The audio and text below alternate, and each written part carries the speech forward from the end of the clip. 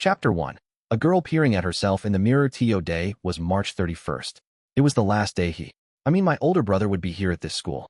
My face looks terrible. Peering in the mirror, I looked depressed and worn out, which could be attributed to the fact that I'd hardly slept last night. How much time had I even spent talking to my brother at this school? We'd been here together for a full year, and I was sure it didn't even total a couple of hours. Our relationship was far too tenuous. People might mock me for it, saying my relationship with my brother hardly even qualified as friendship, and there wasn't much I could say in reply. We were siblings. That might seem like a close connection, but in reality, we were so far apart from each other that it was hard to even imagine we shared blood. Is it really okay to part ways while things are like this? I asked myself, posing the question to my reflection in the mirror. My reflection didn't answer, of course. It was just me, staring back with a depressed expression. I didn't even need to meet my reflection's eyes to know that she was trying to bring something to my attention. There were so many things I wanted to talk to my brother about. I couldn't even begin to list them all. I couldn't possibly part ways with him now, with things being what they were. Or so I'd thought.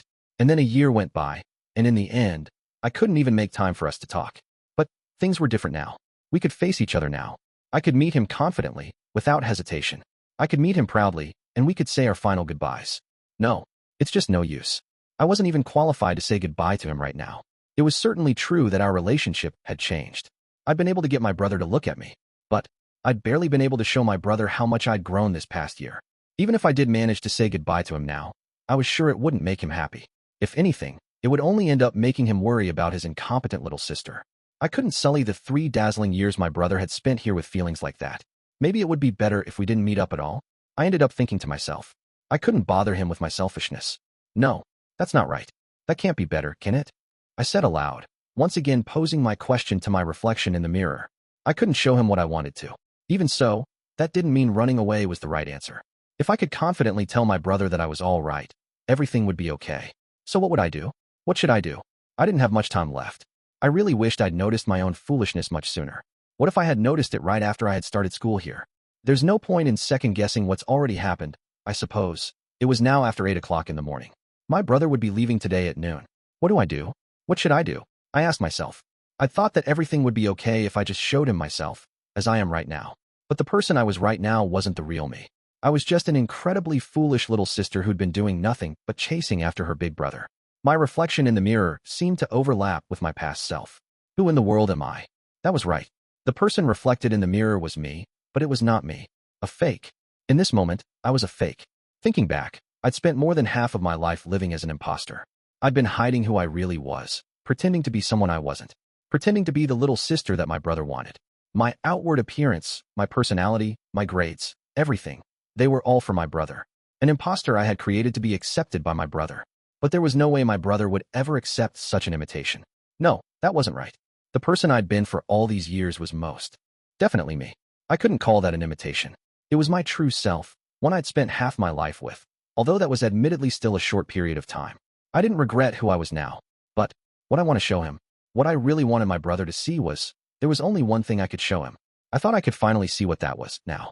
Thank you, my false, yet unmistakably real, self. I bowed to the mirror and my reflection in it. My long hair swayed. Then, I brought my head back up and looked away from the mirror. I was done facing my past self. There was no more time for that. I had something I had to do, as myself. It was something I'd noticed right at the very last moment. A final gift for my brother, so that he could leave in peace. Chapter 2. Graduation Ceremony, March 24. The graduation ceremony. Today was a big event. It marked the end of the third-year student studies, and was also the day they could finally bid this school farewell and enter the next phase of their lives. To the other students, this was just another ceremony they had to attend. But I, personally, was interested in watching it. The first thing I was interested to see was the result of the showdown between Horikita and Nagumo. I still had no idea how their battle, which they had fought ceaselessly to the very last moment, would end. Would Horikita's brother be able to graduate from Class A? Or would he be defeated by Nagumo's meddling? I supposed I could have found out the outcome yesterday in my free time, but I'd stayed in my room because I had things to do. At any rate, all would be revealed today. Besides, I was simply interested in what the graduation ceremony would be like. It was only natural to be excited about things that you were experiencing for the very first time, whether that was a graduation ceremony or a closing one. Since class time was approaching, I locked my door and headed toward the school building. "Good morning," said Kisi, greeting me as I got into the elevator with him. I responded in kind. Since there were several students from the other classes with us, We didn't really engage in any chit-chat. We just kept quiet, and once the elevator reached the lobby, we left the dorms together. We finally managed to work our way up to Class C, only to get knocked back down by the end of the year. Still, I suppose we didn't take as much damage as I thought we would, muttered Kisi, his words trailing off like they were being sucked up into the clear, cloudless sky. Class C being defeated in the final special exam at the end of our first year meant that we would be demoted, once again putting us in Class D. It was a considerable shock to the students in our class. Fortunately, our opponent having been Class A softened the blow a bit, as did the fact that I, as the one with a protection point, had helped mitigate some of the tension by playing the role of commander. I suppose you might even say that we'd simply put up a good fight, and that was admirable in and of itself. Even though we'd been demoted to Class D again, the actual change in class points wasn't too bad. The tentative class points as of late March were Sakayanagi's Class A, 1131 points Ichino's Class B, 550 points Horikita's Class C, 347 points Ryuen's Class D, 508 points. These figures would only take effect next month though. Class points were determined on the first day of every month, and it was at that point that the classes would change. So right now, we were still in Class C, not Class D.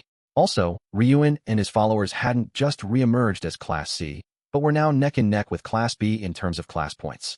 If the point totals stayed as they were until the 1st of April rolled around next month, it would shake the classes up in a big way. But we had to remember there were a lot of variables at this school that could cause class points to fluctuate each month.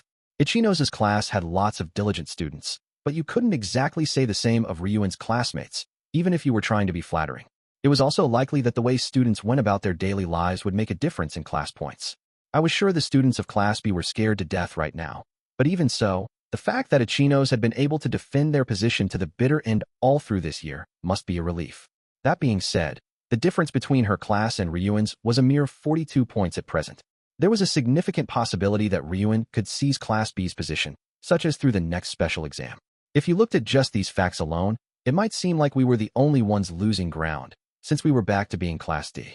But what we needed to remember was how the class points were as of April and May last year. Last April, all 4 classes had started on an even playing field, with 1,000 points each.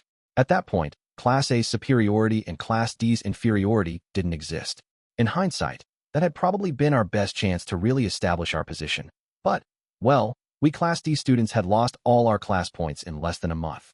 As a result, the class points as of May 1st last year were Sakayanagi's Class A, 940 points Ichino's Class B, 650 points Ryuen's Class C, 490 points Horikita's Class D, 0 points. All classes had lost points between May of last year and now. In fact, you could say last May was the month the competition really began. But keeping that in mind, our class had gone on to gain 347 class points in a year. We might lose some more due to factors like attitude, tardiness, absences, etc., but when all was said and done, we would still most likely have gained between 330 and 340 points. Examining that information led to one conclusion, which was that our class had seen the greatest increase in class points throughout the year. Our gains were far greater than Class A, who had the second highest increase, with 191 points gained. Considering the fact that we had plummeted all the way to rock bottom early last spring and been immediately reduced to 0 points, you could say we'd done quite well. And now that we were entering our second year, my classmates were expected to do even better. Taking into account factors like the growth of leadership skills in people such as Horikita and Hirata, and the overall improvement in our class's abilities, it was well within the realm of possibility for us to compete with the classes far above us. Once we were alone, Kisi opened his mouth, as if he wanted to tell me something. "It's okay. Most of our other classmates didn't really blame you for anything," he said. "He probably thought I was troubled by our defeat, since I was the commander. I didn't care at all, of course, but I did pick up on his particular wording." "Most?" I asked. I was sure he'd intended to say something comforting, but instead had said something conspicuous. That basically meant that there were some students, albeit a few, who were unhappy with me. Well, I suppose it's not a perfect situation by any means. It's just that, while it's not like people are saying you're at fault, Kiyotaka, I've been hearing some people say there should have been someone more capable in the role of commander, said Kisi, which was, in a sense, synonymous with blaming me. People could be irrational. It wasn't surprising if some were voicing objections after the fact, even if they'd agreed to something before. Nor was it surprising if some of them felt dissatisfied, thinking the reason we'd lost to Class A was the difference in our commanders. Well, even if they run their mouths at you, you've got to stay confident, right? I mean, it wasn't like anyone else could have been the commander, since no one else had a protection point, he added, after considering that there might be students who'd come to me with their complaints. Well, I'm sure most people think so. But then there's the example of Ryuen, too. When I said that, a wry smile appeared on Kishi's face. He gently shook his head from side to side. That guy is an exception. I think that his recklessness is all just part of his act. In fact, it was Ryuen, the one person who didn't have a protection point, coming out to compete that caught Class B entirely by surprise and led them to suffer a crushing defeat. But that wasn't true. It was part of a calculated strategy concocted by Ryuen to achieve victory. His defenseless act and surprise entrance were nothing more than components of his strategy. Hey, Kiyotaka, there's something I want to ask you. Kishi spoke up again once we'd exhausted that topic and reached a spot in the conversation where we could transition to another. When I talked about going ahead and trying to win over Katsuragi on our own without consulting anyone else, why didn't you report me to Horikita? In order to win against Class A in the final exam of the year, Kishi had proposed an idea to Horikita. His strategy was to bring Katsuragi, who had confronted and been defeated by Sakayanagi, over to our side as an ally. But Horikita didn't approve of his idea, and so Kishi went on to try to win over Katsuragi entirely on his own. He'd failed, though. Well, in truth, his failure hadn't had a significant impact, either. Although Katsuragi didn't agree to cooperate with us, any harm we suffered as a result was entirely negligible. Hey, no harm, no foul, right? I told him. That wasn't really the important part to Kishi, of course. Even knowing that, I deliberately offered him words of comfort. That's just because Katsuragi isn't the kind to use dirty tricks. If we'd been dealing with someone like Sakayanagi or Ryuen, we'd have suffered a much more devastating blow, he replied. Kishi felt an intense sense of responsibility because he had forcefully tried to win Katsuragi over to our side, and he was worried about a future that had never come to be. Judging from the way he spoke, he'd told Horikita about his attempt to try to win over Katsuragi. Oh, yeah, that reminds me. I told Horikita about it. I figured that I should take responsibility, he added. He'd openly admitted what he had done, prepared for any reprimand that came. Kiyotaka, were you certain Katsuragi would never betray Class A? He asked, laying his concerns directly before me. No, not really certain. To be honest, there was a definite possibility that Katsuragi could have changed sides. Don't you think so? I replied.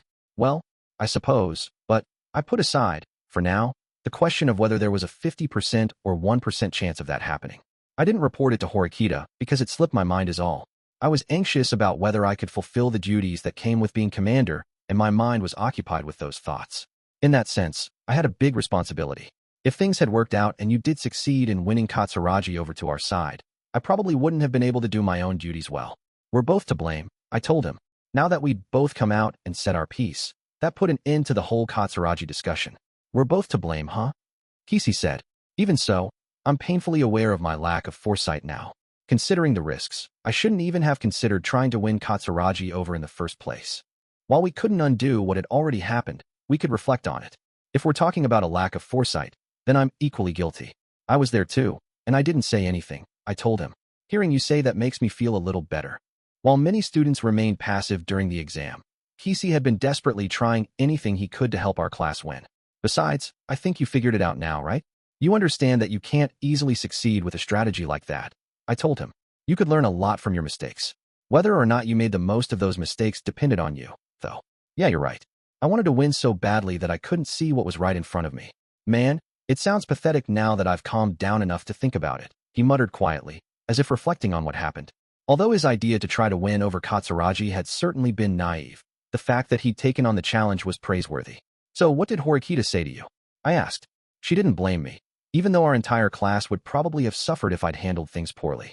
On the contrary, she actually said that she wanted me to let her know the next time I thought of an idea. Of course, she did warn me not to be overeager, too, said Kishi. It sounded as though Horikita had come to the same conclusion about Kishi as I had. People grew through repeated failures.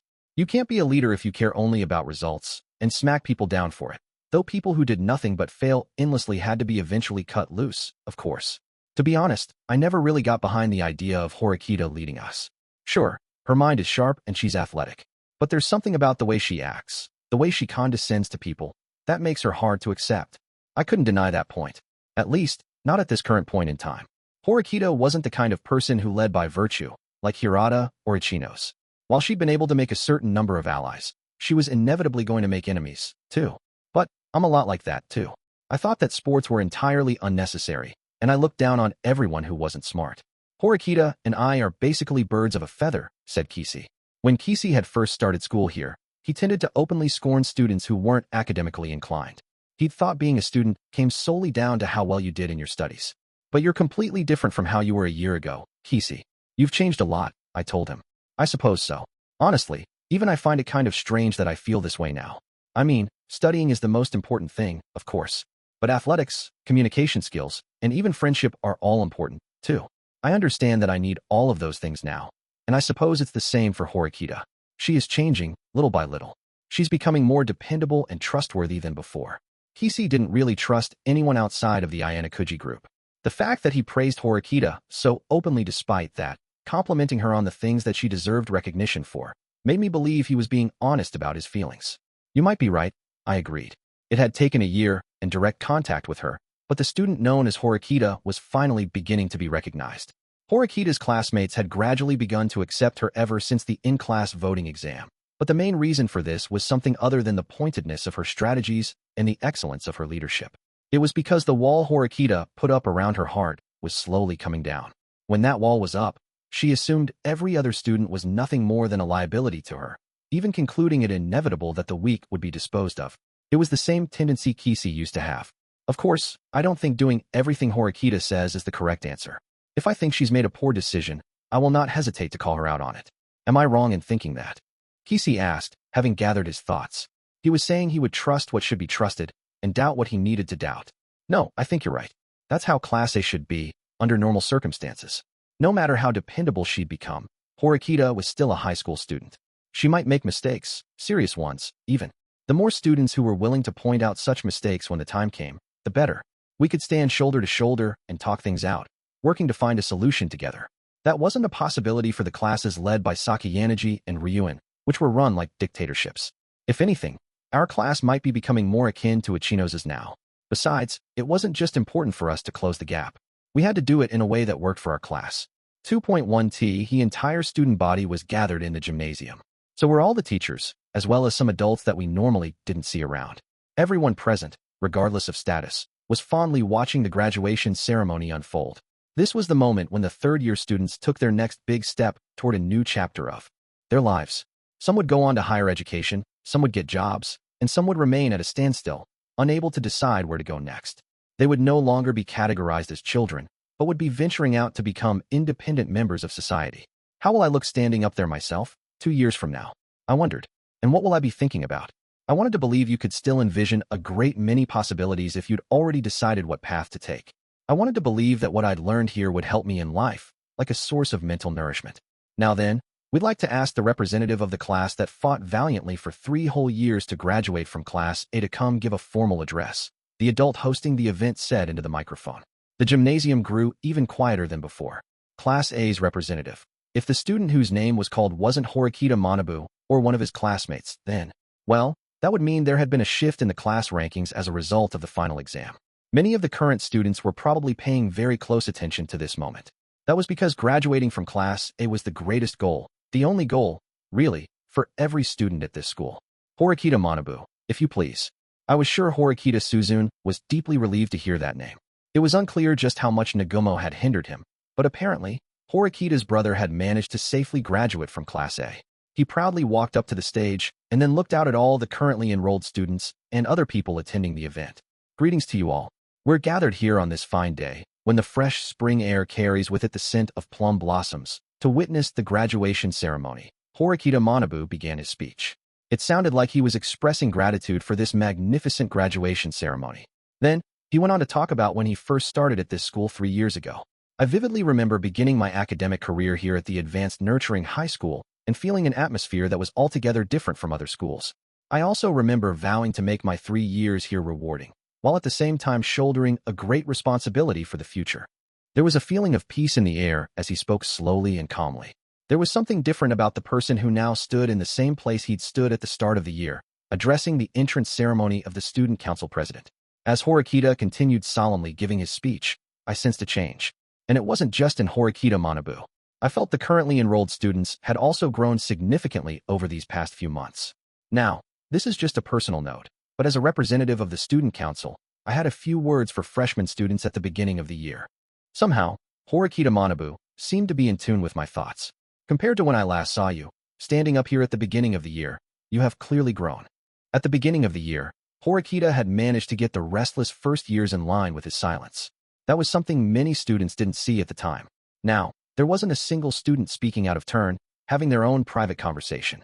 And Horikita Manabu, who was now venturing out to establish himself as an individual in society, was looking warmly at the students who remained. Also, I sincerely hope that the second-year students, who will go on to become third years and be in a position to lead the other students, will demonstrate their abilities to the fullest extent while observing the rules and regulations at this institution. A few minutes later, he finally started to bring his speech to a close.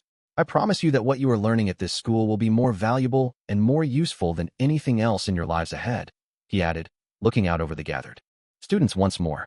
When the time comes for someone to stand up here and give a speech next year, and another someone the year after that, I am sure they will understand as well.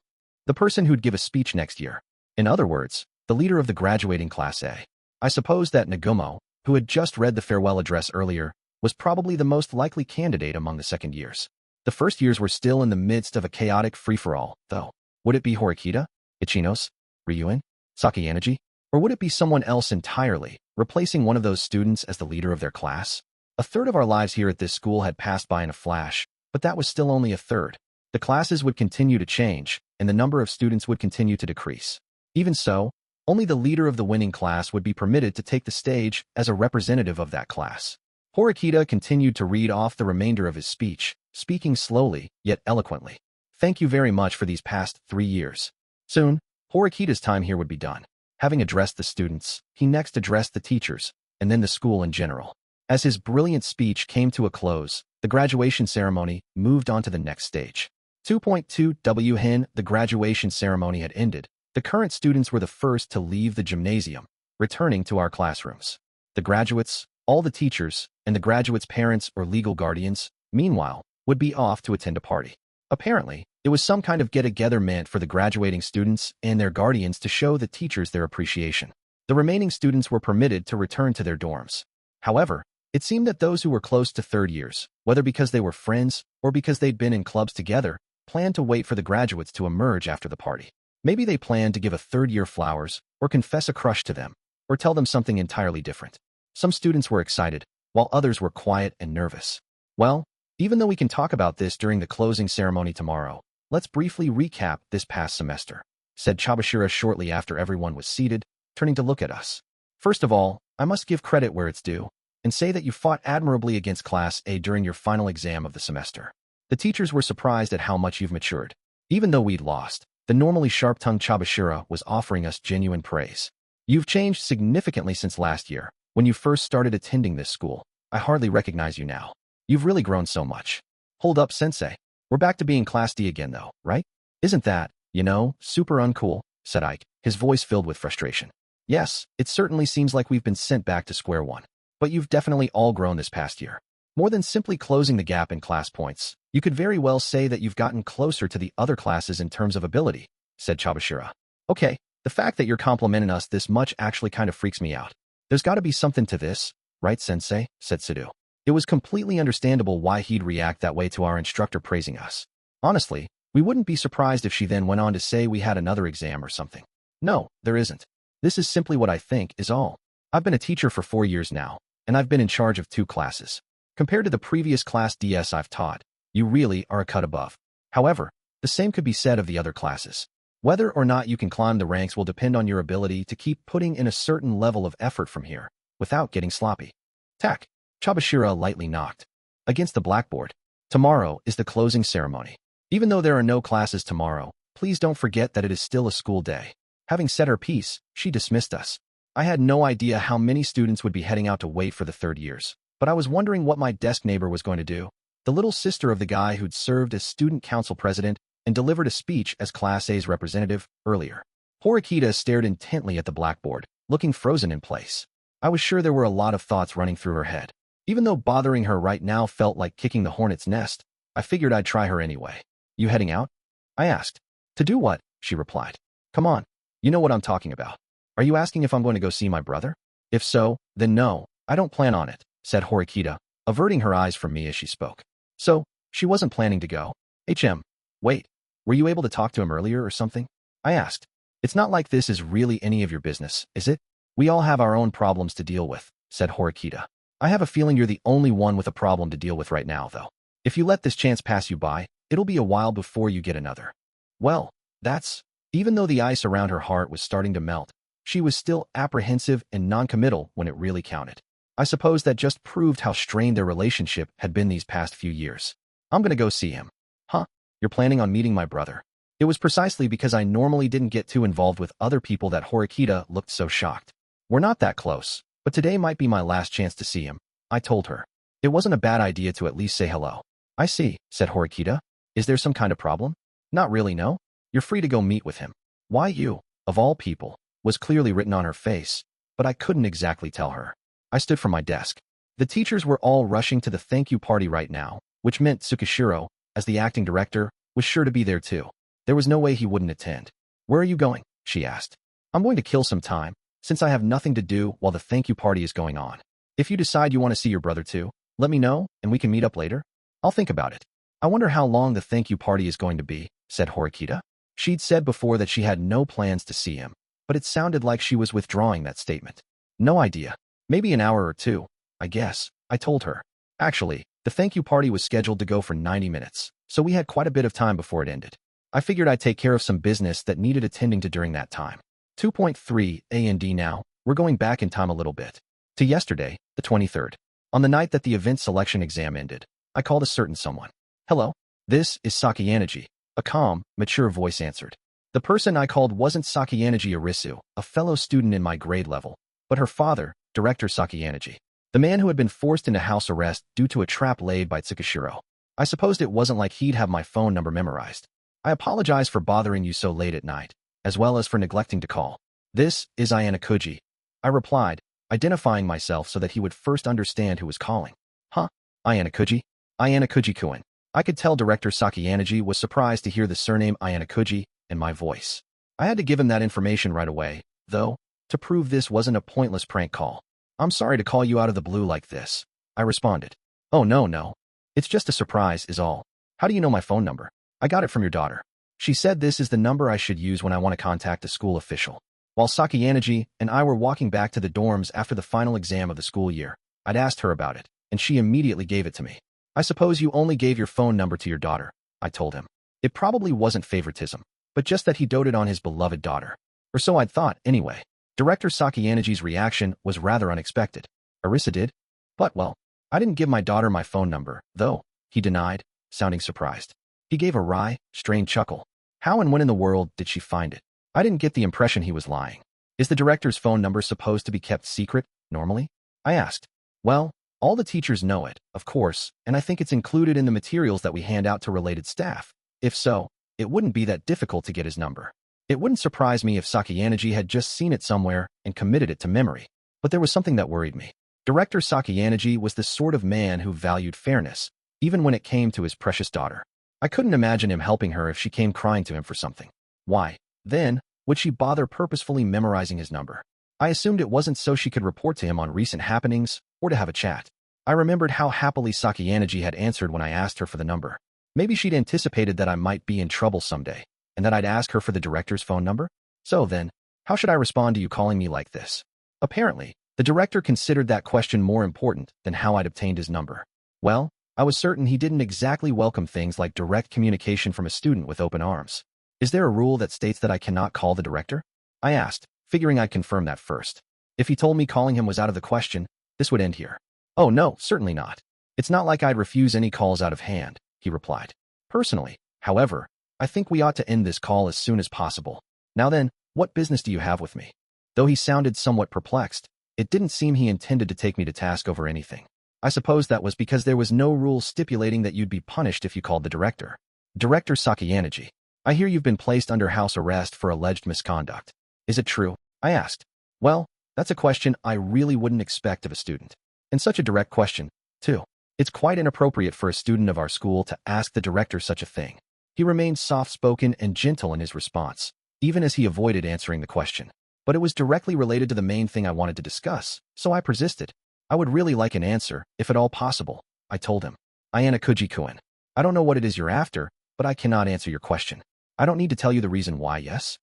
Because it's not something a student should hear, I assume. That's right. This has nothing to do with you. Considering Director Sakayanagi's position, the situation he was in, and the fact that the students at this school had nothing to do with it, I supposed it was perfectly natural for him to reject me outright in this way. I am fully aware of that. However, I have my reasons for asking. First of all, I needed to get Director Sakayanagi to understand my situation. I don't know what kind of reasons you have, but you are still a student at this institution. Even if your last name is Ayanokouji or Sakayanagi, that fact remains unchanged. You haven't misunderstood that, have you? He asked. Director Sakayanagi gave me a thorough, proper explanation, rather than dismiss me offhandedly or treat me like a child. I could tell from how he responded to me that he was a capable man. Of course I haven't. The relationship I have with you is no deeper than the relationship you have with any other student here, Director Sakayanagi. I don't even think it should be any deeper. I really didn't want to be put in a special category, probably more so than anyone else. In that case, we should end this call here. I'll just pretend I didn't hear any of this, and wait. If you end the call, you're not going to remove the impurity.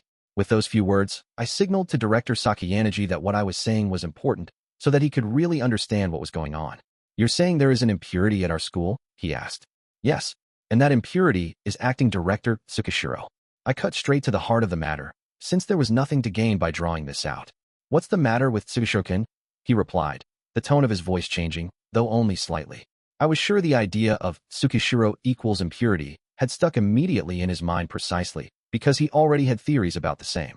During an important exam, where students were competing with one another to test their abilities, acting director Tsukishiro enacted a scheme to sabotage that exam. Were you not aware of this, Director Sakayanagi? I asked. Hold on, I'm not getting the whole picture here. Tsukishiro-kun interfered in an exam? What in the world?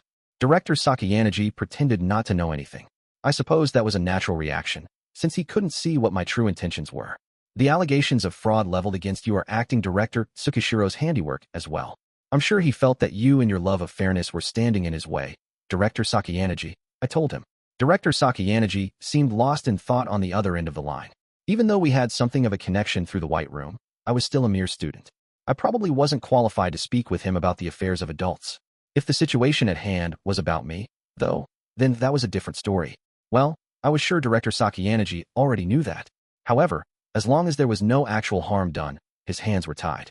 Why would Tsukishiro-kun do something like that? He's already quite powerful. There's no need for him to deliberately take down someone like me. Coming to this school and sabotaging an exam? I don't see why he needs to do such a thing. That was the final bit of confirmation I was looking for. Confirmation about whether or not he would share information with me as equals. Tsukishiro's goal is to have me secretly expelled. That's the only reason he came to this school. I told him what I knew, stating it as an established fact. If you have no basis for saying so, that's quite a problematic assertion. Yes, I agree. But there's no time to be casual about this. There's nothing he won't resort to in order to achieve success. This all came down to how well the director knew my father. If their relationship was tenuous at best, then it was going to be difficult to make him understand what was really going on here. However, based on the responses he'd given me so far, I could make a rough guess. Namely, that Director Sakayanagi knew my father's affairs and how his mind worked quite well. You're saying that, Sensei, that your father would really go that far just to bring you back? He asked. What he'd just said proved there was a basis for my claims. I hadn't said a word about my father being the one pulling Tsukishiro's strings. The fact that he'd made the connection himself, without needing me to say it first, was proof. You said that the final exam of the year was sabotaged. Was there any real harm done? Naturally. Director Sakayanagi had no way of knowing what went on behind the scenes during the last special exam. If he'd known, he would have responded in some way by now. I'll explain. During the year-end exam, Tsukishiro had taken control of the system and altered my answers. He needed to steal a victory out from under me in order to remove my protection point. Although it was only one win, his actions were illegitimate and significantly impacted an entire grade level. If our class had come out on top in that exam, we could have been suddenly boosted into the ranks of the upper classes.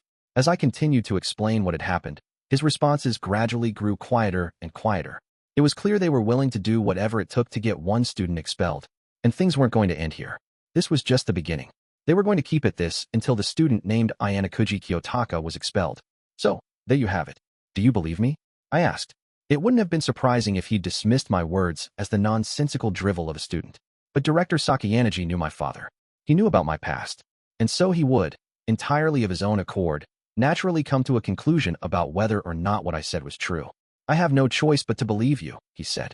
That he came to this school to get you expelled. I heard that they were introducing a new system, but I never imagined. On paper, The changes were meant to serve the school and its students. In reality, they were nothing more than a way to have me expelled. This means he's willing to do whatever it takes, appearances be damned, in order to bring you back. Is that right, Ayanokouji-kun? I think I understand why you've contacted me. There's nothing that a student could do in this situation. I'd figured Director Sakayanaji would say something like that once he understood the situation. And I suppose this means you wish to ask for my help, he added. Something like that. I admitted it openly. An eye for an eye, a tooth for a tooth. The only way to fight the school was to directly engage with the school officials. Not to mention that, currently being the acting director, Tsukishiro was the kind of opponent I'd normally have no chance to come in contact with. But first, let me ask you. No, I'd like to confirm something. What is it? I readied myself, preparing to tell him what he wanted to know, whether or not the question was one I could answer. Dealing with Tsukishiro-kun, an opponent who can even interfere with the results of exams, will be an extremely arduous endeavor for you. The fact that you've come to seek my help, having decided it would be difficult for you to persevere as you are, speaks to the predicament you're in. And yet, you're so calm. He paused, and then continued speaking. If perhaps you misunderstand something here, please allow me to address it, and correct any misapprehensions you may have. I am not confident I can live up to your expectations, nor am I in a position to do so. I understood what he meant. Director Sakayanaji didn't have the authority to overrule Tsukishiro, and he was trying to say that if I'd called him with that expectation in mind, I was sorely mistaken. I am currently under house arrest due to allegations of fraud. I cannot even extricate myself from my own predicament. For you to expect too much of me would be troublesome, he added. I suppose that was why he was emphasizing that part to me, since I didn't seem to be panicking at all. If this were simply a call for help, that might have been the case, I replied. Meaning, he asked. Until now, I've lived my life at this school by the principle of trying as much as possible to avoid attention. I came to this school because I wanted to spend 3 years as a normal student, I told him. That was my goal when I started here. How I felt. My true feelings, which brought me here. For the first time in my entire life, I'm setting goals for myself, and then trying to follow through on them, I added. Yes, I understand that quite well. That is exactly why I accepted you. Although I didn't know the story there, in the end, I was very grateful for that kindness. However, if the acting director is allowed to interfere again, that goal I've set for myself will be in jeopardy. The protection point saved me, thankfully, but if he's allowed to do something similar next time, my expulsion is inevitable, I told him. Of course, Tsukishiro would take advantage of his position to move in ways I didn't expect. If I tried to deal with him at anything less than my best, I wouldn't be able to fight back against the school's injustice, which meant I couldn't keep doing things the way I had been so far. So, you've come to me to ask for help? Or am I wrong? He asked. The purpose of my call today isn't to ask you to stop Tsukishiro, Director Sakayanaji. If my opponent employs a strategy that breaks the rules, then I will respond in kind. As a result, the school may get caught in the crossfire. I see. Which means you called me because, yes, it is absolutely vital to have someone to back you up in the event of unforeseen circumstances. I wasn't asking for him to get rid of Tsukishiro for me. Rather, I was asking for help with any negative consequences that came from me getting rid of Tsukishiro myself. If you stabbed someone that came at you with a knife, you needed someone to recognize that what you did was legitimate self-defense. I would most definitely need the school's aid at such a time. And Director Sakayanaji would be the ace up my sleeve. Once Tsukishiro was eliminated and the allegations against Director Sakayanaji cleared, it was obvious he would be reinstated. I was sure Director Sakayanaji would welcome the idea of me acting to help clear the allegations against him. I was also sure part of him was uncertain about whether it was a good idea to place such expectations on a child. It was important for me to remove those doubts. But can you really stop Tsukishiro-kun? One solitary student simply couldn't. It's certainly true that Tsukishiro is trouble. He has the authority that comes with being a director, and unlike a student, he can't be kicked out of school by means of an exam. That's a big difference. And since I rarely came into contact with him, I couldn't really launch an attack against him. He was cheating. I could only move freely when he was in the process of attacking me. In the meantime, since I can't go on the offensive myself, I'll wait and see what Tsukishiro does, I added. But will you be able to withstand his attacks? There are several steps I need to take. First, I need to expand my defenses to meet the bare minimum requirements. If Tsukishiro was receiving orders from that man, he wouldn't be putting things off for later. It did him no good to draw things out and have me expelled after a year or two. If he were to take action, it would be in April, right after spring break. That was probably when he would put his plans into action. If I could survive that, it would drive Tsukishiro into a corner even without me launching any kind of attack on him. And if he were driven into a corner, he would have no choice but to make a desperate move. His time limit is his sole and greatest weakness. When that time came, I would be fully prepared to take him on. I really don't think that's something a student should be saying to a school official, Director Sakayanaji replied. If an ordinary person heard you, they'd undoubtedly be furious. But since I know you are Sensei's son, I suppose I can accept it, oddly enough. I will act appropriately toward those who are deserving of respect. However, I have no intention of tolerating adults who would forcefully insert themselves into a competition between students, I told him. Director Sakayanagi didn't respond to that, but the fact that he was hearing me out suggested he accepted what I was saying. Even though you say you won't tolerate it, how are you going to prevent Tsukishiro-kun from interfering? He asked. He was asking how I would expand my defenses. I already knew what had to be done. I had no choice but to use school officials to stop this injustice. First of all, having someone within the school who can resist Tsukishiro is of the utmost importance. Simply having a heightened level of scrutiny placed upon him will help limit his movements. That way, he won't be able to take action as easily as he did this last time, I replied. Not making things easy for your opponent was an essential component of strategy, no matter what kind of competition you were talking about. I didn't need someone with power. I needed someone who had the courage to stand up and face him. Yes, I agree. I don't think we can start without that. Apparently, Director Sakayanagi understood what I was asking of him. I didn't know anything about the school administration. Who could be trusted and who couldn't? Was there anyone who could dish out justice against even someone as great and terrible as Tsukishiro in this organization? Additionally, it was possible some teachers might even support Tsukishiro. We couldn't possibly recruit any of them. On the other end of the line, Director Sakayanagi was lost in thought. The people you chose made the difference between life or death. No one understood that fact better than Director Sakayanagi. You do already know about your homeroom teacher, Chabashira-sensei, don't you? She's the one who I had asked to watch over you. Yes. She seems to know a bit about my circumstances. Yes. She understands your rather unrealistic situation very well, actually. Whether I could use her or not was an entirely different issue, though. Well, I don't think I can afford to ignore someone who knows about my situation, I said. I think it would be best if we started with her, to bring teachers we can trust to our side. No one would believe me if I told them that my father was doing things like forcing Director Sakayanagi out of his position and manipulating the school. If Chabashiro were the one to explain the situation, however, it would be a different story. In that case, Director Sakayanagi paused, thought for a few minutes, then spoke once more. I think that Mishima-sensei from first-year class A would be the most appropriate pick. He's in charge of the exams for the first years, and he cares about students more than anyone else. He's a wonderful instructor who puts children first. And you think he'll be able to tell how real this unrealistic story really is? I asked. I'm not so sure. I can't imagine he'll accept it immediately. However, once he understands that it is the truth, he will most definitely stand by the students. I can assure you of that. He's a teacher who doesn't give in to authority and who stands up for what he believes in. If he was the most appropriate person for the task at hand, I had no complaints. If anything, it was a good start to have a teacher like that already so close to me.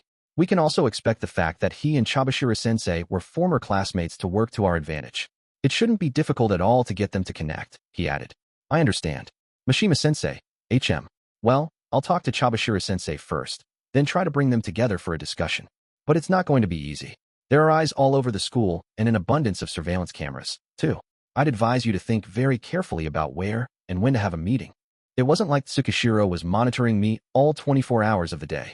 That being said, it wouldn't be surprising if he had some kind of warning system in place. If Mishima-sensei and I tried to speak in private, it would incur suspicion. I didn't know where Tsukishiro usually spent his time, but he was free to move about the campus, to a certain extent. It wouldn't be a laughing matter if we bumped unexpectedly into one another. I think it would be easier for me to make a move if you gave me some suggestions.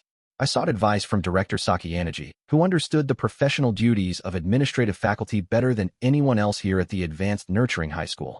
If you were to move quickly, then, yes, after the graduation ceremony, the third-year students and their teachers will gather for a thank-you party. It is customary for the director to attend this event every year. In other words, Tsukishiro-san will most definitely be present. Whether he's actually interested in it or not, he will fulfill his obligations. So if he neglected his duties as director, the school would judge him harshly for it. Yes, most certainly. In order to be able to do as he pleased, Tsukishiro had to play the part of a man who could do more than Director Sakayanagi. His watchful eyes would inevitably be a lot less watchful during that event. Will the first-year homeroom teachers be in attendance, too?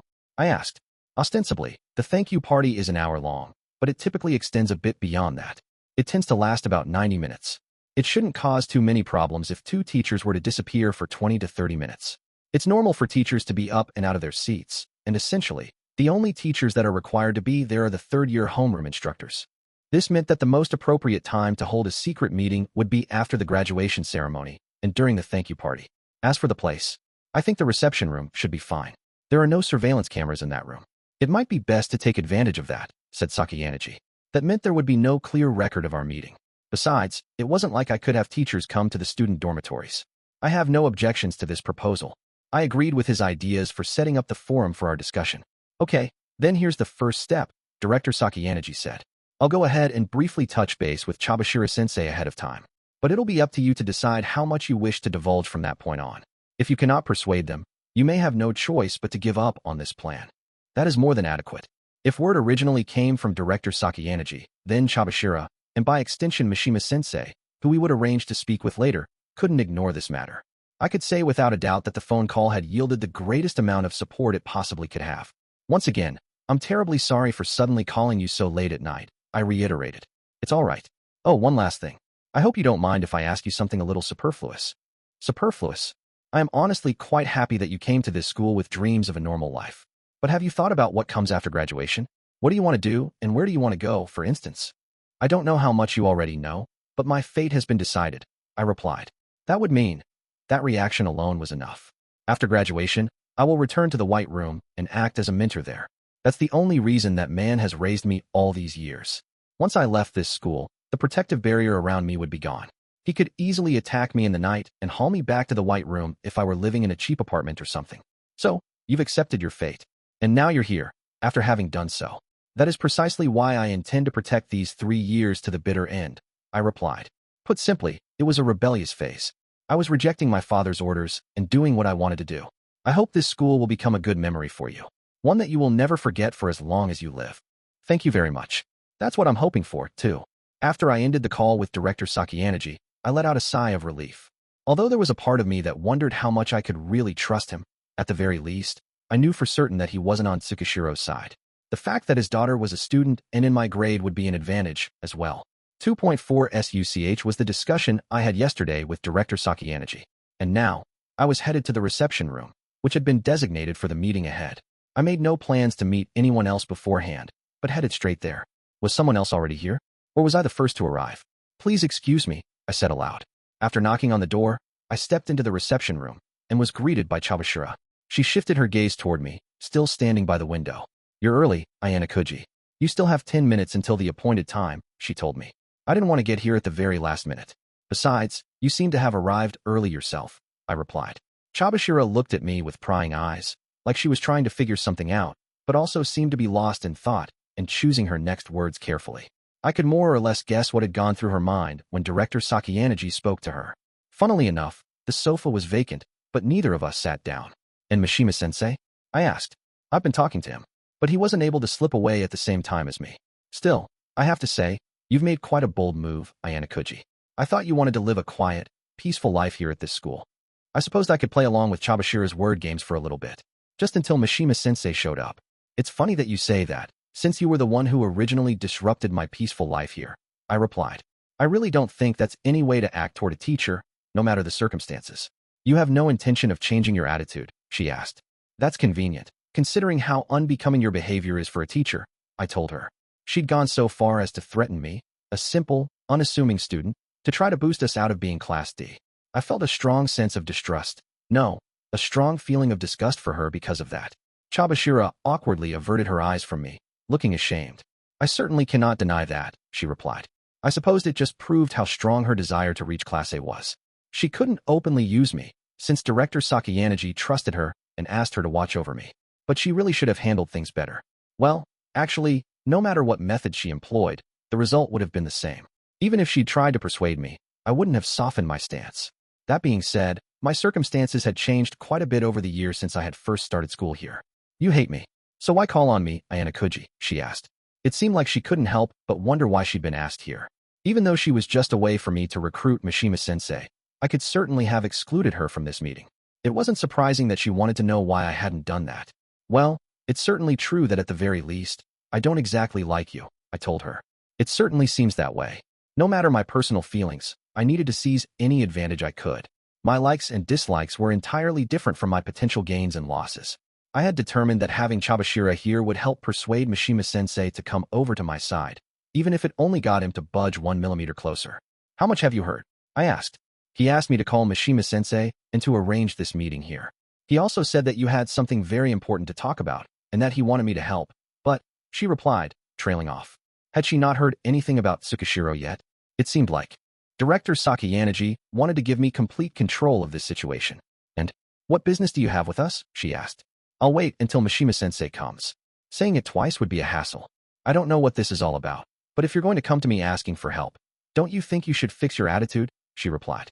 Perhaps because she'd been on the defensive with me all this time, Chabashira seemed very resistant. As an instructor, I will essentially follow Director Sakayanagi's instructions. However, that's not an ironclad rule. Do you understand what I mean by that? She asked me. Does my attitude rub you the wrong way that badly? I asked in return. Yes, it does. You act so superior, but you're still just a first-year high school student, right? And although the year-end final exam was a showdown between classes, you still fell behind Sakayanagi and were defeated. That means you don't have the skills necessary to surpass my expectations, after all. So she was, quite selfishly, disappointed that I wasn't as good as she'd expected me to be. If you have the skills, then I'm willing to overlook some of what you say and do. But if what you showed earlier is all you're capable of, then that's a different story, she added. If I couldn't beat Class A Sakayanagi, I wouldn't be able to achieve Chabashira's goals. Apparently, she intended to keep asserting her dominance over me, and she didn't intend to be quiet about it. Chabashira was a teacher, but her actions certainly deviated from her normal duties as an instructor. Depending on what I said to her, she might refuse to help, and perhaps even go over to Tsukishiro's side. I could continue trying to assert that I was no longer completely under her control, but that would just be counterproductive. I let out a sigh, relieved to see that she had at least some wisdom. I understand. I will change up my attitude, Chabashira-sensei.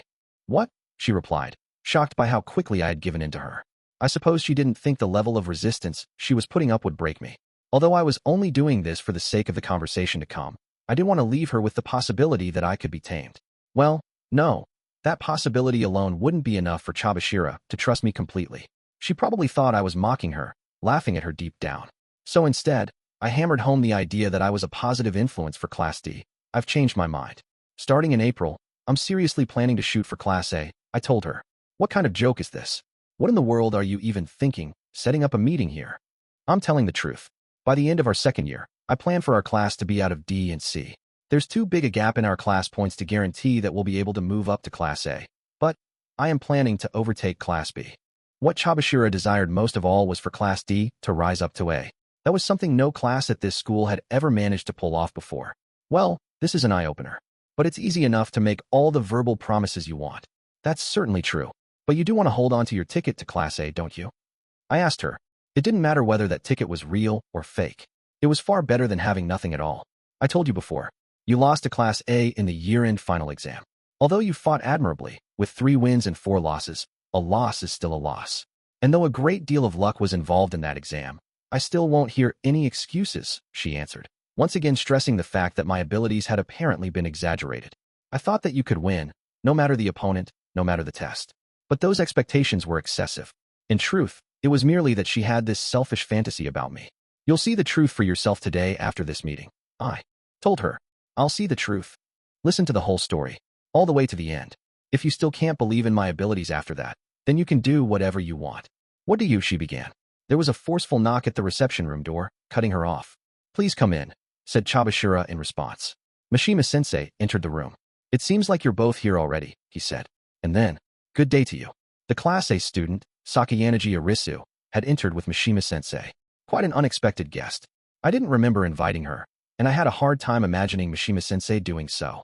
I'm from Class A, so even if someone did see me with Mishima-sensei, it wouldn't raise suspicions, said Sakayanagi.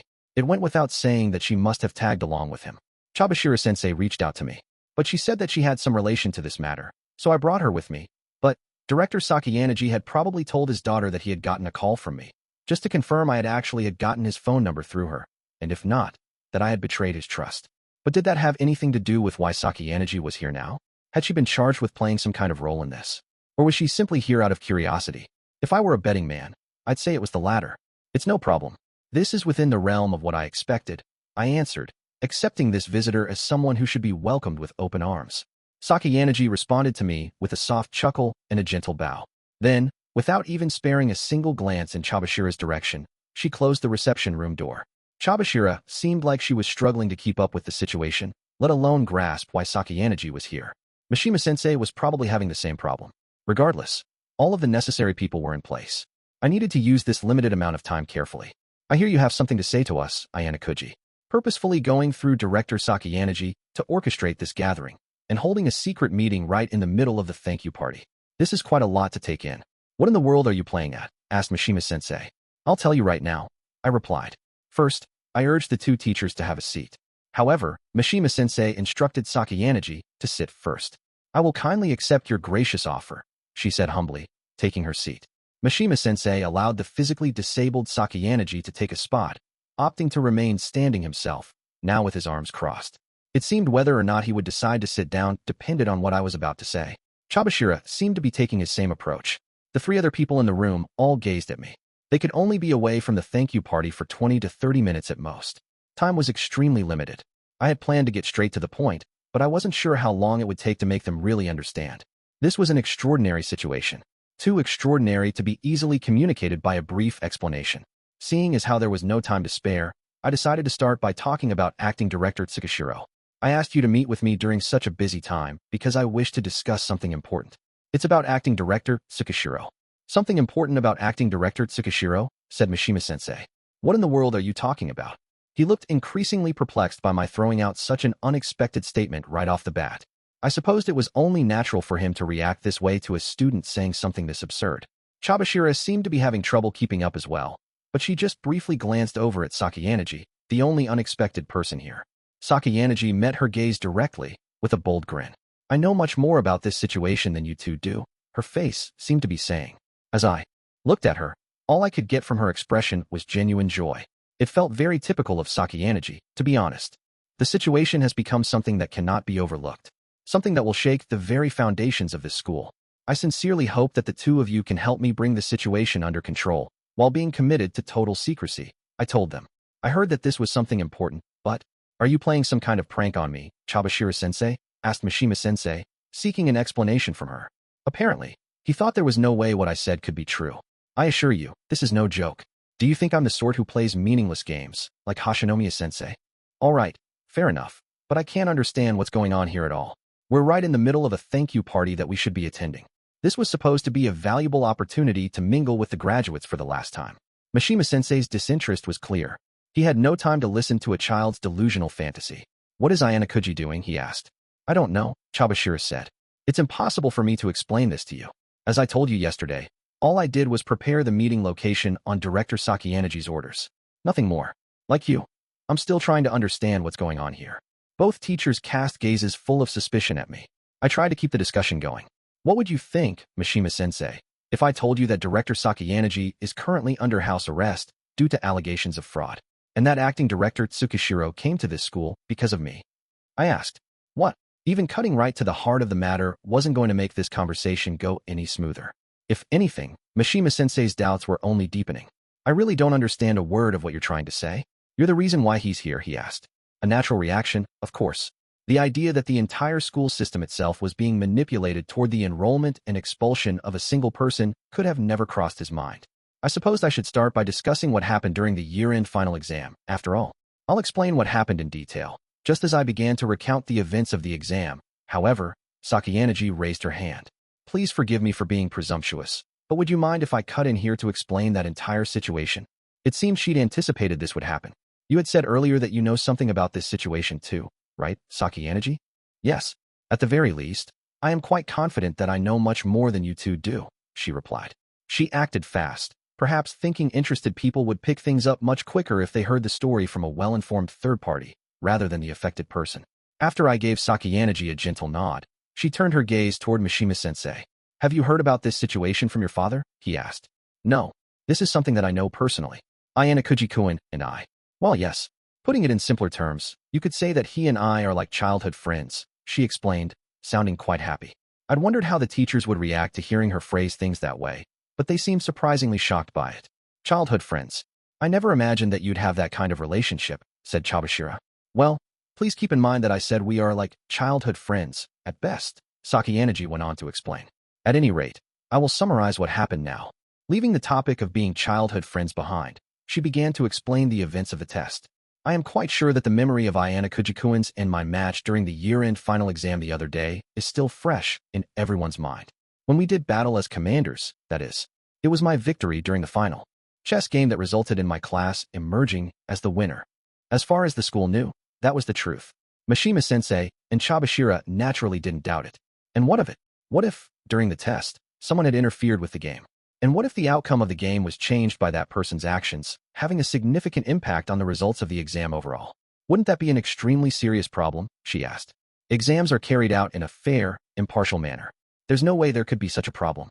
How can you say that it was fair and impartial? Neither of you were present during the exam, no? Since the homeroom teachers were supposed to be kept separate from their own classes, Chabashira and Mishima-sensei had been monitoring Ichino's and Ryuen's classes for the exam, meaning they hadn't seen our exam. By all rights, I had lost that chess game. Ayanokouji-kun should have won, said Sakayanagi. The first person to respond to that wasn't Mishima-sensei, but rather Chabashira. Wait, Ayanokouji won the chess game? Wait, no, I saw the results. I saw what happened during the game. It was understandable why it bothered her. We'd been demoted to Class D again as a result of me losing that chess game. You still don't understand? Asked Sakayanagi, phrasing her response in a way that suggested she was testing both instructors. What are you saying? You're not suggesting that acting director Tsukishiro overturned the results of the game, are you? But we held a meeting with Sakagami-sensei and Hashinomiya-sensei after the exam, and they didn't mention anything problematic. He didn't overturn the results of the game. He changed what happened during the game. You cannot see the truth if you're trapped within the confines of common sense. The instructions sent by the commanders aren't transmitted directly to the students. They are reviewed by school administrators and then relayed through the intercom system. This system makes sense in that it prevents fraud, but conversely, you could say that it also allows school administrators to alter things freely, explained Sakayanagi. Do you understand now? Both teachers were slowly beginning to understand what happened. For the first time, doubts about both acting director Tsukishiro and the exam ran through Mishima-sensei's mind. I'm sure it must have been highly irregular, even for the teachers, to use such large-scale services for an exam. There is that point to consider. That system must have been hastily prepared by acting director Tsukishiro so that he could unfairly interfere with the exam, said Sakayanagi, exquisitely weaving together a tapestry of lies and bluffs. How much of what happened had Tsukishiro really planned out? Only Tsukishiro himself really knew that for certain. Rather than confirm the truth, Sakayanagi offered a convenient interpretation based on her own speculation and spoke as if it were fact. She didn't pause once in her explanation, and I was sure the teachers took what she said as the truth.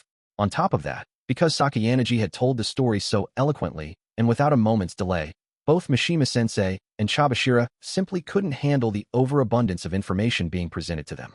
Their brains would begin processing what they heard as fact. The last command that was given to Horikita-san, that she heard over the intercom, or to be more precise, the command that was read aloud to her via the machine, was different from the command that had originally been entered. If the move that Ayanokouji-kun had come up with had been played, I would have lost. Do you understand what this means? Asked Sakayanagi. She grinned broadly, as if testing their ability to process information. The other question she implied with her smile was, do you understand what I'm getting at by telling you this much? And by asking them that, she basically narrowed down the possibilities they could imagine to one answer. You're saying that acting director Tsukishiro was behind it? As someone who was scheming to have Ayanokouji-kun expelled, the fact that he had a protection point was an obstacle, replied Sakayanagi. Both teachers fell silent. However, Mishima-sensei quickly spoke up once more. Was what Sakayanagi said the truth, Ayanokouji? He asked. Yes, she's correct. I will admit that there's a certain degree of credibility to what both of you are claiming. I've been Sakayanagi's homeroom instructor for a year now, and I've come to understand her personality and her line of thinking. If she purposefully wanted to let Ayanokouji win, she could have just simply thrown each event during the exam, including the chess game. She stands to gain nothing from elevating Ayanokouji and risking her own reputation like this. There was no benefit to Sakayanagi, the leader of Class A, going so far as to lie about admitting defeat. Just as Mishima-sensei had said, if Sakayanagi had wanted to let me win for some personal reason, there were plenty of ways she could have handed me that victory, such as by going over the time limit. There was no need for her to go to the trouble of setting up this meeting and talking about such questionable things. But hold on. We understand the gist of what you're saying, but there's no way for a third party to confirm whether this story is true or not. Isn't that right? Asked Chabashira. Sakayanagi's tale had been so ridiculous that it would make complete sense for someone to dismiss it out of hand. This story is rather hard to believe. What do you think, Mishima-sensei? Mishima-sensei was listening to what was being said with a stern look on his face. Never mind what I think about it. What we just heard is something I have a hard time accepting on the basis of what we know right now. He seemed poised to take a step back from his conversation, but Chabashira stopped him. In my personal opinion, I think there's some degree of truth to what these two are telling us. Since acting director Tsukishiro arrived, this entire school has been operating strangely, said Chabashira. If you think that simply because you don't like acting director Tsukishiro, or if it's just your personal feelings getting in the way, then that idea isn't even worth entertaining. The same goes for having blind faith that your own class will win.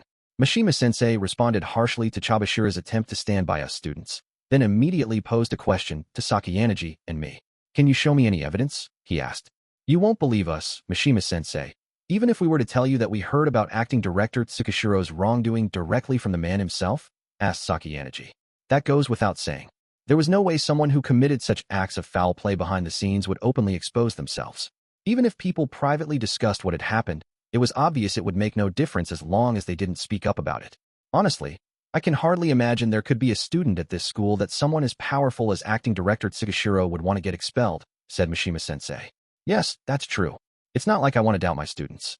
I don't think you're so foolish that you couldn't tell you have nothing to gain from wasting your time and lying to me. But this argument simply lacks evidence, he added. Even though he wanted to believe us, Mishima-sensei probably couldn't be convinced without a believable source. Who exactly are you, Ayanokouji? Please tell me. I supposed it had only been a matter of time before Mishima-sensei asked me that question. Director Sakayanaji had been placed under house arrest due to alleged corruption charges, and a man named Tsukishiro was dispatched to our school. And this Tsukishiro person was supposedly here solely to have me expelled, going so far as to rig an important exam in order to accomplish his mission. It was inevitable that Mishima-sensei would have his doubts about this story. Should I explain things myself, or should I leave it to someone else? When I didn't answer, Mishima-sensei turned to Chabashira, who had just earlier said that she thought my story contained a certain degree of truth. What do you know about Ayanokouji? He asked her. To be completely honest, I only know very little myself, she replied. Chabashira looked over at me with prying eyes, but I coolly brushed her off. It wouldn't hurt me if she were to reveal what superficial information she had on me. I saw the results of Ayanokouji's entrance exam. He scored 50 points in every subject, which struck me as strange. 50 points in every subject. Meaning he did so intentionally? Asked Mishima-sensei. If you examine it yourself, you'd understand it was true, Mishima-sensei, she replied. Foo-foo. You've done some interesting things, said Sakayanaji. But that alone doesn't necessarily prove anything. If you think about it, while no student would deliberately hold themselves back like that, it wouldn't be very difficult at all for a student with a certain level of academic ability to get nearly uniform scores across the board. In fact, the scoring system we use for the entrance exam at this school is exceedingly simple, argued Mishima-sensei. But there's more. When Ayanokouji started here, Director Sakayanaji told me only that he was a special student, said Chabashira. Wait, Director Sakayanaji said that? Is that the reason why you're here now, Chabashira-sensei? She nodded, then proceeded to recount what had happened back then. Director Sakayanaji had asked that I, as Ayanokouji's homeroom teacher, report to him if there were any difficulties with Ayanokouji. Ayanokouji Kiyotaka's father is an exceptionally authoritative figure who apparently didn't want his son enrolled in this school. I heard Director Sakayanaji used somewhat aggressive methods in order to have Ayanokouji's admission approved, explained Chabashira. He admitted him without getting his legal guardian's permission? I see Director Sakayanaji is willing to be forceful, too. A normal child would only be permitted to go on to high school with their parents' permission. This world wasn't all sunshine and rainbows. It's not like a child could just freely do whatever they wanted, even if it was for a righteous calling like education. My father and Ayanokouji-kun are acquainted, explained Sakayanaji, which is precisely why he did what he did, acting out of sympathy for the unfortunate situation that Ayanokouji-kun had been placed in. But it's gotten him in trouble as a result. Acting director Tsukishiro approached my father, had him placed under house arrest with trumped-up allegations of fraud, and is working to get Ayanokouji-kun expelled. That point was probably what bothered Mishima-sensei more than anything else. So, Ayanokouji's father had opposed him being forcefully admitted to this school, and then sent acting director Tsukishiro. That wasn't something that a person lacking in authority could pull off. But he didn't need to do that. He could have gone directly to the school and protested, he added. Ayanokouji's father had already contacted his son and Director Sakayanaji, replied Chabashira. Meaning, Director Sakayanaji had already been notified that Ayanokouji's legal guardian wished to have him taken out of school? Yes, I answered. Just as Chabashira-sensei said, I met with Director Sakayanaji and my father. We had a meeting right here in this reception room. If you roll back the footage from the security camera in the hallway, you can confirm that it's true. So the fact that Ayanokouji is still here means that the request to have him withdrawn was denied by the school, including by the director? Asked Mishima-sensei. Apparently, answered Chabashira, giving him an affirmative nod. Director Sakayaneji respected the wishes of his student. That seemed to settle the matter for the time being. But I never imagined that acting director Tsukishiro was sent here solely for the purpose of getting Ayanokouji expelled. Upon hearing Chabashira's assessment of the situation, Sakayaneji spoke up, expressing her agreement. Well, it's not unreasonable for you to be surprised. You didn't know anything about it, Chabashira-sensei, she said. You seem to be quite well informed, though, replied Chabashira. Yes, I am much more familiar with Ayanokouji than you are, Chabashira-sensei, said Sakayaneji, making a completely unnecessary show of her superiority here. Isn't that entirely obvious from the fact that he didn't reject me being here when I showed up uninvited? She chuckled haughtily as she said that, as if flaunting the fact in Chabashira's face. I'm beginning to see the whole picture. At the very least, the part about a father wanting to bring his son back home seems to be true, said Mishima-sensei. He had a much better understanding of the situation now, but he still wasn't convinced. However, while I don't know how much authority Ayanokouji's father wields, I have to wonder why he'd try to get his son expelled this way. It just doesn't seem realistic, he added. It's because Ayanokouji possesses incredible skills, which ordinary people do not have, said Sakayaneji. I saw the results of Ayanokouji's performance in the event selection exam the other day. There's no doubt that he is quite good when it comes to his chess skills and flash mental arithmetic. But there are many other extraordinary students. I can't think his skills stand out enough to make him seem particularly exceptional, he argued. Mishima-sensei, I will not deny you in your attempt to convince yourself of the truth of this matter. However, I must ask you, can you please understand what is happening right now? My father has had his eye on this young man since before he was enrolled here. Also, acting director Tsukishiro is working to have him expelled, going so far as to resort to underhanded measures. That reality is the only truth here, argued Sakayaneji. Mishima-sensei crossed his arms and briefly closed his eyes. I'm sure you've already reached a conclusion, Mishima-sensei. We just need to find the evidence later. After a brief period of silence, he opened his eyes and looked over at me and Sakayaneji, and then to Chabashira. Yes, the part about a son going against his father's wishes, that the father doesn't like the idea of his son going to this school, and that he's doing something to get his son withdrawn from said school, I believe. However, it's not as though I can just cooperate with you outright. Do you understand the reason why? Said Mishima-sensei. He understood quite well that what we'd said so far only scratched the surface of what was really going on here. Are you not planning on telling me everything? He added. Apparently, he had straightened out the sequence of events in his head and figured out that there was something that we weren't telling him, that we wanted to keep secret. Though I supposed we would have been in trouble if he wasn't capable of reading what we were saying that well. That's right. Besides, it wouldn't really matter even if I did tell you everything. In fact, it would be pointless, I answered. Even if I told them everything, starting with the White Room, it would probably be too much for the adults to even comprehend. A simple, logical examination of the situation at hand should be enough to make it clear that Tsukishiro's activities were crazy. Besides, bringing up the White Room right now wouldn't get me any closer to the truth. I was certain its existence had been completely hidden by means of a thorough cover-up. There was no need to subject myself to such a pointless ordeal. Say I refuse to help you. What then? Mishima-sensei asked. Well, I don't plan to accept my fate and cry myself to sleep. But I'm sure I'll have a hell of a time racking my brain to figure out how to deal with acting director Tsukishiro. Whether it be an exam or something else, it's easy for a school official to game the system. In fact, the school has already allowed precisely that to happen in the event selection exam, I replied. It would be nearly impossible for students to stop him on their own. The only question that remained was whether Mishima-sensei was the kind of person who could turn a blind eye to something like that. Are you trying to test me, Ayanokouji? Very well. We will do our utmost to keep Director Tsukishiro from illegitimately involving himself in any further special exams or written exams. Mishima-sensei had finally come out and said that he was going to be on my side. Mishima-sensei, you do understand it's not going to be that simple, don't you? Cautioned Chabashira after hearing his declaration. Even if it is true that he's doing something fraudulent, we could get fired if we slip up. I could understand why she'd say that. Rebelling against Tsukishiro would essentially mean putting their teaching career in jeopardy. He wasn't the kind of opponent you could take on out of a half-hearted sense of justice. Although I still don't fully believe everything being said, if what Ayanokouji and Sakayaneji are saying is the truth, then this is a grave matter. A school official should never manipulate an exam or change test results in a fraudulent manner. If we are to do something, we must be thorough, he argued. But Mishima-sensei, wouldn't it be better for us not to fixate on such troublesome issues right now? You just received a pay cut this morning for violating the rules yourself during the event selection exam, she replied. Sakayaneji must have thought that what Chabashira said sounded interesting, because she immediately jumped on that statement. A pay cut for violating the rules. Whatever did you do, she asked. That is not something I plan to tell you two about, snapped Mishima-sensei. Is it because of the conflict between Class D and Class B during the exam? We'll be hearing about it sooner or later. Besides, if this incident is related to acting director Tsukishiro's fraudulent activities, then we really must discuss matters that could be cause for concern at this stage. It could become a problem later, wouldn't you say? Argued Sakayanagi. What happened is entirely unrelated to this current discussion, said Chabashira, speaking up in place of Mishima-sensei. But I'll describe it to you. During the event selection exam for Class B and Class D, the final event to be selected was judo, an event that Class D had submitted. And the student they had picked to participate was Yamada Albert.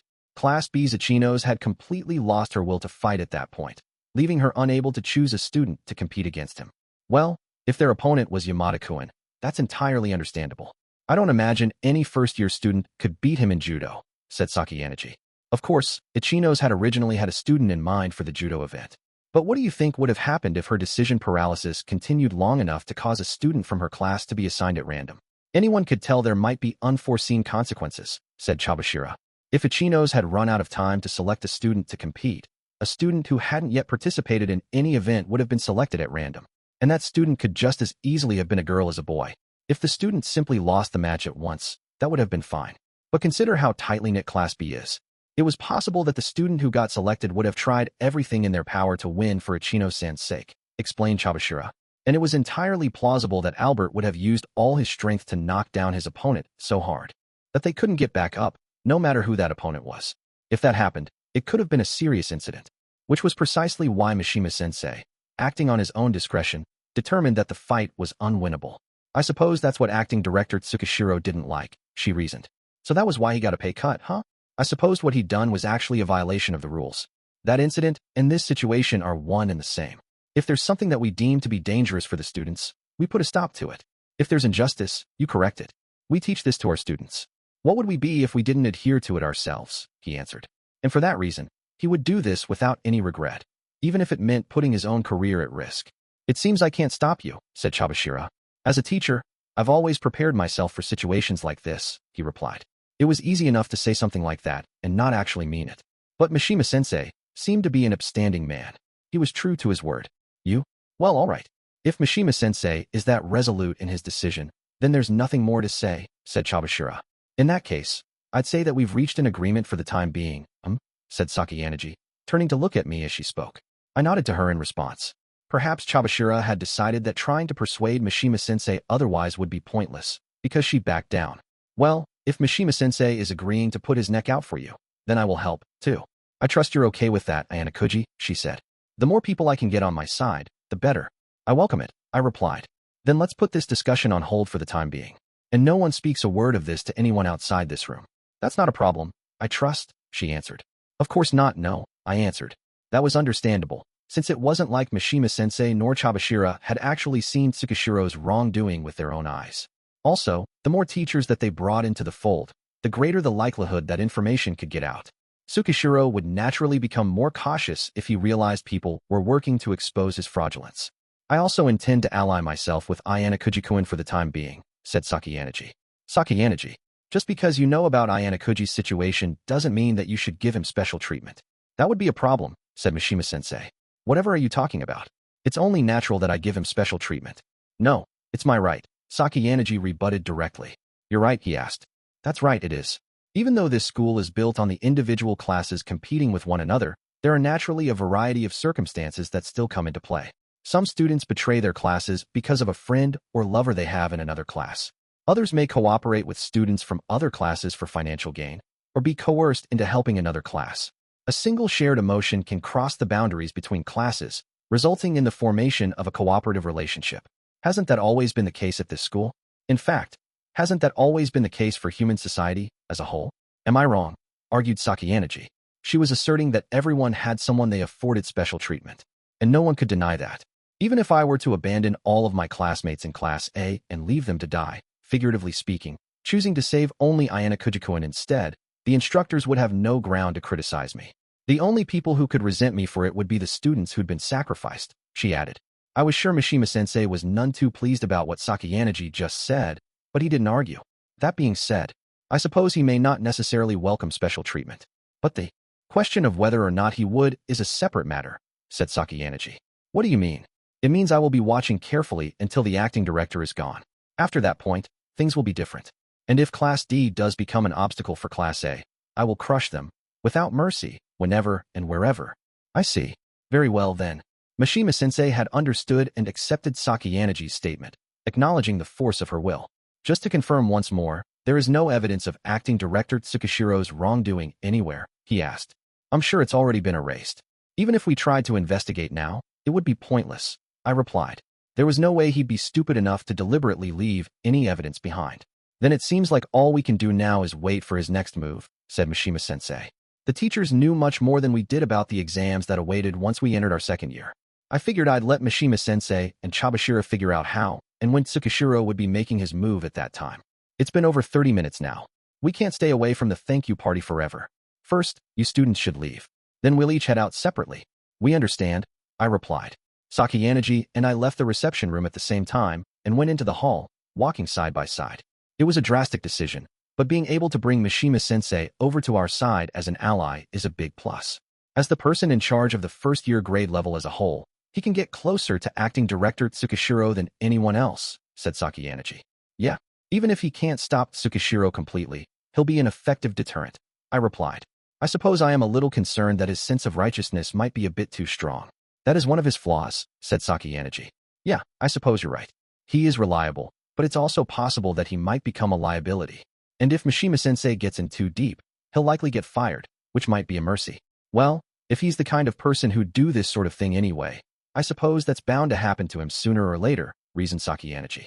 When I looked at Sakayanagi's side profile as she spoke, she seemed quite happy. You look like you're enjoying this, I told her. I'm having quite a lot of fun. Aren't you, Ayanokouji-kun? I don't know about that. From my point of view, this is all just a big headache. And you're here because, yes, because it looked like so much fun. Was I a bother? She asked, immediately admitting the reason why she came. No. You coming here helped in persuading Mishima-sensei. I'm grateful. I'm glad. Sakayanagi turned toward me and smiled. Besides, we absolutely must not let the school interfere in our battles again and again through such fraudulent means, she said, expressing her intense indignance at Tsukishiro's injustice. Our goal was to completely and totally take down Tsukishiro. The battle ahead of us would be intense. Our enemy is unprepared. We ought to settle things as soon as possible, she added. From Tsukishiro's point of view, we were just mere high school students. He was underestimating what we could do. That was the weakness we could exploit. Ayanokouji-kun. For the present, please make every effort to eliminate acting director Tsukishiro. In that case, please feel free to let me cut loose, I replied. Whether or not she could be trusted wasn't something that I needed to worry about right now. Based on our interactions thus far, I thought I understood Sakayanagi's personality quite well. 2.5 After the two students left the room, Mishima let Chabashira know what his honest thoughts were. There are still some things I can't quite get a grasp on, he admitted. I feel the same way, Mishima-sensei. But the fact is, what Ayanokouji said was true. Interfering in the way that this school operates just for a single student, he lamented, finding he still struggled to make sense of this, no matter how much the people around him urged him to believe that it was real. You've had your eye on Ayanokouji for this past year. What kind of person do you think he is? That's a difficult question, actually. Not wanting to linger too long, the two teachers left the reception room about a minute after Ayanokouji and Sakayanagi had departed. At first glance, he seems apathetic and indifferent. He's a normal student, the kind who doesn't stand out, the kind you might find anywhere. The homeroom teachers leading the other classes probably had a similar impression of him. In fact, they probably didn't have much of an impression of him at all. They'd barely be able to recall his name or his face. But I can't believe those eyes are that of a child. Those eyes remain unfazed by anyone, even adults, and they can see through anything and everything. I'm still skeptical, though. That's certainly fair. I mean, for a first-year high school student to be described in that way, it makes sense that you'd have doubts. I've been a teacher for several years now, and I've seen all kinds of students at this school. In the past few years, I had gotten the impression that Horikita Manabu and Nagumo Miyabi are particularly outstanding students, said Mishima. I certainly can't argue that, replied Chabashira. Both students had excellent academic and physical ability. They were the best in their respective grade levels, and each possessed unparalleled charisma, to boot. I was under the impression this year's crop of freshmen can't compare to those two. There are some students who come close to matching them in certain areas, of course, but not in every area. What do you think is the extent of Ayanokouji's abilities, overall? Asked Mishima. Will what I tell you impact what you'll do from here on out? Asked Chabashira. No, it won't. Regardless of what kind of student Ayanokouji is, I have no intention of letting acting director Tsukishiro do as he pleases. I'm simply curious is all. Curious. It's not often that I hear you say something like that, Mishima-sensei. At any rate, I'm still trying to figure it out myself. Chabashiro was also one of the people who couldn't help wanting to know more about Ayanokouji. The truth of the matter was that even if she wanted to give Mishima an answer, she couldn't. Sounds like we've really gotten ourselves into a quagmire here, said an exasperated Mishima, arms crossed. Teachers are supposed to maintain an appropriate distance from their students and remain in a position to have jurisdiction over them. It is not wise to establish such a strange relationship. And in order to do that, we need to get rid of acting director Tsukishiro as soon as possible, answered Chabashiro. Will eliminating him really be enough to put an end to all of this? What do you mean?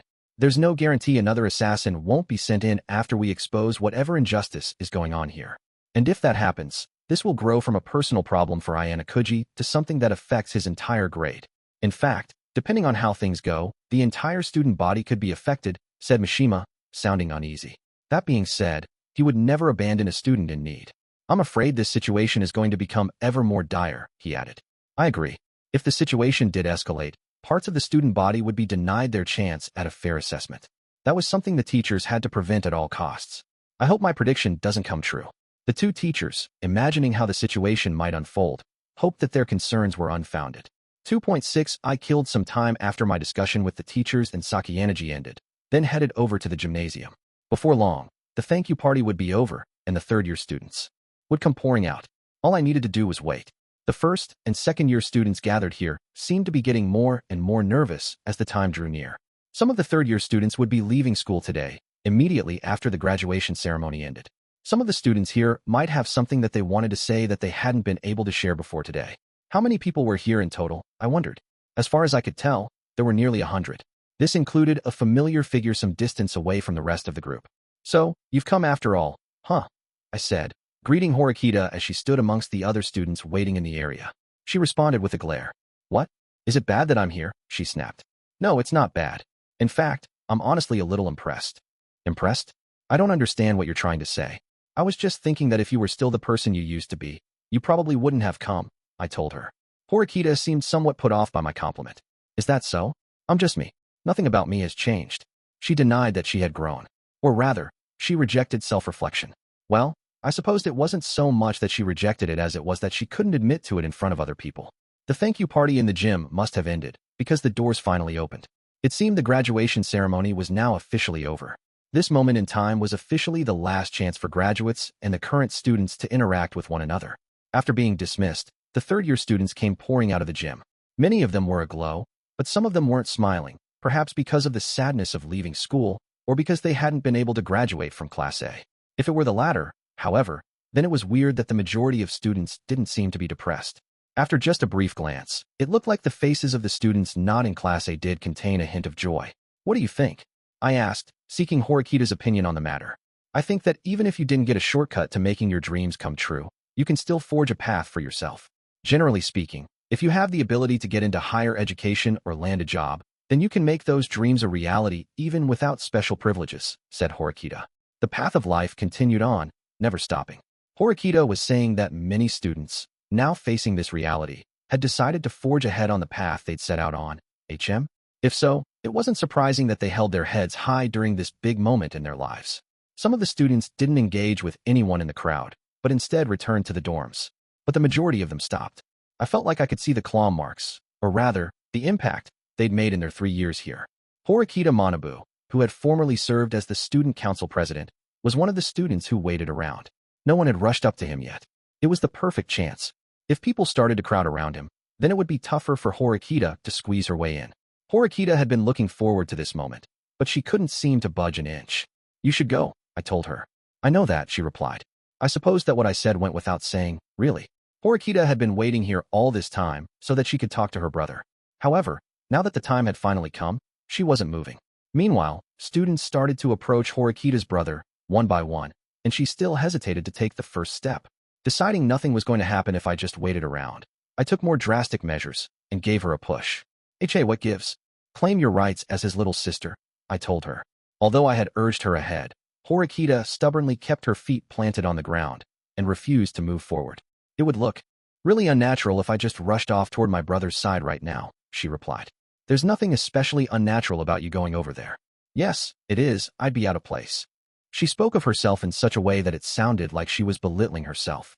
It was a lot like the trap she'd sprung on me the other day when she cooked a meal for me, and it reminded me of how things were shortly after we had started school here.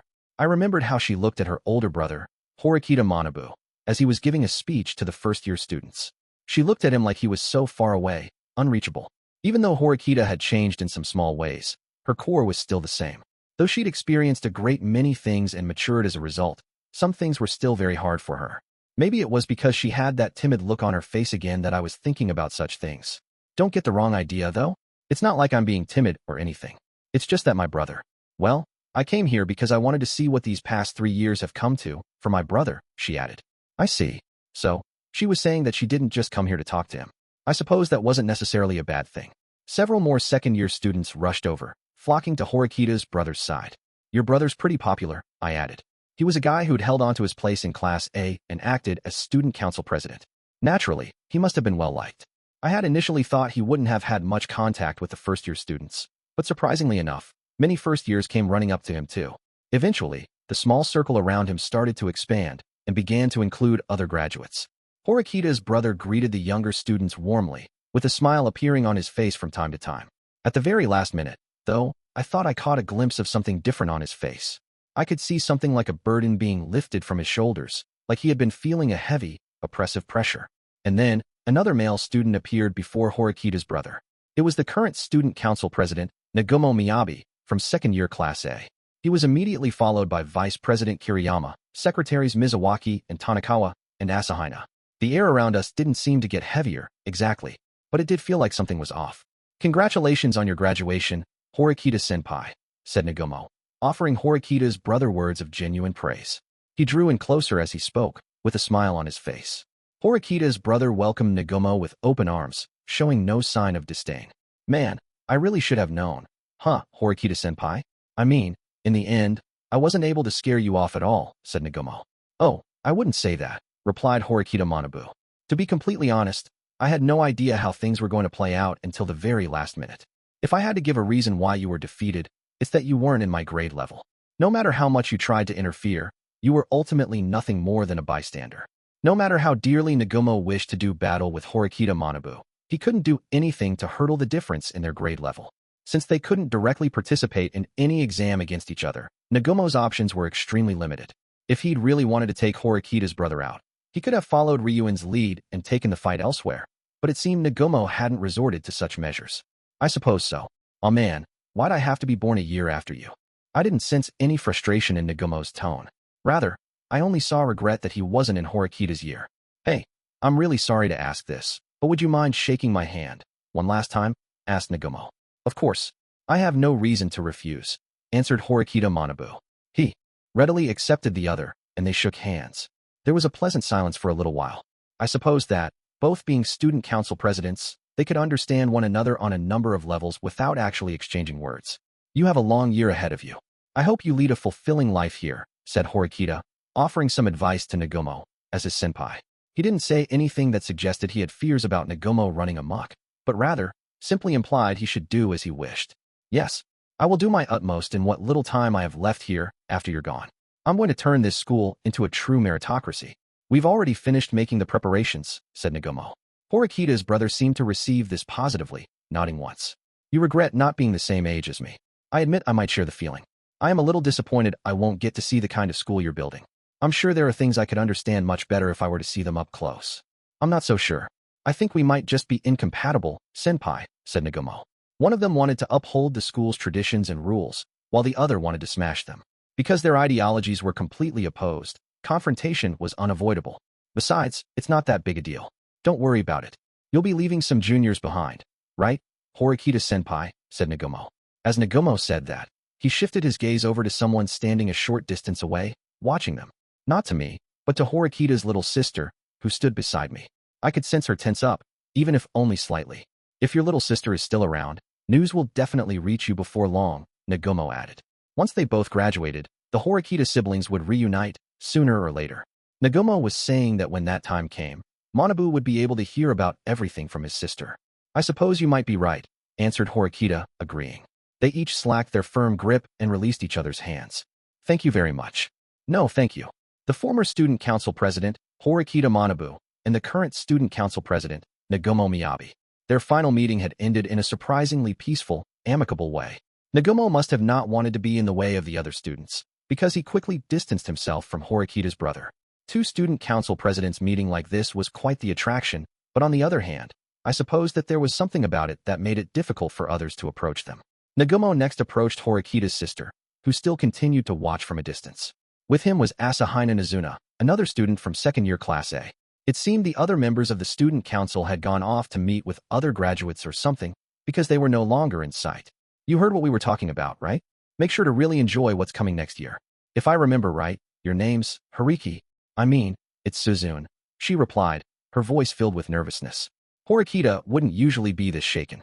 Perhaps it was the effect of having this conversation right after hearing Nagumo talk to her brother. Nagumo, who seemed to find this amusing, turned back to look in the other direction. It went without saying who he was looking at. Former student council president Horikita Manabu, an opponent Nagumo had challenged time and time again, heedless of the risks. Manabu was currently surrounded by his juniors, being handed things like bouquets of flowers to celebrate his graduation. Suzune, your brother is seriously one hell of a guy. You should be genuinely proud to be his sister. With those words of praise for her brother, Nagumo once again directed his gaze back to Suzune. Yes, I certainly am proud, she replied, more forcefully, as she felt his gaze on her. If there's something you want to ask me, feel free. I'm in a good mood today, said Nagumo. Then I'll take you up on that offer. She proceeded to ask Nagumo one question. Do you have any regrets? Regrets? It's just that I see no doubts in your eyes, President Nagumo. She was probably referring to the handshake the two of them had shared moments ago, as well as their conversation. Nagumo seemed to genuinely, deeply admire the fact that Horikita Manabu had graduated from Class A. But whatever the relationship between the current and former student council presidents might look like from the outside, the fact remained that Nagumo had relentlessly waged war against Horikita Manabu, intending to have him demoted from Class A. Manabu's little sister couldn't be pleased at all with Nagumo, which was precisely why Nagumo had openly praised him for graduating from Class A, even though he'd done so by successfully warding off Nagumo's attacks. I don't think I can win against Horikita-senpai that easily. He's pretty much an unbeatable opponent, don't you think? Said Nagumo. I suppose so. You openly admit that you lost to Horikita-senpai then, Miyabi? Said Asahina, interjecting. Miyabi cast a brief glance in her direction. Lost? How exactly did I lose, Nizuna? He replied. Horikita-senpai graduated from Class A, right? That means you lost, she answered definitively, as if the question didn't even need to be asked. But Nagumo immediately pointed out what was wrong about her answer. It's certainly true that if you look only at the results, it seems I didn't stop Horikita-senpai from graduating from Class A. But how does that mean I've lost? Well, I would think it means you lost, though, doesn't it? Said Asahina, looking to Horikita's sister for agreement. Horikita Suzune didn't answer, but listened to Nagumo's explanation instead. It's certainly true that I challenged him to a contest, but I didn't care about winning or losing. Even if Horikita-senpai had been demoted to Class B, his underlying worth wouldn't have changed in any way, would it? The man's strength and talent cannot be measured by his class, said Nagumo. Asahina looked like she remained unconvinced after hearing Nagumo's argument. You don't get it? All right. In that case, did my value in your eyes go down at all after all this? I'm still the student council president at this school, and I'm still in Class A. Is there any area that you can say I'm losing in? He asked. Well, but still. Besides, it's not like you can really have a proper contest between a second-year student and a third-year student anyway, to begin with. I understood what he was trying to say. However, Nagumo had continued to challenge Horikita's brother despite knowing they could never really have a proper showdown. I've just been trying to get him to recognize me. Well, no. Rather, it's like I've been attacking senpai all this time to make him recognize me, said Nagumo. In that sense, based on what I'd seen today, Horikita's brother did seem to give Nagumo that recognition. Well, no. I supposed he'd recognized Nagumo's abilities long ago. It was just that he couldn't accept his methods at all. Perhaps Nagumo had wanted to make him accept his methods, too. You kind of sound like a maiden in love or something, said Asahina. Maybe so. Well, I've heard the general gist of what senpai is going to do after graduation, and I'm just going to follow after him, said Nagumo. You really couldn't see a hint of regret in his face, nor did you get the impression he was being a sore loser. Maybe he genuinely had enjoyed his interactions with Horikita's brother, all the way to the very end. After graduation? Seriously? You're going to keep following Horikita-senpai's lead even then? Asked Asahina. That's my plan at the moment, anyway. Wow, you really do like him, don't you? Horikita-senpai, that is, said Asahina. I have no remaining rivals among the second-year students. And none among the first years either, of course. Which means there's only one thing left for me to do at this school. Overturn the system it's based on, and make this boring place a lot more interesting, said Nagumo. Half of Nagumo Miyabi's term as student council president had already passed. Until today, he hadn't really done anything explicitly new. But now that Horikita Manabu had graduated and Nagumo was entering his third year, he was likely about to finally start taking action. As for what he would do, that was something I couldn't even imagine right now. That said, I still don't really know what to make of you after this year, Ayanokouji, he added, laying eyes on me for the first time that day. The way he looked at me was very different from how he looked at the Horikita siblings. The look in his eyes made it seem like he was bored. That just means there's nothing really worth assessing, I told him. I was sure the attention I'd been getting of late was nagging at Nagumo. But his feeling that something was off wasn't enough to make him actually take an interest in me for now, which meant there was absolutely no need for me to do anything to change that. Well, once April rolls around, I'll find out even if you don't want me to. When this school becomes a true meritocracy, everyone will have to fight, whether they like it or not, said Nagumo. Now that Horikita's brother and the other third-year students had graduated, this school was now under Nagumo's complete control. I was still skeptical about the extent to which the student council would be able to really influence the school, but Nagumo's confidence suggested things were definitely going to be different from how they were in my first year. Horikita's curiosity must have been piqued after hearing Nagumo say that, because she spoke up. Does that mean battles won't just be between classes then? If we could arrange for that to be the case, it would be ideal. But it's just not possible. The school won't allow it, said Nagumo, with a shrug of his shoulders, letting out an exasperated sigh. But I'm going to change the system this school operates on to make things depend more on individual ability than ever before. I mean, really, it's a given that exemplary students should be in the topmost classes, right? Horikita neither agreed nor disagreed with him on that point. She only listened silently. Also, I've been proposing a few interesting ideas that will bring everyone, from first years to third years, together more than ever before. If the school agrees to those ideas, then I might even get to face off against you, said Nagumo. Of course, someone like me probably wasn't worth the time of day to him. At least not the way I appeared right now. But even so, deep down, I felt like he was taking stock of my abilities, trying to analyze and evaluate me. Hey Miyabi, don't you think it's time we were going? There are some senpai that I wanted to say goodbye to, so I'm going to go, said Asahina. Yeah, you're right. We can talk with first years anytime, right? And with that, they left, apparently off to talk to some third-year students other than Horikita Manabu. Phew, it's really exhausting, talking to someone like that, said Horikita. He is the student council president, after all, I replied. Although we were only one grade level apart, Nagumo seemed like some kind of untouchable god. I'm leaving. I've taken care of what I needed to do, said Horikita. It seemed she'd ultimately given up on talking to her brother here. Are you really okay with that? It's possible that he could be leaving tomorrow. Look, I already know that without you having to tell me. It's just, Horikita, faced with an insurmountable dilemma, seemed to be retreating, already deciding to make her way back to the dorm. I couldn't exactly force her to stay put, so I decided to just watch her go. You're not heading back? She asked. Nah, I'm going to hang here for a little while, I replied. I see. All right then. She seemed a bit curious about what I was going to do, but ended up turning around and heading back to the dorm anyway. As for me, I decided to see how Horikita Manabu and the other third-year students were doing, though there wasn't anything particularly interesting about their present activities. If anything, it was just that I wanted to capture the scene and burn it into my memory. I tried to imagine myself there in 2 years' time, but couldn't really picture it yet. The excitement lasted for a little while, but then I saw one person leave, followed by another person. Eventually, the crowd dispersed, and everyone started to go their separate ways. Horikita's brother must have finished saying his goodbyes. He spotted me and then approached. You're still here? He asked. I was sure he understood as well as I did that I kind of stood out here. Were you waiting for me? He added. Something like that. Even seen from a distance, it was obvious I wasn't talking with any of the other third-year students. I thought this might be the last chance I have to talk with you. When are you leaving the school? I asked. Hasty as it was, I decided to come right out and ask him the all-too-important question. If he was going to be leaving right away, I needed to tell his sister about it. The afternoon of the 31st. I'm planning to ride the 12:30 bus, he replied. Meaning he'd be leaving a week from now, huh? It wasn't this very day, it was still soon. Looks like Suzune left, he added. She just burned the image of your 3 years at this school into her memory for now, then headed back. We both briefly glanced in the direction of the dormitory building. Naturally, Horikita's sister was no longer in sight. Is that so? He asked. I couldn't really read any emotion in the look on his face. Not joy, anger, or grief. At any rate, if things continued this way and they didn't set something up, the two of them wouldn't meet again before Horikita Manabu left. At least, that was what I feared. If it's all right with you, I'd like you to pass on a message to Suzune. Tell her that I'll be waiting by the main entrance at noon on the 31st, said Horikita. Wouldn't it be better if you told her that yourself? If you go after her now, you'll still reach her in time. If he was willing to meet with her right now, this talk could happen fast. Horikita Suzune would probably come running right away. It's possible she won't be too receptive to that. I want you to be the one to tell her. That might backfire. If I tell her, it's possible that she won't come. She did have a stubborn side, after all.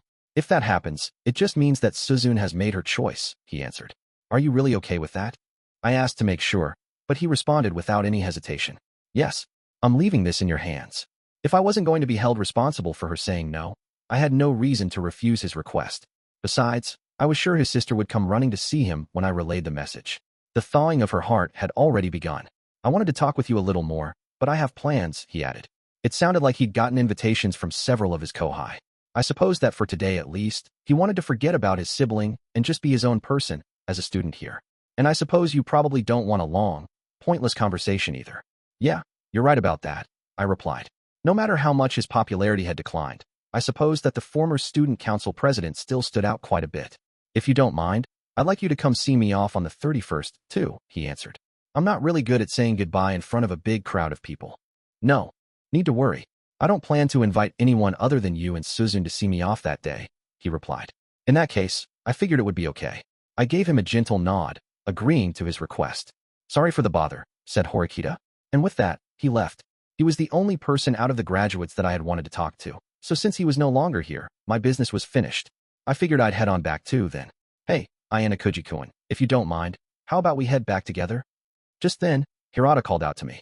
Even though he was some distance away, I could tell he'd just finished talking to a large number of third-year students. You all set? I asked. Yeah, even though today's the graduation ceremony, most of the graduates will be staying here for a few more days. And it sounds like some of the people I'm pretty close with are having their own individual farewell parties anyway, said Hirata. Considering who Hirata was, I was sure he had invitations for several of those parties. I suppose some graduates would be staying here at this school as long as they could, which would be April 5th. That wasn't too far off. It was safe to say most of the students were trying to take care of what business they had left before then. Since I had no reason to turn Hirata down, I decided to head back to the dormitory with him. 2.7 Hen, we walked past the convenience store. Hirata turned to look at me. Then he turned back and faced forward again, as if nothing had happened. He'd done this repeatedly in the past few minutes, over and over again, like he was trying to find the right moment to strike up a conversation with me. Eventually, Hirata opened his mouth to speak, as if he had finally made up his mind on the matter. To tell you the truth, there's something I kind of want to talk to you about, Ayanokouji-kun, he said ambiguously. For a moment, I thought he was going to bring up the year-end exam, but it didn't seem like that was what this was about. Something on your mind? I asked. Well, yeah, I think this is something I want to discuss with you, replied Hirata, after giving it a little thought. I'm not too sure if I'll be able to help, but you can tell me anything, I told him. It didn't feel bad at all to have Hirata depend on me, but I couldn't predict what he was going to ask me about at all. I knew he was still depressed about Yamauchi being kicked out of school, but that matter had already been resolved. He might still have some lingering feelings smoldering deep down inside of him, but they weren't worth discussing. He should have dealt with those issues, at least to the point where he could handle the rest of it well enough on his own. Well, this might come as a surprise to you, but, said Hirata, prefacing his story with that statement. It's I don't really know if I'm ready for a romantic relationship right now. This certainly was unexpected. I never imagined a day would come when Hirata would come to me to talk about romantic relationships. You don't know? I asked. For now, I figured I'd listen to the whole story. I urged him to keep going. I think it might be because I've never really liked a girl that way before, but, said Hirata, sounding somewhat embarrassed by it. You're saying you've never gone out with a girl before? Putting aside the deal that I had with Kurosawa-san, yes, that's right. It might not be really all that surprising, but it was at least a little surprising. I had thought Hirata, who treated people equally regardless of gender, had to have had at least some romantic experience. Though I supposed his relationship with Kei didn't count, after all. He'd only pretended to be her boyfriend in order to stop her from getting bullied. Still, saying that he'd never liked a girl that way before. Are you saying that there's no one who's caught your eye, even now? I asked. Yes, that's right. The fact that he could see every girl in an equal light was something of an advantage, but at the same time, it was rather odd. Well, what about Michan then? I asked. Michan was very eager to start a relationship with Hirata and clearly had romantic feelings for him. I can't really see myself being more than friends with her, but I can't really come out and say that, either, he replied. Michan had said she wanted to start out by being friends. Naturally, she wanted things to develop from there until they became lovers. But if Hirata wasn't willing to go that far, there was nothing that could be done. And if he avoided making that clear to her for no reason, but let this situation drag on instead, that wouldn't be good for Michan either. So that's what this was about, huh? This was what he wanted to talk about. What was worrying him? I know I should come out and clearly tell her how I feel. But it's hard, he added. It was difficult to make her understand without hurting her. I'm sure that I'm definitely not making any sense, said Hirata. I understand, I replied. It was precisely because Hirata was a kind-hearted person that he always found himself faced with such distressing dilemmas. But this is just how you feel right now, right? You don't know what it's going to be like in the future, right? I asked him. Romantic feelings weren't something that you could control. They could come at any moment, completely unexpectedly, like a switch being flicked on.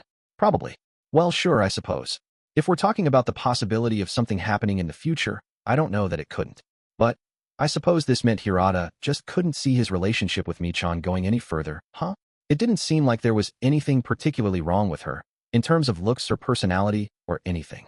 Of course, there were many things about love that couldn't be measured by those aspects alone. But I think I can say with close to absolute certainty that I won't have those feelings for her. Though Hirata didn't know exactly what the future held, he still seemed to have strong feelings about the matter, in his own way. In that case, there was only one thing I could say to him. You should spell it out for Michan loud and clear, because she'd been hoping that for a while now that you would become more than friends. I told Hirata, looking him in the eyes as I did. If Hirata kept how he felt to himself, that would mean he'd be making Michan wait, too. Given that, it was best to come out and tell her as soon as possible. If Michan continued to have feelings for Hirata after that point, well, she was free to have them. But Hirata momentarily averted his eyes from me. Even if it hurts her, he asked. It would hurt her more if you put this off, when you already have your answer now. Right. I told him, once again looking him in the eyes. Hirata made eye contact with me again, but then quickly averted his gaze once more, looking off in another direction. Why, yeah, you're right. Of course, he replied, nodding several times, like he was trying to admonish himself. Then, he seemed to arrive at a conclusion. I'm glad that I talked with you about this, Ayanokouji-kun. This gave me courage. I suppose if you're not prepared to face the other person being hurt in a situation like this, it means you're just running away, said Hirata. It seemed he'd succeeded in finding his answer, once again. So, are you able to tell her now? I asked. I don't know if it's the right way or not, but I know which option would hurt her more, said Hirata, sounding like he had weighed his options. He fell silent, but I could tell what he was thinking. When Hirata had realized that the latter option would be better for Michan's sake, his hesitation vanished. In the past, he would probably have continued to agonize over it, and it would have taken him a long time to come up with an answer. His thoughts and his emotions would have been lost in a labyrinth, as he continued to search and search for an option that would allow him to settle things without hurting the other person. A little while after his problem had been resolved, Hirata looked like he still wanted to say something else. What's up? I asked. Oh, well, it's just, I was wondering.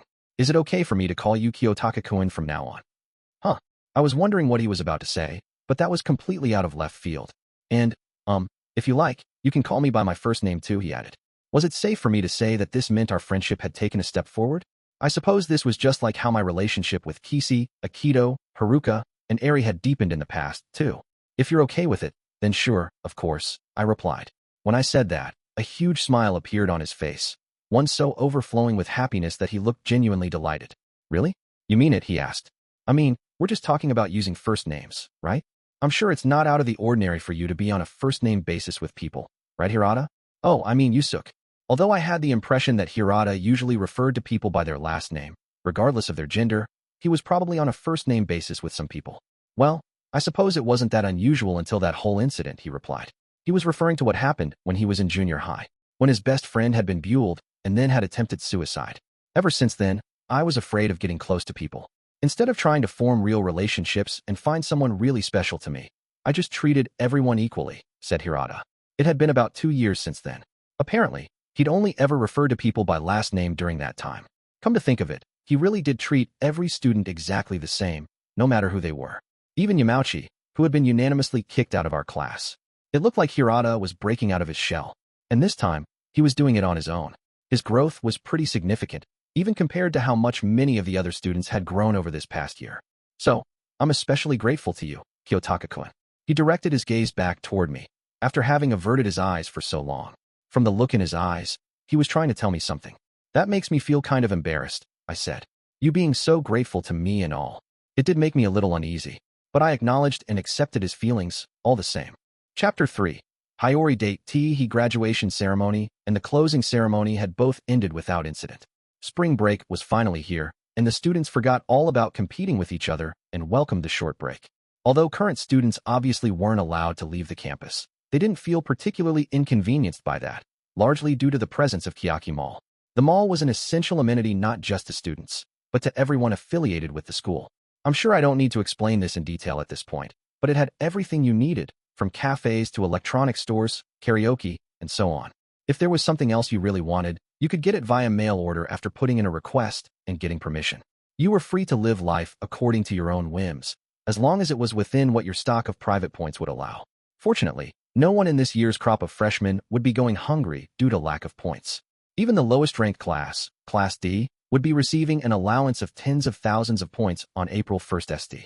When you considered the average allowance of high schoolers throughout the country, it was obvious that the amount we received was almost too much. However, more than a few of those students had troublesome situations on their hands. I could count myself as one of them. As part of a contract that I had with my classmate Kushida, I promised to provide her with half of my income. Although that contract had served my own purposes at first, things had begun to change.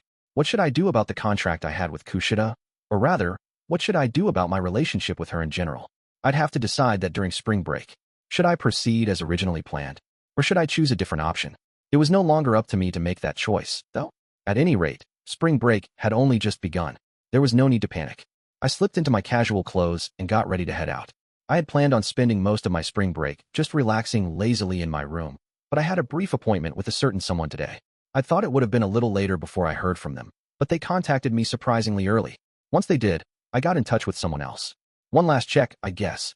It was the first day of spring break, so I need to make some adjustments. But that wasn't a problem. My meeting today was of significant importance.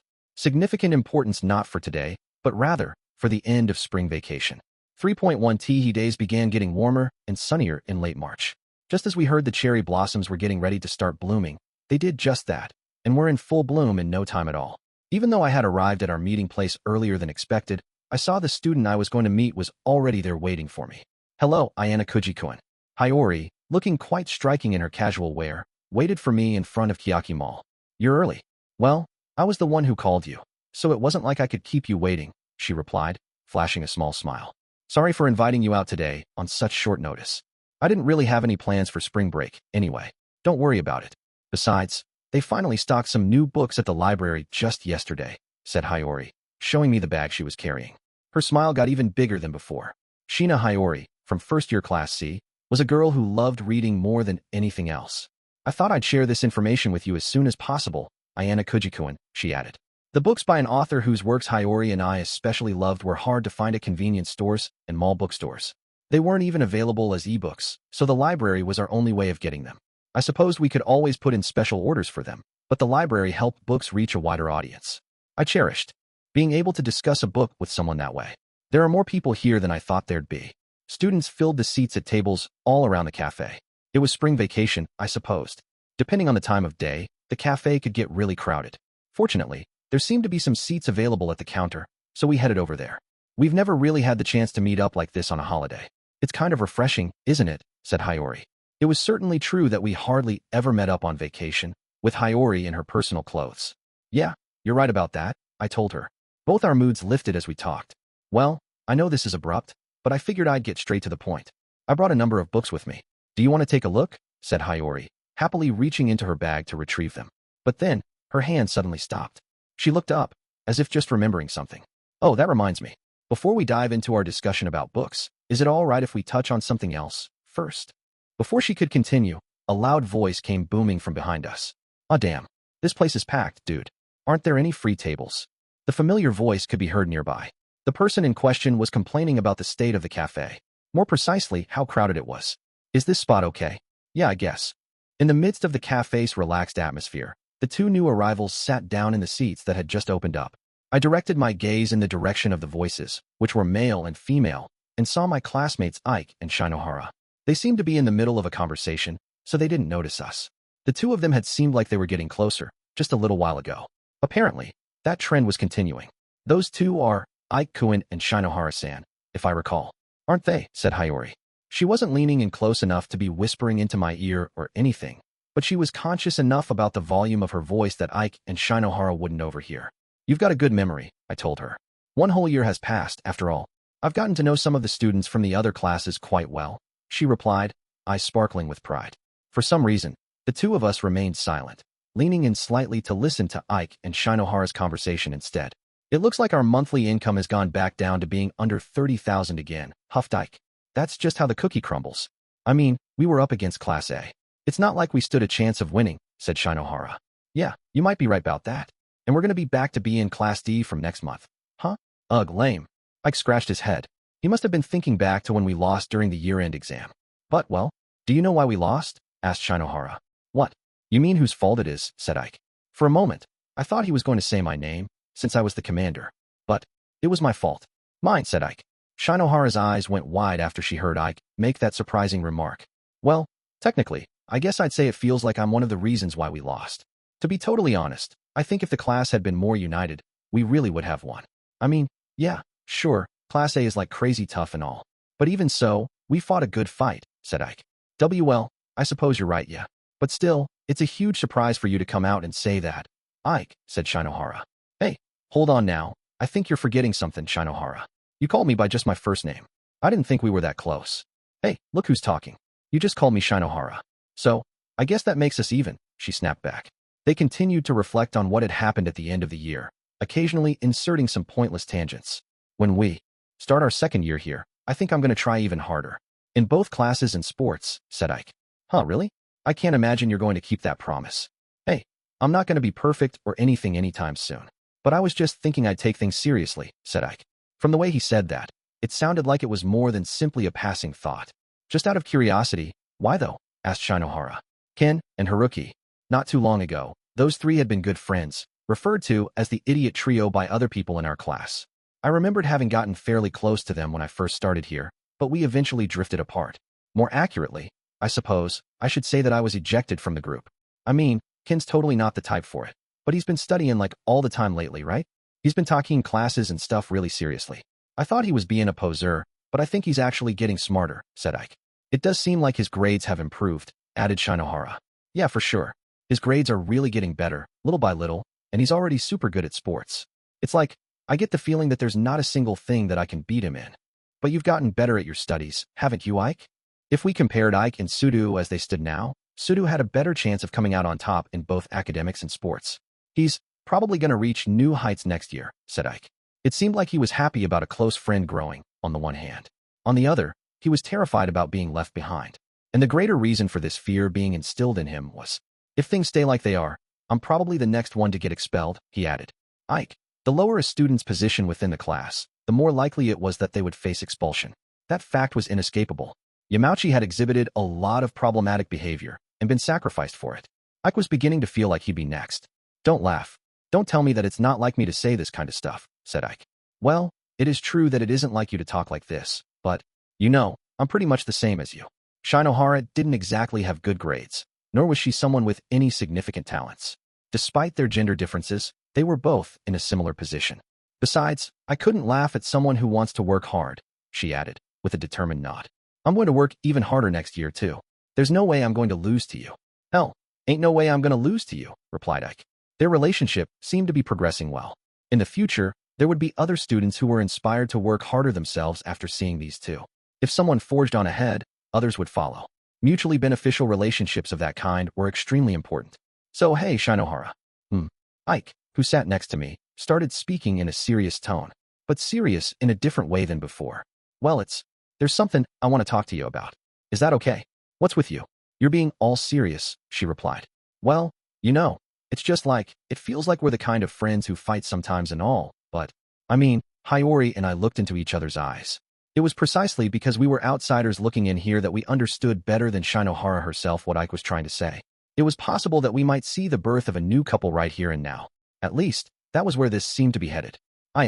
Just before Ike could come out and say what he wanted to, Shinohara let out a loud shout.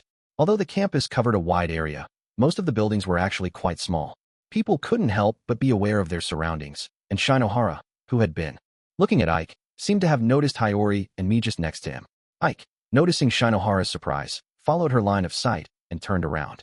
He practically jumped out of his seat when his eyes met mine. Yeah, Ayanokouji. His reaction was much more intense than I imagined it would be. Probably because he was just about to tell Shinohara how he felt about her. "WWH, what are you doing here?" he asked. "What am I doing? What? Is there a problem with me being at the cafe?" I asked. "And no, there's not. But like, dude, you should have at least spoken up. I didn't have any idea you were here. You totally snuck in out of nowhere." I thought trying to talk to him in this kind of situation would be out of the question, though. Also, he said I snuck in out of nowhere, but I was here first. "Dude, don't tell me you heard what we were talking about." "Did you?" he asked. "What were you talking about?" I asked in return. When I turned the question around on him, he averted his eyes, flustered. "And nothing.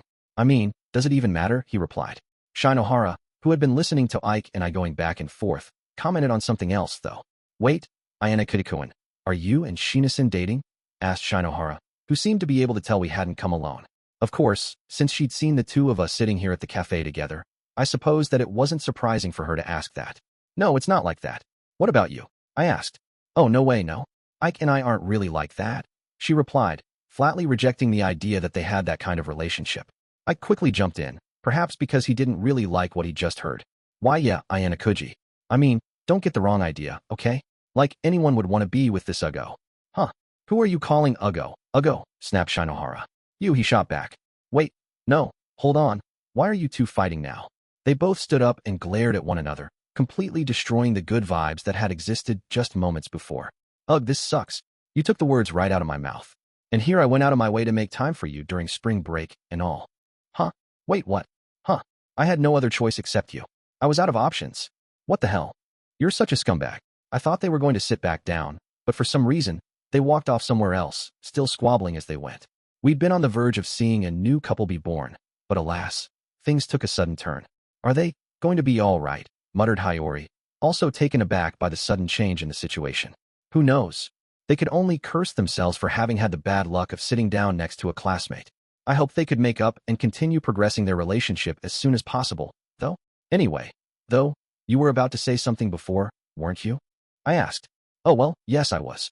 Oddly enough, it's actually something strikingly similar to what those two were just talking about," replied Hiyori. "Strikingly similar?" I unintentionally jumped a bit when I heard her say that. She couldn't be referring to how Ike had been about to tell Shinohara how he felt, right? Something romantic? Those thoughts went through my mind for a moment before I immediately rejected the idea. "There's something I've wanted to ask you, Ayanokouji-kun, about the year-end exam," she said. "Oh well, I supposed Ike and Shinohara had been talking about the year-end exam, too. What did you want to ask me? I'm sorry if my reasoning is off base here. I'll just come right out and ask. Were you the one who changed Ryuen-kun?" Hiyori's gaze was filled with curiosity, and not a hint of ill intent. Come to think of it, I had noticed the very first time we met that she possessed a keen insight. Normally, my response to something like that would be, "What do you mean?" Playing dumb and pretending I had nothing to do with it would have been the best course of action for me to take. The reason I didn't was because there was certainty in Hiyori's eyes. "Yes, I suppose so. But I figured you'd understand without needing me to explain, since you're, well, you, Ayanokouji-kun, changed Ryuen." Most people would probably shake their heads to hear such a thing. The people who wouldn't either had some degree of understanding of the situation or were the person who had changed him. Why do you think that? Rather than trying to mislead her, I decided to come right out and ask Hiyori her reasoning. I was hoping that she could tell me why she was so sure. It was just a matter of slowly putting all the pieces of the puzzle together. "Ryuen-kun was obsessed with you and your class, Ayanokouji-kun. But after a certain point in time, he just completely dropped off the stage. Ostensibly, it was because of a revolt led by Ishizaki-kun, but that just seemed like smoke and mirrors to me. I became convinced of this when I brought Ishizaki-kun and Ibuki-san, who were formerly close associates of Ryuen-kun, back in contact with him. It seemed Hiyori had executed several strategies which I'd been completely in the dark about, and she had her suspicions about Ryuen bowing out so quietly. If this upsets you, I deeply apologize for that. I was really worried about whether or not to talk to you about this today. I thought that I might make you angry by bringing the matter up, Ayanokouji-kun.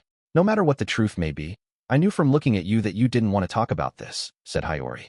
"So you brought up the topic after preparing yourself for the potential consequences." This was on a completely different level from everyday chit-chat. This was a decision that she'd made after careful consideration. If we can't be friends anymore because of this, then I will definitely regret it. If I'm not able to be next to you anymore because of this, Ayanokouji-kun, I will absolutely regret bringing it up, she replied. In that case, it would have been better for her to have kept this to herself. But even so, Hiyori had decided to bring up the topic today. I just thought that if I didn't bring this up, we wouldn't make any further progress, said Hiyori. Any further progress? I asked. When I asked her that question, Hiyori's mouth hung agape, like she was shocked. She seemed surprised by what she had just said. Oh well, I suppose I don't really understand what I'm even saying myself, she replied, with a somewhat puzzled look on her face. Have you heard about the battle between our class and Class B? Only the results. I didn't know the particulars. Changing the topic, Hiyori began explaining how they had won. I see. Normally, what you did would be considered problematic, I replied. It's certainly true that Ryuen-kun's way of doing things has no shortage of problematic areas. But I also think there are some necessary evils we must commit for our class to move up to the higher levels. Do you think what we did was unfair? Well, I can't deny that part, at the very least. Even if it wasn't a praiseworthy method of doing battle, even if it meant people would talk about them behind their backs, it was a way for them to secure victory for their class. Society needed people like that. To fight a lonely battle that would earn you no praise, an indomitable force of will was essential. It's just, well, there can be no doubt we've crossed into extremely dangerous territory. I'm sure some students from Class B are starting to have their doubts, but I don't think they'll find any concrete evidence. We avoided all the security cameras that are installed everywhere throughout the school, said Hiyori. There were many security cameras installed through the campus. They were in the school buildings, of course, but places like Kiyotaka Mall and its surroundings were also under their watchful eye. However, it wasn't like they were everywhere. There were no cameras in the bathrooms or private spaces like the karaoke rooms. If Ichinos and the other students in Class B spoke up and said that there was something strange about what happened, there would probably be an investigation. But the investigation would probably stall out, unable to find anything conclusive. It was unlikely that there would be any developments from it. You got 5 pretty brilliant wins. You could say the plan went perfectly, couldn't you? I asked. Brilliant? I don't think so. If anything, I would say that our methods were extremely flawed. How so? That it was possible to get 6 or more wins. 5 wins is great. But, well, if anything, I think we got greedy. Ryuen adopted an extremely dangerous strategy in order to get those wins. Hiyori, reflecting on what had happened, analyzed what had gone down during the last exam. Then, she told me how they had won. While I think putting continued pressure on Class B students was fine, attacking their physical health was clearly a bad move. Even if it's a move we resorted to because there are so many good, virtuous people in Class B, it's not an acceptable one. I felt exactly the same way Hiyori did. I knew the girl in front of me had led an entirely different life from me. There was no way we could be alike, and yet, I was certain there were some similarities in our thought processes and ideas, which was precisely why some doubts started to creep into my mind when I heard her speak. You knew of this before Ryuen had employed his strategy, and yet you didn't stop him? I asked. Do you think that he's the kind of person who would listen to my advice? I suppose that unlike Ishizaki and Ibuki, Ryuen might at least have lent an ear to Hiyori, but he probably wouldn't have actually taken her advice. He'd never accept someone else's suggestions. All he would do was sneer at them. You've got a point there. In that case, how do you think Ryuen could be stopped? I asked. I wanted to see how far she had thought ahead and how much she had acted. That was the answer I wanted to get out of her. Perhaps Hiyori intuitively understood that, too. Understood the reasons that brought her here today. By someone equal. No, rather, by someone more capable than him. More than anything else, he would only respond to reprimand from someone who'd caught his interest, said Hiyori. Ryuen wouldn't listen to anyone's advice, unless it came from someone Ryuen acknowledged. Which was precisely why Hiyori was telling me about all this. Hiyori, would you mind passing along a message for me? I asked. I deliberately chose not to use words that might confirm anything she had asked me about. What I'd already said would be enough. If I were talking to someone else, it might be different, but Hiyori probably wouldn't use her current position to make trouble for me. She understood the significance of the fact that Ryuen, who had recognized me as the leader of my class, didn't make my existence public knowledge. What is it? She asked in return. Her face didn't change, but she looked at me kindly. Tell Ryuen that if it were me, I could have easily and safely taken the win in 5 or more events. Tell him that. Okay, I understand. I've committed the message to memory. I'll make sure to pass it along. Hiyori smiled, eyes squinting happily, and lightly clasped her hands together as if in gratitude. Ryuen had himself a good ally, in addition to Ishizaki and Ibuki. If Hiyori could control the tendency the 3 of them had to run amok, they'd become even more formidable. And so, we finished our discussion of the year-end exam. Well, then, normally, I would have parted ways after getting to this point, but the most important part of our meeting was still to come. If you find one that catches your eye, please take it home with you and read it, said Hiyori, once again, opening her bag and taking out some books. It was these books that we'd originally planned to meet here today to talk about. Is that all right? These books were checked out under your name, though, weren't they? I've already gotten permission from the librarian. Although it's really not encouraged, the librarian said everything would be all right as long as the books are returned on time. Hiyori was probably something of a VIP in the library. It wasn't surprising she was getting special treatment. We engaged in an animated discussion about books for a while, then finished our drinks and parted ways. It seems I need to change my assessment of her a little, I muttered to myself. Up until now, I'd only thought of Hiyori as another student in my grade, or more specifically, as a friend with whom I shared a common interest. Shortly after parting ways with Hiyori, I met up with Kei, who had come to Kiyaki Mall. What do you want? She asked. The first words that came out of her mouth were spoken in a harsh tone. She didn't seem to be in a good mood. How about you take a seat first? I asked in return. I encouraged her to take the seat that had just been vacated by Hiyori leaving, but she refused, only briefly glancing at the spot. Her face suggested it disgusted her. Weird rumors would start going around if people saw us sitting here together, she replied, staring far into the opposite direction. If a third party were observing us right now, even from a good distance, it probably wouldn't look like Kei and I were talking to one another. Would it be a problem if talk like that got around? I asked. Yes, it'd be a big problem. You understand that if you carelessly interact with someone of the opposite sex, word gets around like right away, right? It's like you don't get that at all, said Kei. It seemed that was exactly what I was doing right now, carelessly interacting with a member of the opposite sex. So, what did you want? She asked. Sorry, I completely forgot. When I remember, I'll contact you. I had already taken care of what I needed to do regarding Kei. What? Ugh, this is ridiculous. I'm out of here, she huffed with an exasperated sigh, turning her back to me. I didn't try to stop her, but just watched her go. That just worsened her mood, which I supposed was completely understandable. She was in a bad mood because I deliberately made her feel that way. Chapter 4. Lost Lamb. Spring break was here, and April was just about to begin. Today was March 30th.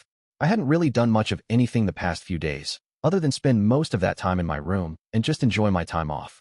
I thought I might be able to just take it easy and welcome the start of the new school year like this, but when I woke that morning, just before 8 o'clock, I saw that I had a message. The sender was a student from first-year Class B, Ichino's Hanami. The message asked if we could meet up somewhere during spring break. It seemed the remainder of my vacation wasn't going to be passing by so quietly after all. It sounded like Ichino's was fine with any day and time, but she wanted Horikita to come along too, if at all possible. From that part of the message, I guessed that Horikita was probably the main person she wanted to see, and I was nothing more than a bonus. I could make a rough guess at what the conversation would be about. Our final exam of our first year, the event selection exam. Ichino's was bound to have gathered some information about what happened with our class, but I was betting she wanted to know more about our 3 wins and 4 losses against Class A. In addition to that, I was guessing she wanted to talk about becoming second-year students. More specifically about the alliance relationship that my class had with her. Would that relationship continue, or would it be dissolved? I'm sure Ichino's wanted to sort that out. Either option seemed equally likely at the moment, but the latter, in particular, was something best discussed thoroughly during our spring break. Has Ichino's recovered, or not? I asked myself. I thought about the girl who I hadn't seen even once since spring break had started. I was guessing the results of the year-end exam probably continued to weigh on Ichino's mind. 2 wins and 5 losses. It was a crushing defeat for Class B. Even though my own class had been demoted back down to D, the gap in points between classes was certainly shrinking. It now seemed quite likely that a single special exam would change the ranks of the classes. It wasn't an exaggeration to say that Class D and C were now almost neck and neck with Class B. Given the situation, a discussion of what to do from here on out was necessary, sooner or later. The alliance we'd entered into in the early stages of our first year was by no means a bad thing. If we were to keep this vaguely cooperative relationship into next year, it would lessen the mental burden on us. But we could also see that, in the near future, it was possible that this relationship could come to hinder both classes. And when the time came that the relationship grew strained, we'd probably have to dissolve it by force. And something like that would generally be called dishonest. At any rate, to clarify what was happening, both the lower and upper classes would need to come up with policies to direct what they were going to do in the future. If Horikita knew about Ichino's approach, then she was probably thinking the same thing I was. This wasn't going to be a simple conversation. It would likely be a major point of divergence for both of our classes, which would predict where we went in the future. Even if Ichino's wasn't in a state where she could think that far ahead, there was a good chance that Horikita would bring it up herself. What I could say right now was that turning down this discussion was not an option, which left the issue of timing. Today wasn't a problem for me, but I had to wonder about Horikita. According to what her brother had said, he'd be leaving school on the 31st. I was sure that, deep down, Horikita wanted to talk to him in the little time that remained. It wouldn't be surprising if they wanted family time, with no one else around, just for today. As for whether Horikita's brother would allow that, though, And whether Horikita could actually go through with meeting him, that was a different matter. For the time being, I figured I'd send Horikita a text. While I was at it, I added a note, asking if she'd gotten a chance to actually sit down and talk with her brother. Other than that, I simply told her that Ichinos wanted to meet up. A few seconds later, I saw that the message had been read. The reply came shortly after. I'm fine with whenever. That was her response. Well, okay, no, whenever is not fine. As I commented mentally on the text she'd just sent me, I wondered what kind of response I'd get from her if I set the date for our meeting to be tomorrow, the 31st. But I suppose she wouldn't be pleased to have me deliberately bring up something I knew bothered her. That was clear from the fact that she had completely ignored the subject of her brother in her reply. In that case, how about April 2nd? I replied. I took the situation with her brother into consideration, deciding to leave today and tomorrow out of the equation. I'm free today. Her response back to me was immediate, and it had this intense feeling behind it, like she was telling me to mind my own business. Even if coming right out and saying she honestly wanted to spend time with her brother would have been difficult for her, she could have simply said she already had plans. Also, even if I told her that I had plans for today, it would probably be hard to convince her that was true. Okay, I definitely want to get troublesome stuff out of the way quickly. It would be tiring to push back against what Horikita wanted right now, so I figured I'd go along with it. Even if it was afternoon by the time our discussion ended, that would still leave plenty of time for her to meet up with her brother. Yeah, that's probably impossible, I said to myself. It seemed unlikely those two were going to meet privately, except for when they planned to say their goodbyes tomorrow. I sent my reply to Horikita, deciding to commit to meeting with Ichinos today. Afterward, in talking with Ichinos, we settled on a meeting time of 10 o'clock at the cafe on the second floor of the Kiyotaka Mall. 4.1 IT must have been because April was just around the corner, but the temperature was gradually getting warmer. It was now just after 9:30 in the morning. Although it was sunny and clear outside right now, the weather forecast called for heavy rain just past noon, so we decided to have our meeting time early in the day and be done by noon. There was still some time before we were to meet. I casually set out for Kiyotaka Mall and hit the button for the elevator, passing all kinds of students outside on vacation on the way. Classmates, of course, but second-year students from other classes, too. Even though I didn't know very many people, I figured that if I walked around a bit, I would see someone I knew. But more and more of the graduates were leaving by the day, and now hardly any of them seemed to be around anymore. Once April 1st rolled around, only the second and first-year students would be left. I supposed it was probably going to be rather quiet for a few days. Just as I thought that, I happened to bump into a girl I knew from my grade level. She was on the elevator that I had just called. You again, she huffed. The girl, who addressed me in such a displeased tone and then put some distance between us, was a student of first-year Class D, Ibuki Mio. For some reason, I found myself imagining what Ibuki had been doing during the long break. I was sure she was wondering the same of me. Anyway, since we were in an elevator together, you could say that we were in a private space. We're on break. It's not that strange for us to bump into each other now and again, is it? I told her. Well, no, but I just don't want to have anything to do with you anymore. I know.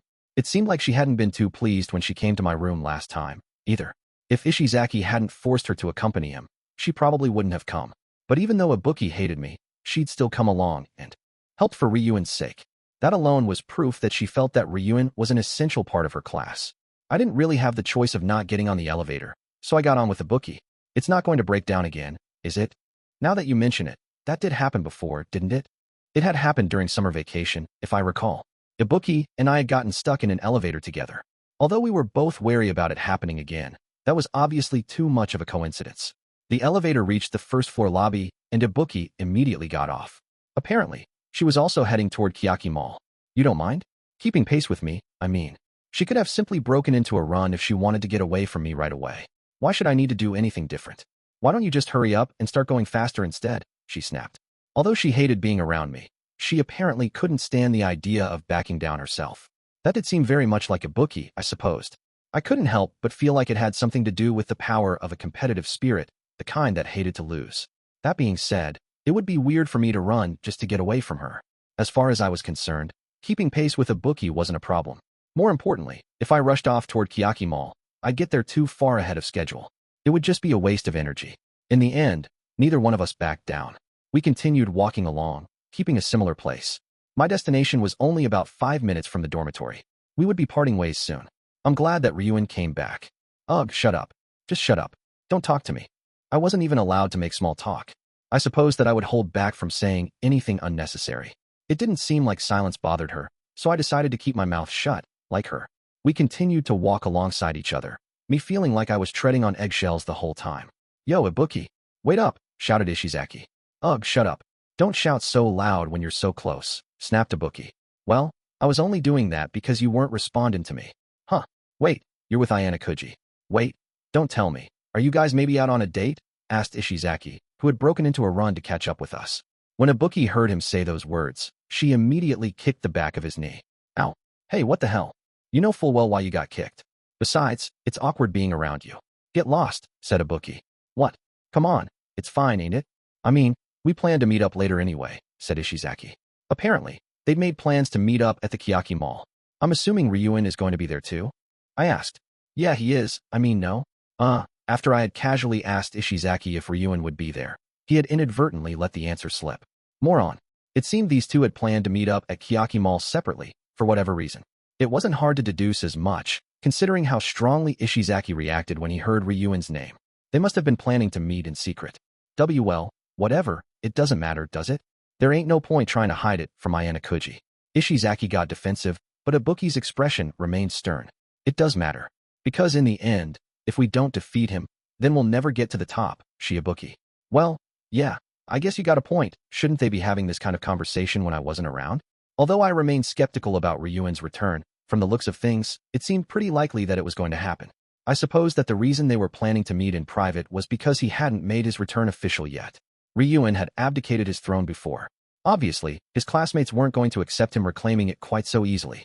Ishizaki was faced with a dilemma of his own, as he was the one who'd been given credit for taking Ryuen down.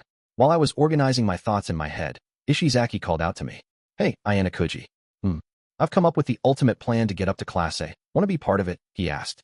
What he just said was so sudden that I was at a complete loss as to how to respond to him. Let me hear it. This ultimate plan of yours. Hell yeah, he replied, proudly pounding his chest with a thump. Get this. You come over to our class. Then, getting to Class A will be a sure thing, right? Huh? What the hell are you spouting all of a sudden? Asked Ibuki. If Ryuen-san and Ayanokouji join forces, we'd be unbeatable, dude. We'd be able to beat Sakayanagi and Ichinos. No, absolutely not, said Ibuki, rejecting the idea outright. So that was the ultimate plan Ishizaki had come up with. Huh, joining forces with Ryuen, HM? It's not a bad idea, I told them. Are you being serious? Asked Ibuki, looking at me with a look of disgust. I know, right? If you say you're going to join our team, then we'll welcome you with open arms. I think that you and Ryuen-san would actually get along pretty well, surprisingly. And you know, Albert, he likes you. When you came up in conversation the other day, dude got like super excited, said Ishizaki. This was the first I'd heard of Yamada Albert liking me. Wait, hold on. Could you really interpret however he felt as actually liking me? We'd hardly even interacted with one another. The only time I could remember doing so was when we met up on the roof that one time. Did he take a liking to people whom he fought with? Or something? If anything, I'd imagine he would resent me for it. It's not like he said that explicitly though, did he? Ibuki must have had her doubts too, because she asked Ishizaki about it. Dudes can just sense this kind of stuff. It's a hunch. Intuition. Yeah, that was a really unreliable hunch. If I did take this offer and join Ryuen's class, it was possible Albert might try to fight me again. Ishizaki had clearly come up with this idea all alone, and he was the only one who seemed to be getting increasingly excited about it. While I was grateful for his appreciation, I decided to give him a serious answer. It's not going to happen. What would you do about the 20 million points necessary for the class transfer? That's the basic requirement. Even though they had beaten Class B in the year-end exam, there was no way they had saved up that many points. Well, you know, Ryuen-san would come up with something, said Ishizaki. Yeah, there's no way he'd do anything, said Ibuki. You think? I think Ryuen-san would lend a hand if Ayanokouji decided to join us. I can't imagine he'd lend anything. I agreed with Ibuki on that point. He wasn't the kind of guy who would entertain such good-natured ideas. He wasn't going to go so far as to join forces with me to get to Class A. His pride as a man wouldn't allow it. Honestly, I didn't want him to be the kind of guy who'd allow something like that, either. It's honestly more fun for me to have you as my enemy than to be your ally. I'm happy to receive the offer, but I'll have to decline, I told them. That point was especially important, even before getting to the problem of having enough private points. Really? Damn. And I thought it was such a great idea. You really are a weirdo. You think it's fun being enemies? Said Ibuki with a snort. She didn't even turn to look at me once. Yeah, I'm looking forward to seeing what you'll do, I admitted openly. When I told her that, Ibuki responded with a show of disgust, acting like she was about to vomit.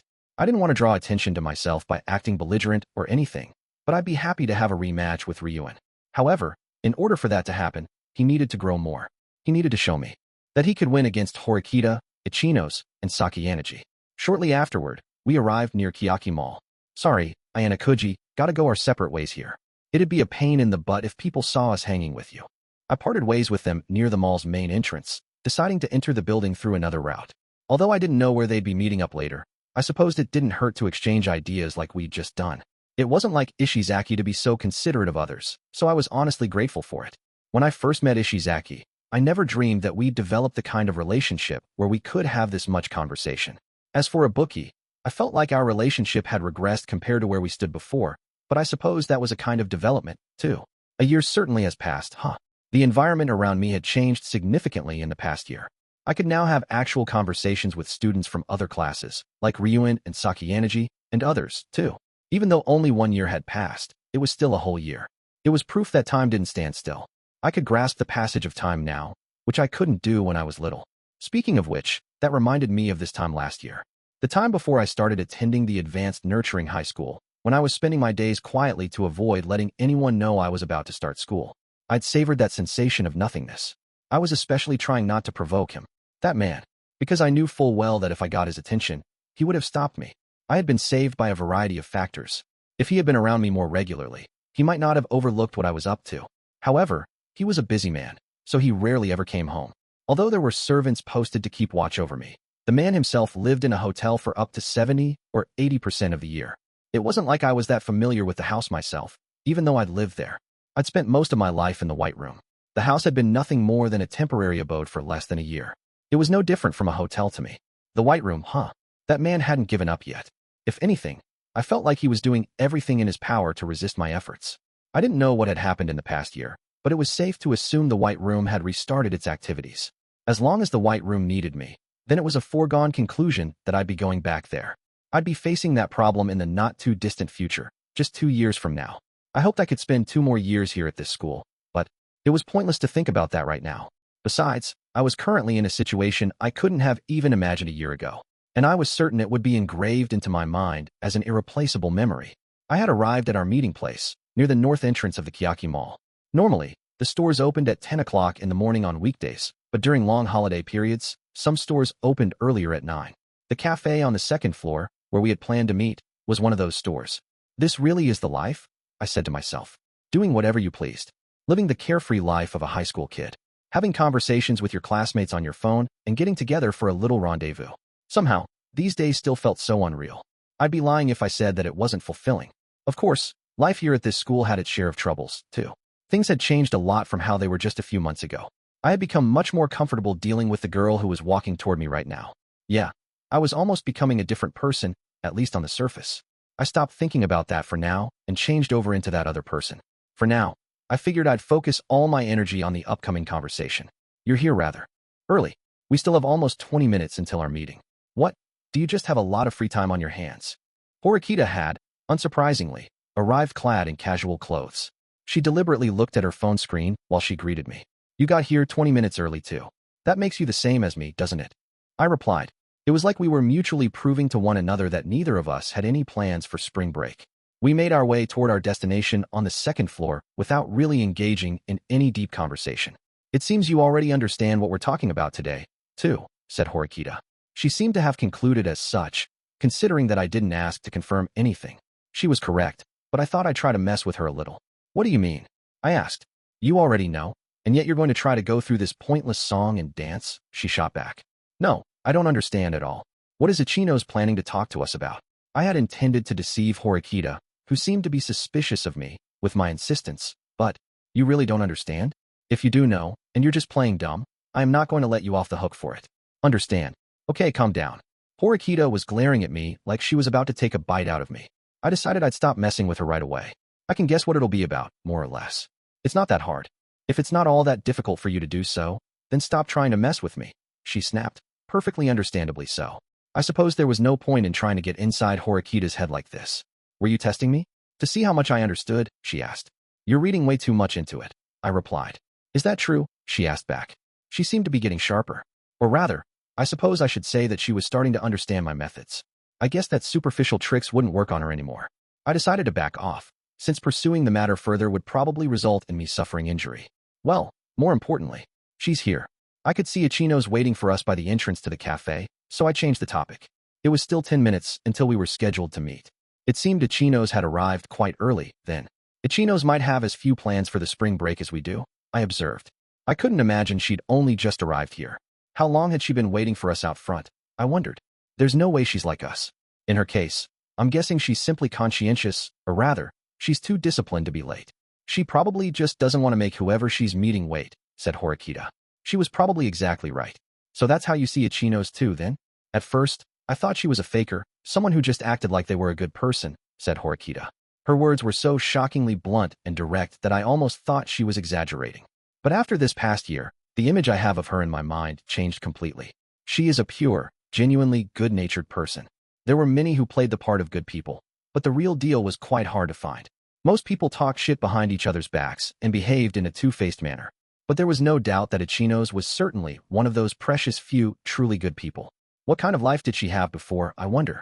That led her to becoming such a good person, said Horikita. That was the only thing I didn't have the slightest clue about. Being a good person is her strength. But at the same time, it's also her weakness, she added, letting out a sigh that seemed to indicate both admiration and concern for Ichino's as we approached. The more genuinely good someone was, the more bad people would take advantage of them. Do you think it'd be better to not be a good person? I asked. If you lived alone in the mountains, surrounded by nature, then it would be fine, sure. But if you want to survive in a competitive society, I think you should abandon the notion of being a completely good person, said Horikita. I see. But in her case, I'm sure that she'll continue to be a good person all the way until the end of her days, said Horikita. She was saying Ichino's would probably continue to be a good person even if it became a detriment to her. Even so, Ichino's knows how to make a distinction between right and wrong, good and bad. I'm sure she's prepared to do whatever it takes to get her classmates out of harm's way, I reasoned. If so, then that's great. Anyway, I think that's enough of this silly conversation, said Horikita. Her expression turned serious as she prepared herself for the discussion to come. We decided to stop our chit-chatting and called out to Ichino's. You're early, Ichino-san. I hope we haven't kept you waiting long, said Horikita. Good morning, Horikita-san, Ayanokouji-kun. Oh, and not at all. I only just got here myself. Ichino's welcomed us warmly, with a smile on her face like usual, clad in her personal clothes. I was sure that was just her being polite and giving us a cliché greeting, though. I had to wonder when she'd really arrived here. I guess it'll probably be pretty easy to find a seat first thing in the morning, I reasoned. It seemed like students were still few and far between here, so we were able to sit just about anywhere. Come on, order whatever you like. It'll be my treat, said Ichino's, lightly thumping her chest with her fist, with a whump, telling us that she'd take care of paying.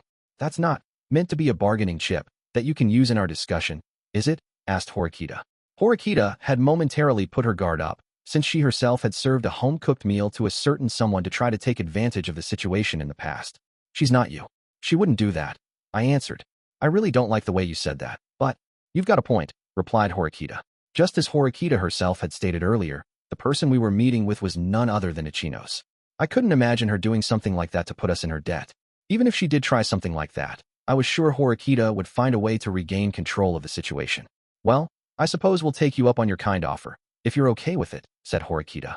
Of course. Please, go ahead. You can order first, Horikita-san.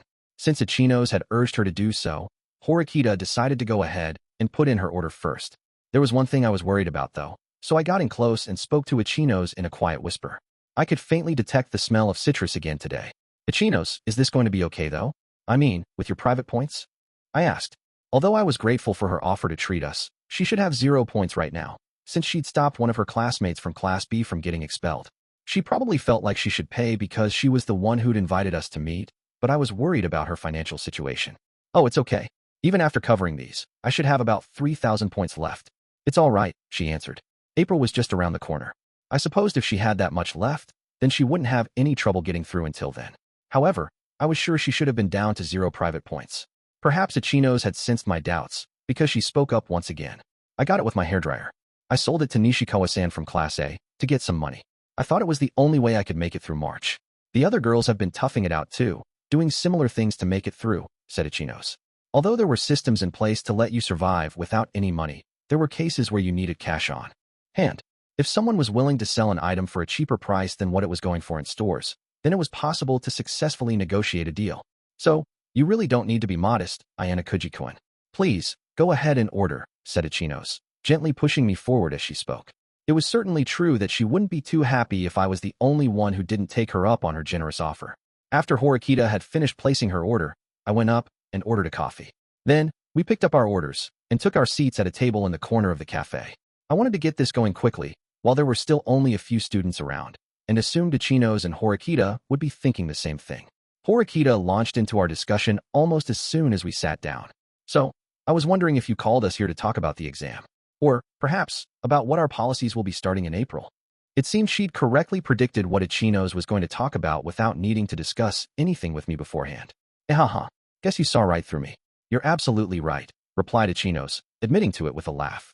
Even though she laughed, she still had a serious look in her eyes, proof that she understood this discussion wasn't in the least bit frivolous. Was it a bother that I called you out to talk? She asked. Not at all. I thought this discussion needed to happen soon, too. So it was nice that you reached out, Ichino-san. You're quite a popular person too, so I imagined it would have been hard to get plans put together, said Horikita. Oh no, not at all.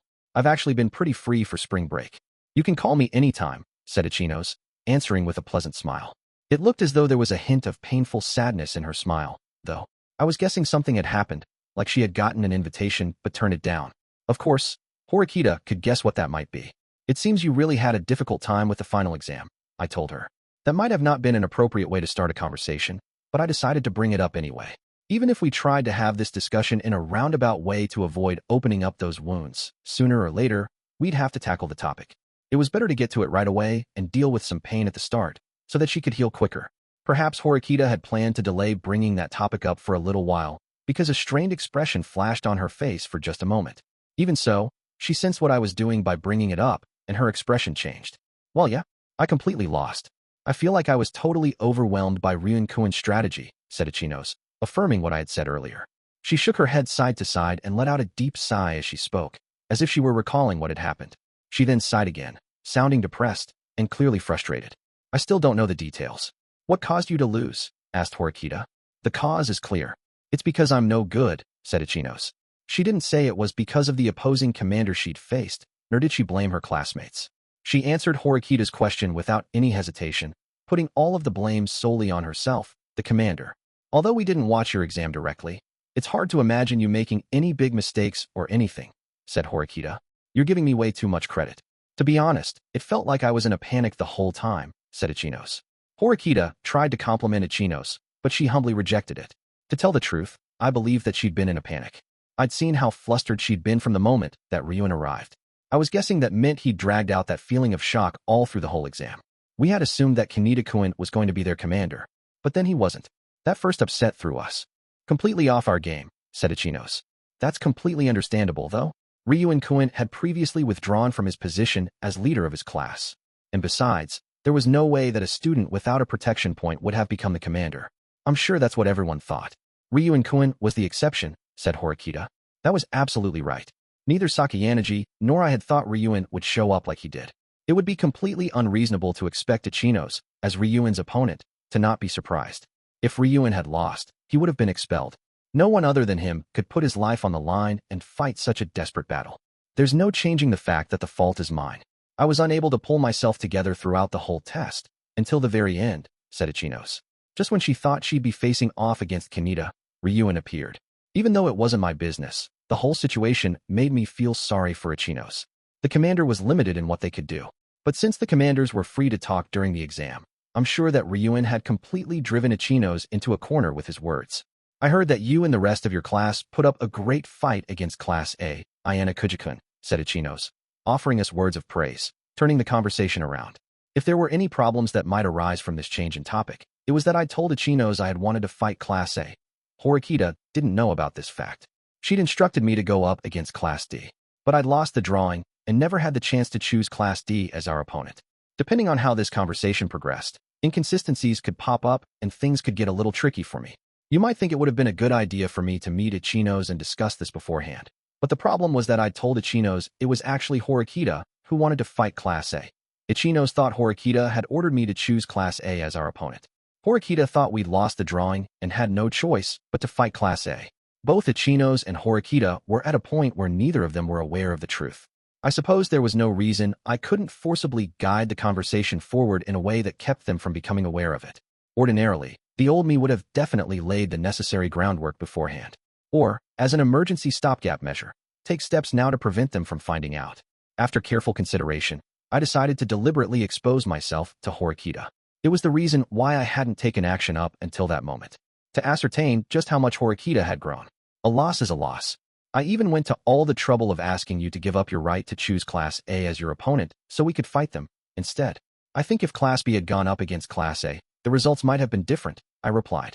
After hearing me make that offhanded comment, Horikita turned her gaze over at me, just for a moment. Of course, I didn't need to wonder about the meaning behind that gaze.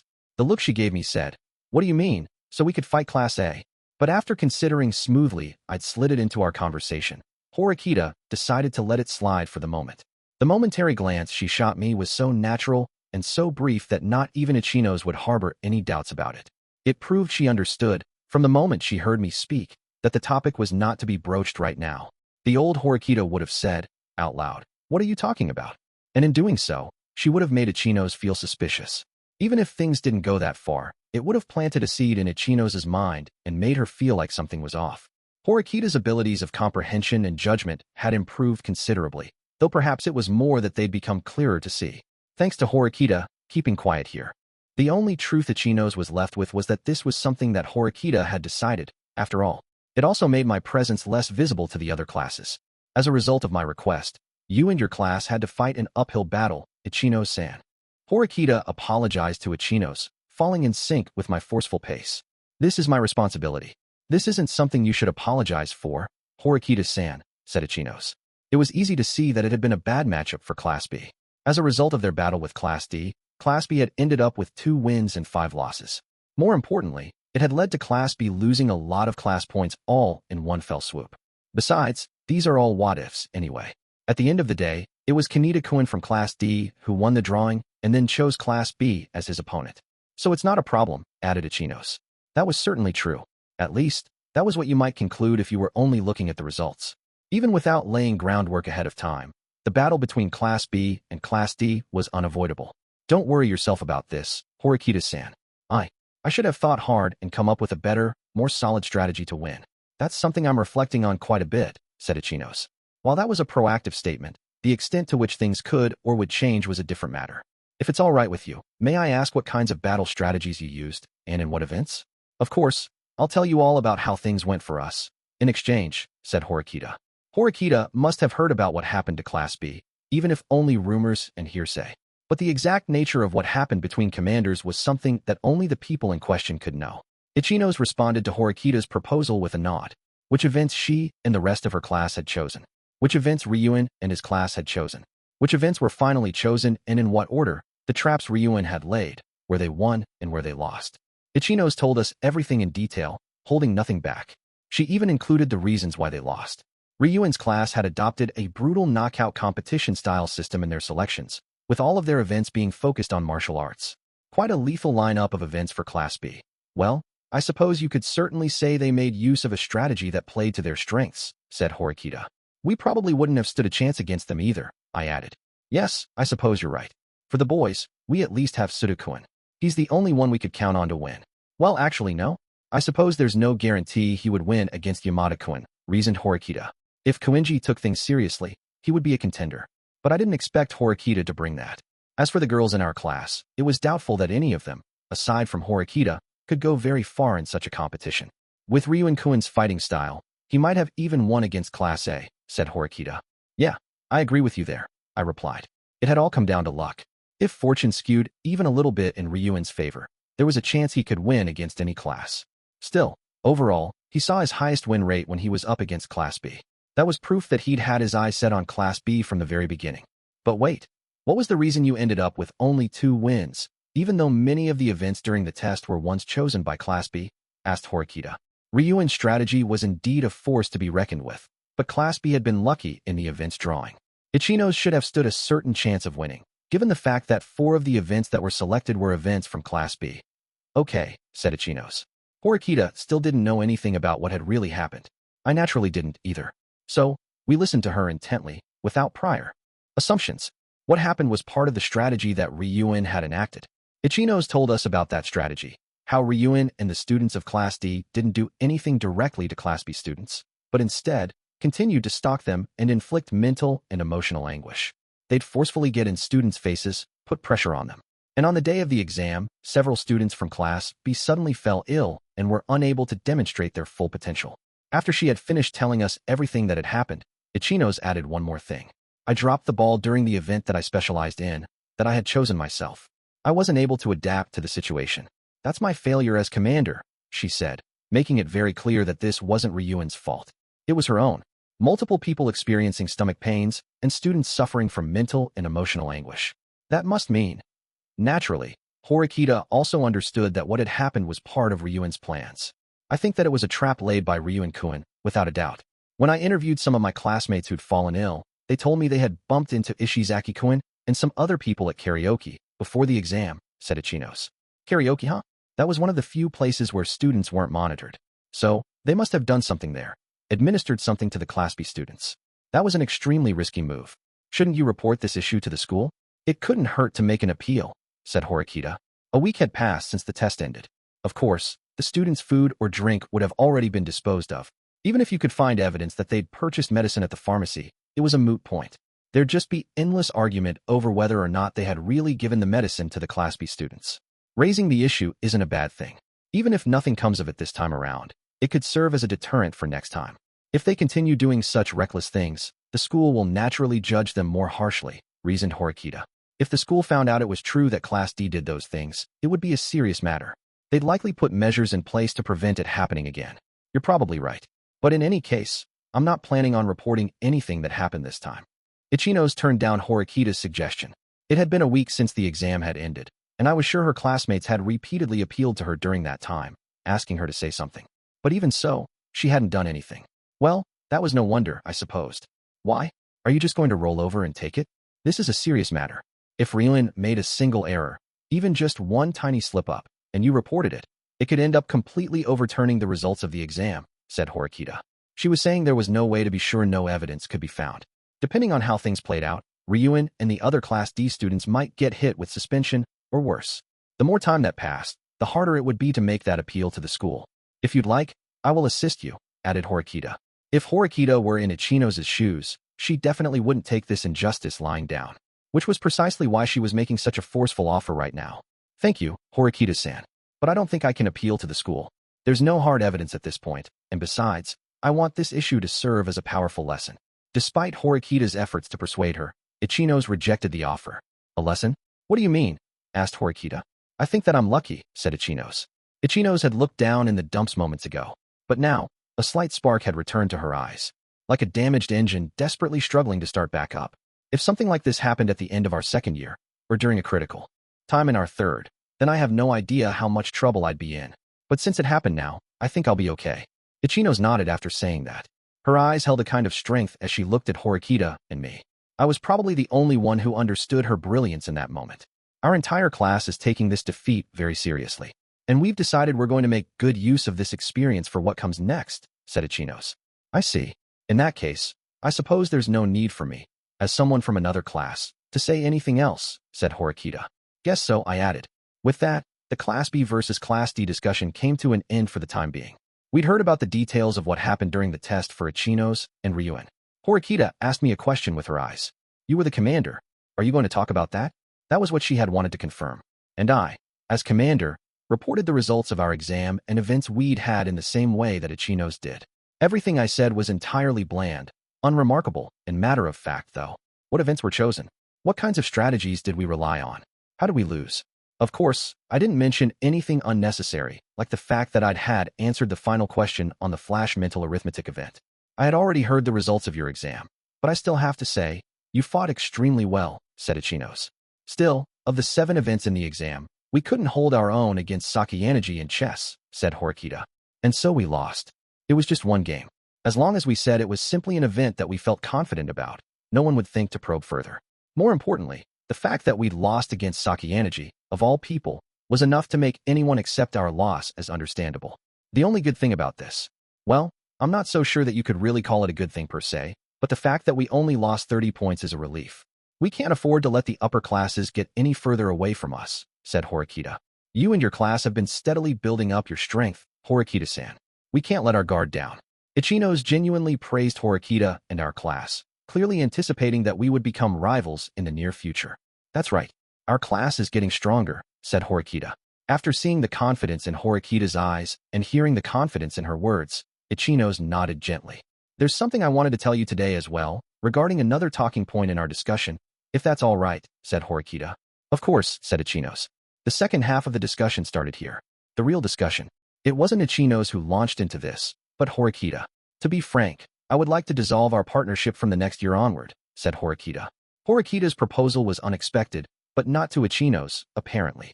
She seemed to have been prepared for it. I had a feeling you were probably going to suggest that, said Ichinos. We lost against Class A in the final exam of our first year, and we've been demoted back down to Class D.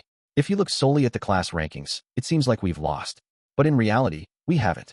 If anything, I think that we've closed the gap, said Horikita. That's true. Considering the fact you'd once been down to 0 points, that means your class gained the most class points over the year, Horikita-san. And on top of that, you only narrowly lost against Class A in that exam, with 3 wins and 4 losses, said Ichinos. It was easy to understand if you just did the math, but it looked like Ichinos was also aware of the truth. There was only a small difference in the numerical results. It wouldn't have been strange for the matchup to have gone either way. Although Tsukishiro's meddling had been a deciding factor in what happened, you could say that there was still a good chance we could have won. Even so, there's no way we can maintain a successful relationship. Ichinos didn't readily agree to dissolve the partnership. For example, could we perhaps hold for now and discuss this again once the gap in class points has narrowed further? I'm very appreciative of the offer. However, I don't think we should continue this cooperative relationship any longer, said Horikita. There were 2 necessary conditions for this relationship to be established and maintained. The first was that the gap in class points be wide enough to be difficult for us to bridge on our own. And the other was the higher level class in the relationship must be in a stable position. In May of last year, there had been a gap of 650 points, and Class B's point totals had been stable thus far. That was precisely why it made sense for our class, which was struggling at the time, to involve itself with Class B. But the situation was different now. Our class had gained over 300 points throughout the year, whereas Class B had ended up losing points near the end. The gap was closing significantly, which meant that neither of those 2 aforementioned conditions were being met. I would like to make it our definite goal to reach Class B or higher next year. And in order to overtake Class A, I plan to get us within the range of points we need, said Horikita. Ichinos seemed visibly shaken to hear Horikita announce such firm goals. I see. That makes sense. What Horikita had just said meant that she intended to defeat Class B, which was led by Ichinos, the person right in front of us right now. Of course, we couldn't really have an alliance if that was to be the case. Horikita had refused to continue our partnership, having concluded that a half-hearted relationship would be a complete hindrance to her goals. I trust you have no objections, Ayanokouji-kun, said Horikita. That's right. I'll follow your lead, of course. That's the correct call, if you want to get to Class A, I replied, nodding in response to Horikita's question. The decision she was making here wasn't wrong. Ichinos briefly closed her eyes and then took a deep breath. I am quite grateful to you, Ichinos-san, for offering to help us and offering us this partnership when we had no way to save ourselves. However, even if you resent me for this, from this point onward, we will be enemies, said Horikita. Ichinos listened to Horikita's firm decision with quiet acceptance. I would never resent you for that. Besides, we were originally enemies from the beginning. We just happened to make a temporary truce, is all. I am extremely grateful to you, as well, she said. Ichinos slowly opened her eyes once more. There wasn't a hint of hatred in her gaze when she looked at Horikita and me. I suppose we'll be real enemies from our second year here, she said. Yes, replied Horikita. Ichinos offered her hand to us. Horikita took it and shook it firmly. I was sure Horikita had been running some calculations in her mind about what Class B's strengths and weaknesses were, about how we could defeat them. I was also sure that, similarly, Ichinos could see things about us, like the strength our class possessed. How would we deal with each other? That was something we needed to think about. And so, our short conversation came to an end with that handshake. Starting in April, a full-blown battle with Class B would begin. For point 2W, he had finished our meeting and parted ways, but Ichinos decided to stay at the cafe for a little while longer. With the defeat she'd suffered and the dissolution of our partnership, I was sure there were a lot of things she wanted to think about right now. Deciding to head back to the dorms, I reached the stairs and made my way down. Wait a minute. While I was on my way back from the cafe in Kiyaki Mall, Horikita called out to me, stopping me in my tracks. I was about to turn around, but she said something else. Don't turn around to look at me. There's something I want to ask you, and I want you to keep your back to me while you answer. That was what she asked of me. In consideration of how serious she sounded, I decided not to turn around, a signal that I was agreeing to her request. What's this all about, all of a sudden? What do you mean, all of a sudden? I think you owe me an apology. She replied, her anger-filled voice hitting me in the back. I don't understand what you're talking about, I replied. I tried to play innocent. But Horikita cut straight to the heart of the matter without any hesitation. So you talked things over with Ichino-san from Class B ahead of time, so that you could fight with Class A, huh? She asked. Oh, that, I answered.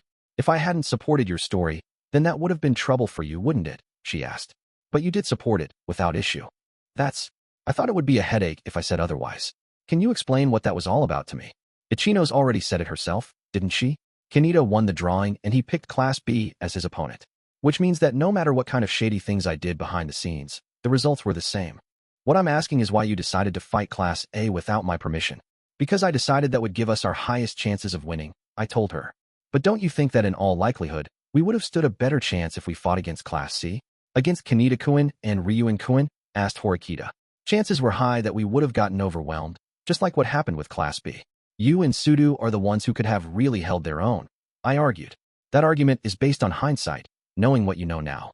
At the time, Class D should have been the logical choice of opponent, said Horikita. I could tell from the sound of her voice that she'd taken a step toward me. Even so, she didn't close the distance between us significantly. Am I wrong in what I'm saying? She asked. No, not at all. It's true that fighting Class A posed the greatest drawbacks. I can't deny that. I'll put aside the matter of you ignoring my warnings. Why did you choose Class A? She asked. Even though she understood that it was a decision I'd made entirely on my own, I supposed it was that point in particular that she couldn't figure out. Why do you think? Do you understand why I laid the groundwork for that to happen? I asked.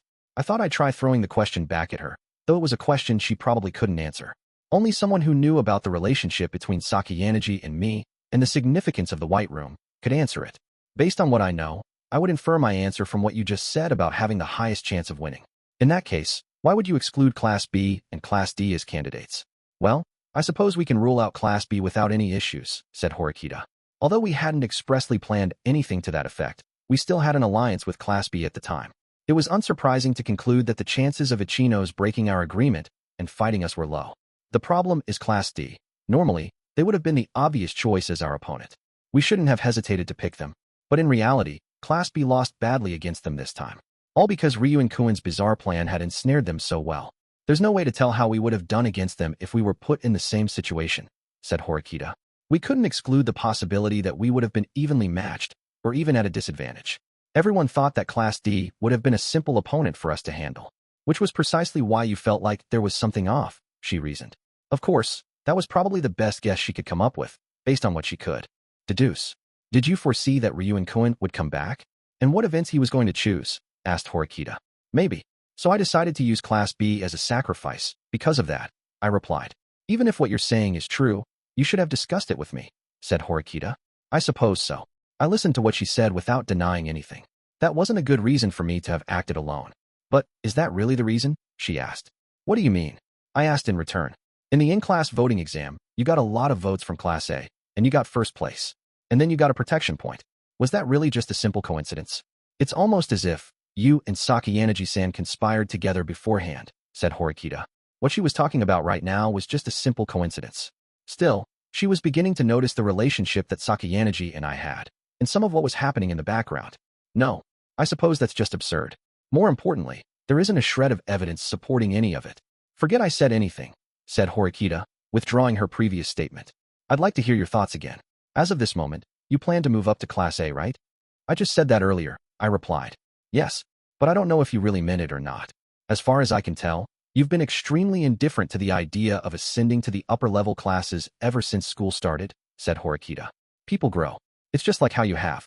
You've grown so much that I feel like I was mistaken about my impression of you when you first started school here. I replied. In fact, I had started to begin entertaining the idea of aiming for the higher-level classes. But I suppose that it was understandable that Horikita would doubt me and think she couldn't trust me. Especially because I hadn't exactly been cooperative so far. It wouldn't be a surprise if she considered me unsettling. That's right. People do grow. And viewpoints change, too. Though possibly still dissatisfied, Horikita seemed to forcibly convince herself to believe what I said. However, our talk didn't seem like it was going to end there. Our class has grown. There is a definite sense that we're getting stronger. However, that still isn't enough. Your help is absolutely vital in order to reach Class A, said Horikita. Meaning? I asked. Up until now, You've been cutting corners and putting in minimal effort in both academics and physical activities. It's certainly true that if your performance is average, you aren't dragging the class down. But it doesn't mean you're contributing, either, said Horikita. That was painfully true. In terms of actually, visibly contributing to the class, I'd hardly done anything. I wonder if you can release yourself from those restrictions for me. I want you to fully commit yourself to whatever you do in the days that come. That will prove you have the will to move up to Class A, said Horikita. What she said wasn't a threat, nor was it a request. She was simply saying things to see my reaction. Of course, the fact that she'd make such barbed comments just amused me. I refuse, I replied. I knew it, said Horikita. Rather than looking exasperated, she let out a snort, as if she'd known that was how I'd respond. You're all talk. You don't have any intention of helping us get to Class A or anything, said Horikita. At the very least, not at present, no, I shot back, in some verbal tit-for-tat. Huh? At present? She asked. She'd thought that she'd never be able to get me to cooperate. But now I was willing to make some compromises. Keep in mind that a year's worth of activity has led to this point. I've been this way for that whole year. If I suddenly start going all out after spring break, forget about our classmates, everyone in our grade. No, everyone in the school would start talking. I want to avoid that happening as much as possible, I told her. I will acknowledge that you are an excellent student, but you seem to have quite a high opinion of yourself. If we were to focus just on academics alone, there's Yukamura-kun and I just in your class. In other classes, there's Ichino-san and Sakayanagi-san. And I'm sure there are many other students out there whose names could be added to that list of top scorers, aren't there? I'm not so sure you can stand toe-to-toe with them. Horikita dismissed this out of hand, suggesting it wasn't like I could be counted with those students. Although I suppose it's certainly true that if there's suddenly this big gap between how you were then and how you are now, it'll make you conspicuous for a time, she added. But if you end up settling in the top 10 to 20% of our grade, I'm sure you'll quickly be accepted as one of the top-tier students. It's not uncommon for students to see their grades improve dramatically in a short period of time. Apparently, that was the conclusion she'd arrived at after giving it some thought. If her statements were accurate, then that certainly might be the end of this discussion. If they weren't, however, this was not over.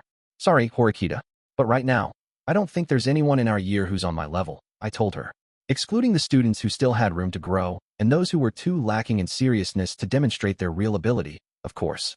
Wow, I'm honestly dumbfounded by the size of your ego, snapped Horikita, not believing what I had just told her. Just because my brother had his eye on you doesn't prove anything. You haven't once clearly shown me just how incredible you are. What you've seen from me so far wasn't enough then. I asked, do you have any proof that you're the best at academics? No, wait. Proof that you're the best in anything, even outside of academics? You need to be good enough to win no matter what for me to accept such a grandiose claim. It was just one event, sure, but you did lose in that chess game against Sakayanagi-san. I will admit that you were both playing at an unbelievably high level, but a loss is still a loss. How can you possibly say no one in our grade level is a match for you? Said Horikita. You're free to see things however you want, Horikita. What I said earlier might very well be a simple bluff. And in the end, you just run away. You're just an insincere liar. In that case, will it make you happy if you just stick me with that label and call it a day? When I asked her that question in return, she fell silent. If letting off some steam and calling me that satisfied her, the conversation would simply come to an end right here. I decided to move to take a step forward, acting like I was about to descend the stairs. Let me test you, said Horikita in a forceful tone. Test what? I asked. Your true abilities. Although I understand to some extent that you are intelligent and quite physically skilled, I can't get a full read on you. It's like grasping at air. Your abilities remain entirely unclear. Was she saying she wanted to evaluate me based on her own metrics? I want to know if your abilities are worth hiding, she added. Are you confident that you can measure my abilities accurately? I asked. I'm confident that I can get a higher score than you on a written exam. And I'm also confident that I can win against you in a fight, if I seriously throw down, said Horikita. It was certainly true that over the past year, Horikita had always scored higher than I did on tests. I could also understand why she'd say the last part, even though men held an advantage in speed and muscle strength. If you factored in technique, she would hold the edge if we fought. In fact, Horikita had even put up a good fight against a bookie when she was feeling physically unwell. On top of that, she'd seen me and her brother have our little fight shortly after starting school. Based on what she'd seen, she felt confident that she could beat me. In that case, how are you going to test me? I asked. There are countless ways we could do this. We could compete by taking a written test in your room, said Horikita. She had told me not to turn around because she wanted to avoid using anything other than our words and our voices to bargain with me. You could read a lot of emotions just through eye contact. She had determined that was a disadvantageous position to be in. The one thing she didn't want was to play mind games with me, So she was wary. I'm fine with that, but this is all so one-sided. I don't gain anything from this, I told her. Is this really an issue of loss or gain? You've been hiding your true abilities, and you've been dangling that secret right in front of my face. If you don't accept my challenge right here and now, I could force your secret out and expose you, thus dragging you out into the open, couldn't I? After all, you've been getting quite a lot of attention lately.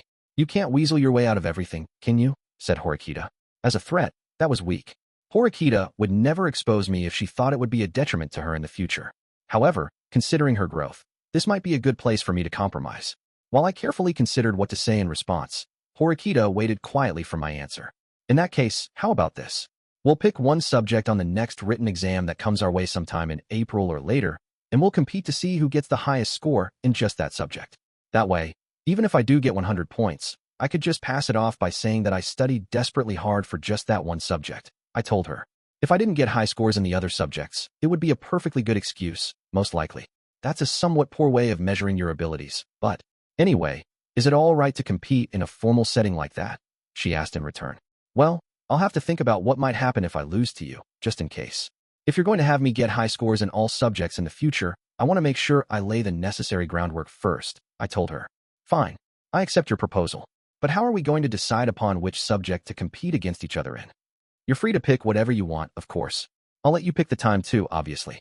Also, I'm fine with you only telling me what subject we'll be competing in on the day of the exam, right before the test begins, I told her. I see. For you to win this without any prior notice of the subject would mean at minimum that you'd be required to study all subjects equally on a regular basis, every day. This lets me gauge your overall abilities to a certain extent, even if we're focusing on just one subject, said Horikita. I was sure this would go some way toward convincing her. If I win, I will conclude that your abilities aren't all that significant. Then, from that point onward, I'll be expecting you to tackle every issue we come up against to the best of your ability. Is that all right? Asked Horikita. Sure. But if I win, I want you to do one favor for me, I told her. All right. I suppose it would be unfair if this arrangement were one-sided. What favor? Don't know. I'll think of something. Now that's just sneaky. If I agree to your terms for this contest, it would mean I'd have to deal with some potentially absurd demand from you if I lose, said Horikita. Are you already worried about what's going to happen when you lose? I thought you'd be much more confident about this. I can't believe you, she huffed. You don't have to force yourself into doing this. If you're not feeling confident, we can just scrap this whole contest idea altogether, I replied, telling her that, though only ensured Horikita could know. Longer back down. Fine. If I lose, then I'll do whatever you ask, no matter what it is. That's fine. All right. It's settled, then. And so, Horikita and I had made our decision to compete with each other on the very next written exam that came our way, sometime in April or later. Horikita walked forward and stood next to me. Then she continued walking, descending the stairs. I'm looking forward to this. To directly doing battle with you. Of course, I was sure she'd exhaust all possible means to prepare for this exam. As for me, I supposed I'd just do things like I always did. I watched Horikita, firm in her determination, walk away. As I stood there, she gradually disappeared from view. Now then, what should I do next? I wondered aloud.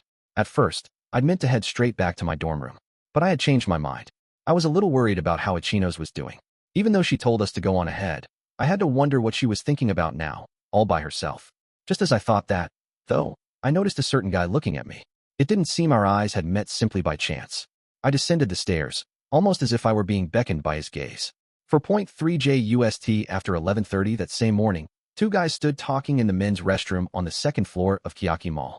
One of them was the leader who'd stepped down from his throne, only to later re-emerge, taking to the stage once more. Ryuen Kakeru. The other was Hashimoto Masayoshi, a student from Class A, which had managed to maintain their position all throughout the first year. They hadn't met up by accident. Hashimoto had contacted Ryuen and specifically chosen this location for not having many people around. So, what kind of devious scheme are you going to tell me all about, since you've called me all the way out here? Asked Ryuen. Come on, man, devious schemes? That just makes me sound disreputable. I thought we could just recap our first year of school, is all, said Hashimoto, acting like he was trying to wheedle something out of Ryuen. Ryuen didn't dislike guys who always had that sort of vibe about them, like they were evasive or shifty. However, he didn't like them, either. He found muscle-bound idiots like Ishizaki and Ibuki to be easier to understand and preferable to be around. Of course, Hashimoto didn't trust Ryuen either, nor did he think Ryuen trusted him. They had the kind of relationship where they came together only when their interests aligned. But they both knew that that kind of relationship could sometimes be a powerful connection. So, Seems like you really beat the crap out of Class B during the year-end final exam, huh? Can I assume that you're back in full force then? Asked Hashimoto. Who can say? Maybe I just did that on a whim, said Ryuen without a hint of seriousness, crossing his arms and smiling. A whim, huh? If so, that sounds like the scariest whim ever, dude. I can't even begin to imagine how bad it'd be if you decided to target Class A on a whim. Hashimoto briefly and casually threw up both his hands, as if raising a white flag, saying he didn't want to fight. Are you that worried about what I'm up to? Asked Ryuen. You retreated all the way to the back, and then returned to the forefront. It'd be weird if I wasn't worried, said Hashimoto. People were significantly more concerned about the movements of individuals who could potentially become obstacles in their path. Did you come here snooping around on Sakayanagi's orders? Asked Ryuen. Unfortunately, that's a question that I can't easily answer, replied Hashimoto. Although Hashimoto was being vague, Ryuen knew that he wasn't sniffing around on Sakayanagi's orders. He'd deliberately mentioned her name, trying to get a feel for Hashimoto based on his reaction. So, what are you planning on doing now? Asked Hashimoto. What the hell do you think I'm gonna do? Ryuen shot back with a sneer, closing the distance. Between them, Hashimoto stiffened slightly, his body getting into a defensive posture so that he could defend himself, just in case something happened. Even though Hashimoto had chosen this location himself, there weren't very many people around here. If something did happen, there were no surveillance cameras here to guarantee his safety. The idea that he should record this conversation on his cell phone, both audio and video, had surely crossed Hashimoto's mind, but he risked destroying his relationship with Ryuen if he got caught doing something like that. Don't go thinking you can score an easy win just by playing it smart and being a double agent, okay? The kind of pressure that Ryuen exerted when he spoke, even though he was smiling, was far, far different from what an ordinary person could do. Heh, wow. I guess even though your class certainly qualifies as in the rough, I guess that makes you the diamond in the rough. You really pack a punch, said Hashimoto. Even though Hashimoto was a little flustered, at the same time, he seemed pleased. Class A was a rock. They were stable. However, depending on Sakayanagi's whims, things could go up or down. And should the time come when they went down, it would most likely be Ryuen's class that rose up and won. Therefore, it was only natural that Hashimoto would want to try to stake a claim himself, which was precisely why Hashimoto then brought up a point he knew he ought to refute. Sorry, Ryuen, but I'm not planning on settling things with only 2 classes. Cuckoo. What does that mean? Well, it's a little early, but Hashimoto took out his phone and deliberately showed Ryuen the screen for a brief moment. While he was proving to Ryuen that he wasn't recording this conversation, he was also showing him that he was about to place a call to someone. The call only lasted a few seconds. Ryuen immediately recognized that the person on the other end of the line had been waiting for Hashimoto to call. Come on over. We're still at the place I told you about. With that short message, Hashimoto ended the call. Who do you think that was, Ryuen? No idea. Ayanokouji. Ayanokouji? Ah, I thought it might be him. Ryuen didn't panic even after hearing that name. Hashimoto's scheme to suddenly throw Ryuen off guard and get some information out of him had failed, but he wasn't ready to give up yet. He pressed the matter. Can you guess why I called Ayanokouji here? Asked Hashimoto. Nope, answered Ryuen, clearly and distinctly. He then immediately followed up and pressed Hashimoto in turn. Did you really call him, though? Because it doesn't look like it to me. Hashimoto had planned to spring a trap on Ryuen, but Ryuen had easily turned the tables on him. Christ, dude. Guess some casual bullshit isn't gonna cut it for you, huh? Hashimoto had hoped mentioning the name, Ayanokouji, would make Ryuen react differently than usual. But instead, Ryuen was acting like the name was no big deal at all, like he couldn't be bothered with this. What kind of nonsense are you spouting? Is there something going on behind all this, Hashimoto? It was precisely because Hashimoto was worried about Ayanokouji that Ryuen suspected something else was going on. There was no sign that Ryuen was putting on an act, but even so, Hashimoto couldn't completely shake his distrust of Ayanokouji and Ryuen. It was hard to imagine that Ryuen, who'd been the king of his class, could have been so easily overthrown by Ishizaki and the others. Hashimoto could also see Ayanokouji's shadow flickering over a series of actions that Sakayanaji had taken. If he had just one more piece of information, he could be certain. The person I called was. The sound of footsteps could be heard approaching the second-floor restroom. Then, the figure of a lone male student came into view. Oh ho, looks like you called someone pretty interesting over, Hashimoto said. Ryuen. The person who appeared before Ryuen and Hashimoto was Kenzaki Ryuji, from first-year Class B. And so, 3 people who never normally interacted with one another had gathered in one place. He said he wanted to come talk with you. So, I decided to bring you together, said Hashimoto. So, what do you get in return for it? Asked Ryuen. Ain't that obvious? A connection with Class B. Sakayanaji took a cheap shot at Ichinos, meaning you guys should be enemies. Did you seriously think Kenzaki would go for something like that? Asked Ryuen. Sure he will. Isn't that right, Kenzaki? Asked Hashimoto. I don't trust you, Hashimoto. But I do think that you're worth using, said Kenzaki. There you go. Hashimoto had appealed to Kenzaki, saying that they could work together if their interests were aligned. Smiling flippantly, Hashimoto placed his hand on Kenzaki's shoulder. Come on, just hear him out. For me, said Hashimoto. I getcha. So this is what you meant when you said you weren't going to settle things with just 2 classes, huh? So far, Hashimoto had only been interested in Ryuen's class. However, once Ryuen had retreated, he shifted gears, broadening his scope. Yep, I plan to plant some seeds in Ayanokouji's class later, too, said Hashimoto, announcing what move he planned to make in hopes of saving himself, no matter which class came out on top. However, Ryuen's interest had already shifted away from Hashimoto and to Kenzaki. You're not going to say something that'll bore me to tears, will it? I have no idea what you're expecting, but it's not going to be anything that will make you happy. Kenzaki continued undaunted, even before Ryuen. The year-end final exam. I wanted to talk about what happened then. That's all. What? You're going to tell me about how you feel about getting completely and utterly crushed. Sorry, Ryuen. I don't think I lost to you, said Kenzaki. After hearing Kenzaki's forceful statement, Hashimoto whistled. You only snatched a victory because of dirty tricks. Nothing more. Don't forget that, added Kenzaki. Kenzaki was proud and confident of the fact that if they had fought fairly, they could have competed on even ground, or that Class B would have had the upper hand. Victory had been stolen from them because of Ryuen's underhanded tactics. Big deal.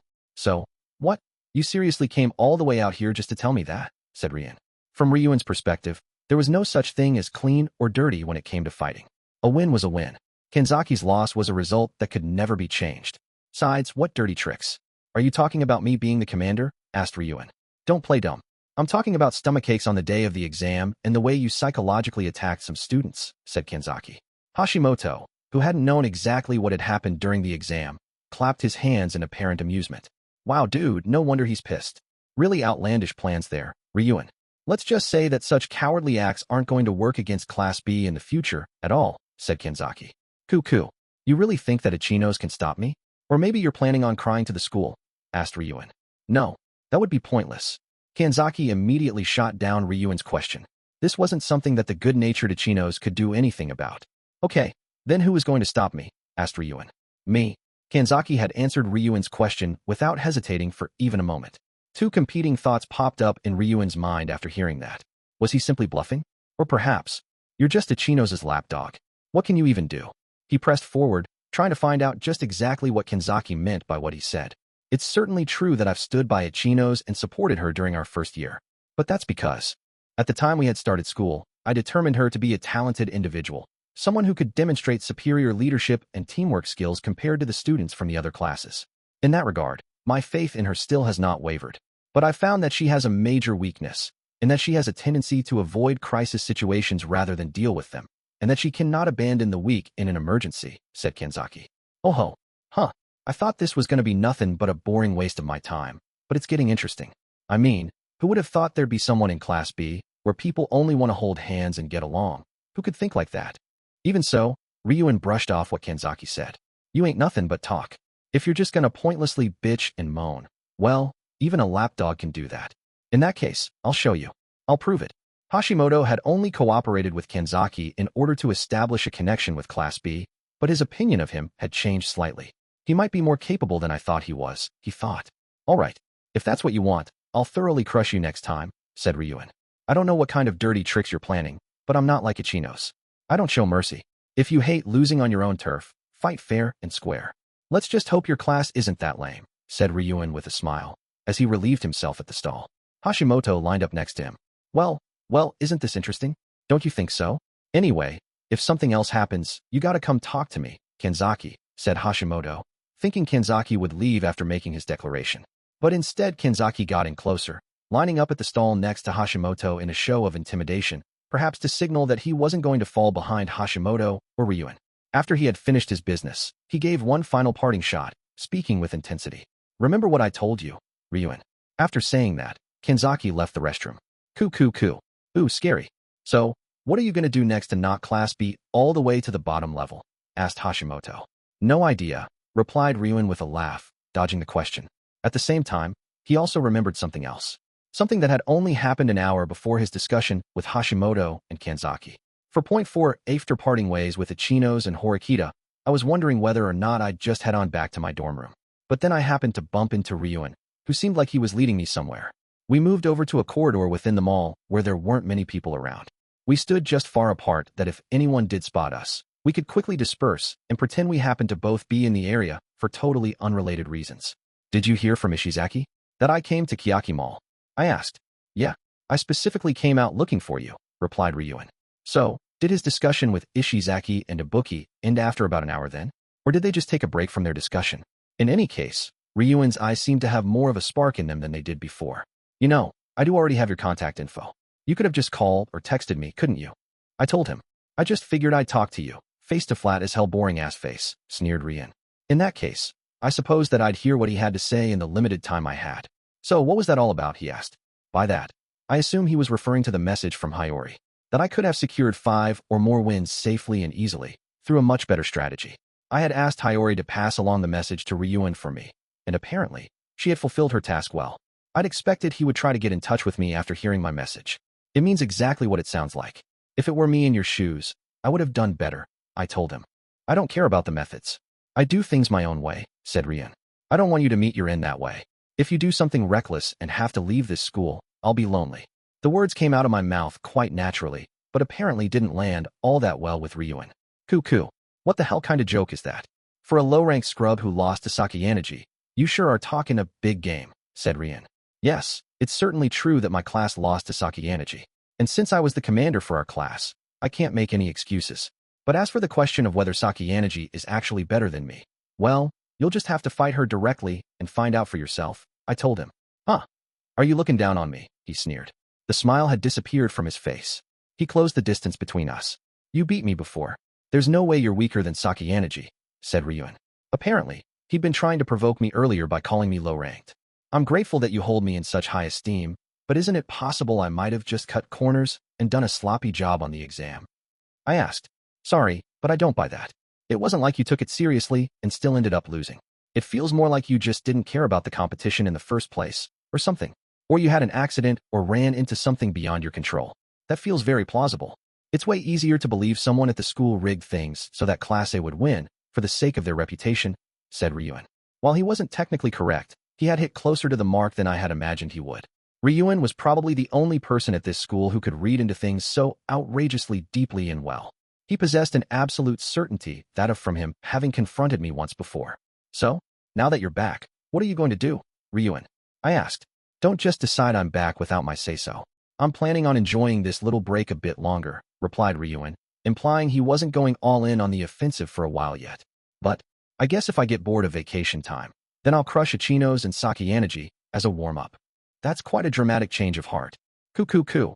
Yeah, I suppose so. I'm surprised at myself, too. I didn't think I'd be this eager to go and get my revenge on you so soon. I see, I replied. It seemed the snake was about to wake from hibernation. When that happened, neither Class B nor Class A could afford to ignore Ryuen.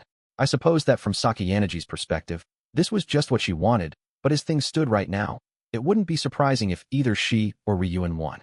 Well, I'm quite grateful for that. If you crush Ichinos and Sakayaneji first, then everything will work out just as I hoped. My path to the top will be smoother for it, I told him. The upper-level classes getting all tangled up and fighting one another was an important part of our plans to reach the top ourselves. I thought you didn't care one bit about class rankings and stuff, said Ryuen. Things are a little different now. Our class will be high in the ranks around this time next year. Even if I'm no longer in the class at that time, I told him. Huh. Ryuen eyed me suspiciously after hearing the part about me no longer being in the class. I might be put into a position where I'll be targeted in the future.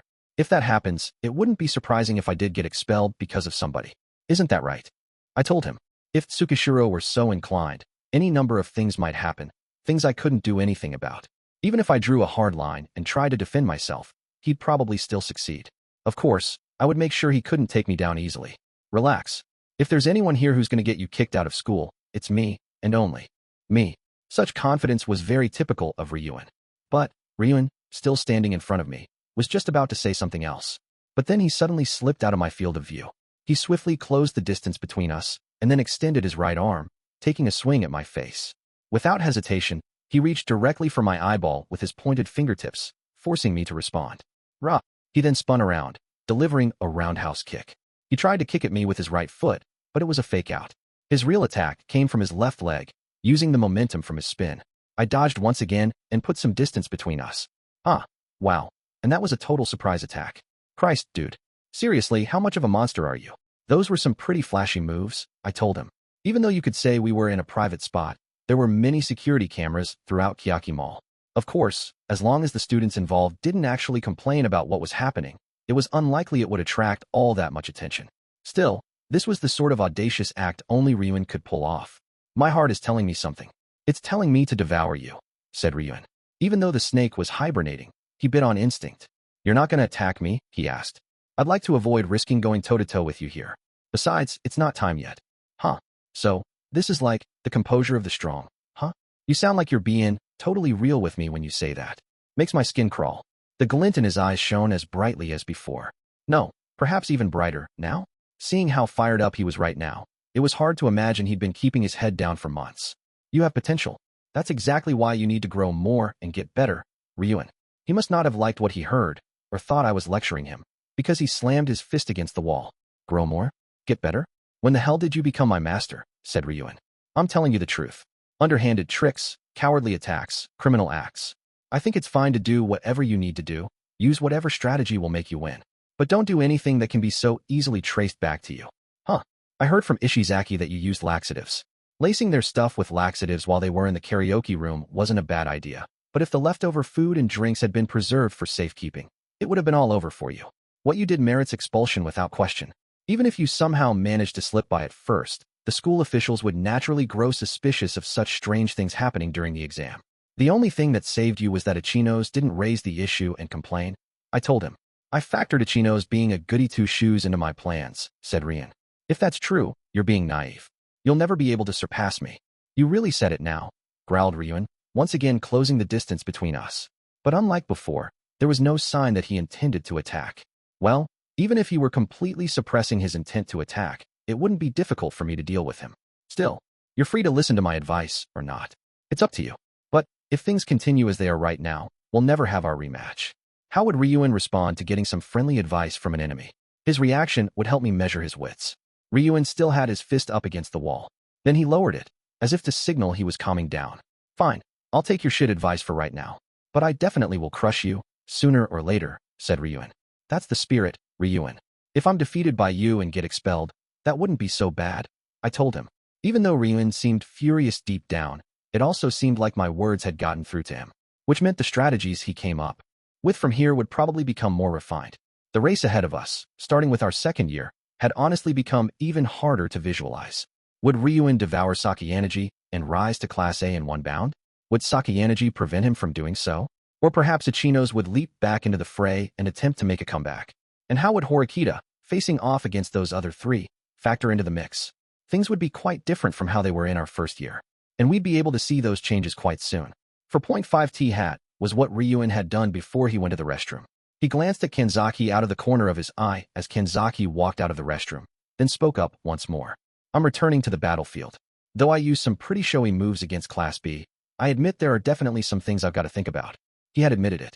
In order to defeat Ayanokouji, he would need to admit to the things that he should. Well now, that's pretty commendable, dude. And here I was thinking that you were all about using dirty tricks. So, you're planning on fighting fair and square, just like Kenzaki wants, huh? Asked Hashimoto. Huh? Who said anything about that? Replied Ryuen. Oh, I took advantage of Ichinos' naivete and won big. But doing that ended up giving them too many opportunities to hit me back. That's why the small fry's gotten all cocky, said Ryuen. I see. It wasn't his usage of cowardly methods that he ought to be reflecting upon. It was the fact that he left himself vulnerable to attack. Next time, I'll crush them even harder, and in an even flashier way. No matter what Kenzaki had proposed, Ryuen wouldn't be going along with it at this stage. If he had really hidden his fangs, he would understand soon. You've grown over this past year yourself, Ryuen. I'm sure glad we got to connect. Looks like I'd better seriously consider the possibility that Sakayanagi might be devoured by you, said Hashimoto. The eagle-eyed Hashimoto was also getting closer to Class B, vigilantly watching for an opportunity, so that no matter which class won in the end, he'd be able to graduate in Class A himself. For .6 JUST afternoon, it started pouring rain like someone was upturning buckets overhead. Over 30 millimeters of rainfall. For some reason or another, I couldn't bring myself to head back to my dorm, so I stayed at Kiyotaka Mall by myself. There were lots of conveniences around campus. So even in sudden rainfall, it was never all that difficult to get back to the dormitories. Provisional umbrellas were made available for students who didn't have any, and since they were free as long as you returned them on time, more than a few students took advantage of the offer. Some of the students who'd gone out to have fun this morning hadn't brought umbrellas with them, to reduce the amount of stuff they had to carry around. That being said, today was a bit of an exception. When it was raining this hard, you'd be completely soaked even if you had an umbrella. Doesn't look like it's going to let up at all today, I muttered to myself. If the forecast was correct, it sounded like the downpour was supposed to keep coming down from noon today until tomorrow morning. My phone's notification sound went off from time to time. Each time it did, I saw that people in the Ayanokouji group chat were talking about the rain, as well as other miscellaneous topics as well. Right now, it seemed like they were talking about how the rain was really coming down. What should I do, I wonder? I muttered to myself. I didn't feel like participating in the chat, so I decided to just leave the messages on read for the time being. I stared blankly at the screen, looking through the messages in the chat group. Then, I would look outside the window at the rain, as if I suddenly remembered something. I repeated that process several times. An unproductive waste of time. It was nice to spend time like this every once in a while, though. Instead of going back to the cafe, I sat down on a random bench and spent some time just zoning out. But it wasn't like I was going to just sit here and do this for hours. After listening to the sounds of the rain for about 20 or 30 minutes, I decided to leave. I ran my student ID through the machine and rented an umbrella. Even though the lower half of my body would get wet, especially the part below my knees, that was still way better than not having an umbrella at all. Then, when I went outside to make my way back to the dormitories, I saw a familiar student near the mall exit. It was Ichino's. Even though she was standing in the heavy rain, she wasn't holding an umbrella. She must have been at Kiyotaka Mall this whole time. She hadn't been hanging out with her friends though. She had been alone. Maybe she had a lot going through her mind after she parted ways with Horikita and me. I guess she was probably trying to wrap her head around the situation. Huh, I said to myself. But from the looks of things, it didn't seem like she had been able to do so all that well.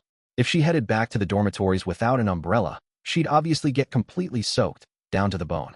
For a moment, I had thought that maybe she was waiting for a friend who had an umbrella, but that didn't seem to be the case. It might be a kindness to just leave her alone, but I was a little bit worried, since Class B had just been completely devastated in that last exam. I hurried back and rented another umbrella. When I got back outside a little later, Ichino's was out walking in the rain. She was apparently prepared to get soaked after all. She wasn't heading in the direction of the dormitories. Ichino's was heading in the opposite direction, toward the school. Without an umbrella, she continued to get showered with rain. I could just watch her go, but I chased after Ichino's, umbrellas in hand. Because of the sound of the rain being so intense, it seemed like she didn't hear me running toward her. She probably wouldn't be able to hear me if I called out to her at a normal volume. Eventually, Ichino's got within eyeshot of the school building, as she continued walking on the path. As you'd expect, there wasn't any sign of anyone else around, in the midst of this heavy rain. And then, she looked up at the sky. Rather than seeming like she didn't want to get soaked, if anything, it felt like she wanted it to happen. What was she feeling right now? What was she thinking about? It wasn't difficult for me to read. I suppose that it wasn't a bad idea to just let her stand there and get soaked until she was satisfied, but she would definitely catch a cold. And if she caught a cold, I'm sure that her heart would suffer at the same time, along with her health. That would probably be a little too much, a little too cruel for Ichino's to handle right now. You'll catch a cold if you stand around here for too long, I told her, speaking at a slightly louder volume, as I approached her. Ayanokouji-kun. Ichino's probably didn't expect to see someone come up beside her. After that moment of surprise, she looked over at me. Yeah, you're probably right, she added. Even though she had responded to me, speaking in a soft voice, she wasn't moving. She looked back up toward the sky, not afraid of getting soaked in the rain. You can head on back. I think I'd like to feel a little rain coming down on me, said Ichino's, when I was close enough to be able to hear her voice clearly. I see. This downpour was far too intense to call it just a little rain. If I just left things be, Ichino's would probably stay out here in the rain for an hour or two. It didn't seem like she was in a position where she would listen to me, even if I tried to talk to her. In that case, I'd just have to adopt slightly more forceful measures to make her stop this. There was a particular way of handling Ichino's that worked well. I put down the umbrella I was holding and folded it up. In an instant, my whole body started to get soaked by the rain, from my head to my toes. Hey Ayanokouji-kun. I thought I'd join you, I replied. Naturally, Ichino's wouldn't be able to ignore such bizarre behavior. Why? Sometimes I just want to get caught in the rain for no reason at all, I replied. This was in contrast to Ichino's though, who had a reason for getting caught in the rain. Even while I was holding on to two umbrellas, the both of us were getting soaked to the bone. It was such a strange experience. Won't you catch a cold? She asked. I could ask you the same thing, I replied. I'm okay. If anything, I was thinking it'd be fine if I caught a little cold, said Ichino's. I see. In that case, I suppose that staying out in the cold rain for a long time would probably be the optimal solution. All right, then maybe I'll catch one too, I replied. If I gave her an answer like that, then it was obvious that Ichinos would be flummoxed. After all, she would never say something like, all right, let's both catch colds together. No, you can't. Ayanokouji-kun, you should really head on back. You even have an umbrella, too, said Ichinos. Well, there's little point in me having one now, though, I replied. I was already completely soaked down to my underwear. Gosh, now that's just mean. Sorry. If Ichinos wasn't heading back, I wasn't going to head back. Ichinos had given in to my threat. All right, I understand. Let's head back, said Ichinos. In that case, I was going to hand her an umbrella, but then I stopped. Well, I guess we're already soaked anyway, so let's just head back. Haha. Yeah, I guess you're right, replied Ichinos. If we headed straight back to the dormitories, we'd get there in only a few minutes. It wouldn't really make much of a difference anymore if we used them or not. So, we both started walking back, already drenched. I had thought it wouldn't be so bad to just head on back in silence. But shortly after we started walking, Ichinos let out a sigh. I feel like I've only been coming off as entirely hopeless to you all the time, Ayanokouji-kun. I'm so lame, hopeless? Well, I suppose you might have a point. There was that time before, too, when she was being tormented by Sakayanagi. She had lost sight of herself that time, too. People can only show that side of themselves, that hopeless side, to the person they can trust. That's just what I think, though, I told her. At the very least, I suppose that people wouldn't show weakness in front of people they disliked. They would act tough, even if it was just a front, and only reveal their weakness when they were alone. That was a little pretentious. Forget what I just said, I added. No, I think you're probably right. You're someone I can trust a lot, Ayanokouji-kun. I think that's why I feel like I'm always complaining and whining about my issues when I'm around you. But I feel like you're always there beside me whenever I'm feeling weak, Ayanokouji-kun. Well, that's just been coincidental, I replied. I'm really sorry, said Ichinos. There's no need for you to apologize. In fact, I don't think it's bad at all for you to vent like this. But I think if the other students found out, they'd probably get pretty ticked off, I replied. Ichinos was an exceptionally popular girl in our grade level. This was the kind of conversation that would probably make ordinary guys envious if they heard about it. If you want, you can keep coming to me with your complaints, it's okay. Ichinos shook her head from side to side, like she was flustered about something. I shouldn't. I'd look so lame, showing my vulnerable side. Even though it was getting a bit warmer, the temperature was still low. Eventually, while walking through the heavy rainfall, with no one else around, we reached the front of the dormitory. We were just about to enter the lobby, but once again, Ichinos stopped in her tracks. I think you should go on ahead yourself, Ayanokouji-kun. After all, what are you going to do, Ichinos? I'll just stay a little longer. I don't want to go back to my room right now, she replied, refusing to go back. It was a weaker-willed refusal than the one she had previously given. Even so, it'd be better if you headed on back, I told her. I suppose that if she stayed out and got drenched in the rain, that certainly might distract her from her issues, somewhat. However, it wasn't going to lead her to a fundamental solution. Even though Ichinos was showing some resistance, I didn't think it'd be a good idea for me to back down. But I really don't want to go back for right now, I don't think, said Ichinos. Okay, in that case, I'll hang out here too, then, I replied. Ichinos appeared to be both surprised and perplexed about how forceful I was being. I just feel like that if I stay alone in my room, I'll think about all sorts of things, and I'll start to feel down. So, I don't want to go, she said. She probably wasn't going to move, even if I stayed out here in the rain and got drenched with her. In that case, I'd have to find another way to move her forward. All right then, how about we go to my room? I asked. Huh. After hearing a question from me that she didn't expect at all, Ichinos looked me right in the eyes. If you have someone to talk to, then you probably won't get depressed, I reasoned. But I'm soaked. Well, so am I. It doesn't really make much difference. If you say that you're not going to go back, though, then I'll just stay with you for as many hours as it takes, I replied. You are surprisingly pushy, aren't you, Ayanokouji-kun? Maybe. So, the two of us, soaked to the bone, headed inside. It might have been a lifesaver that it just so happened that there wasn't anybody in the lobby at that time. We got onto the elevator, and we headed up to my room on the 4th floor. Come on in, I told her. Is that really okay? She asked. Yeah. Thank you. And sorry for the bother, said Ichinos.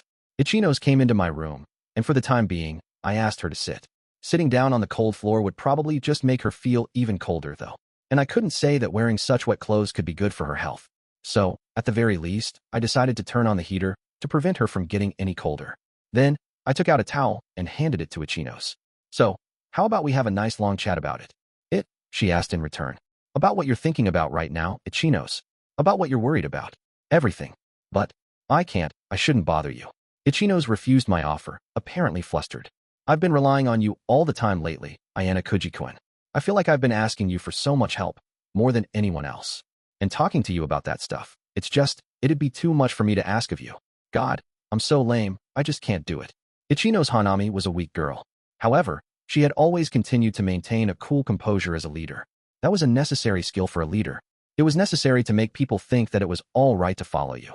It was something that the leader had to show to the people underneath them. I've already told you so much about me, Ayanokouji-kun. Well, it's certainly true that I know a lot about you, yes. But that's just limited to you, the individual. The student Ichino's Hanami. I still don't know very much about your worries, as the leader guiding Class B. But if you go this far out of your way for me, she replied. Ichino's, unable to be honest with how she felt, covered her face with her towel.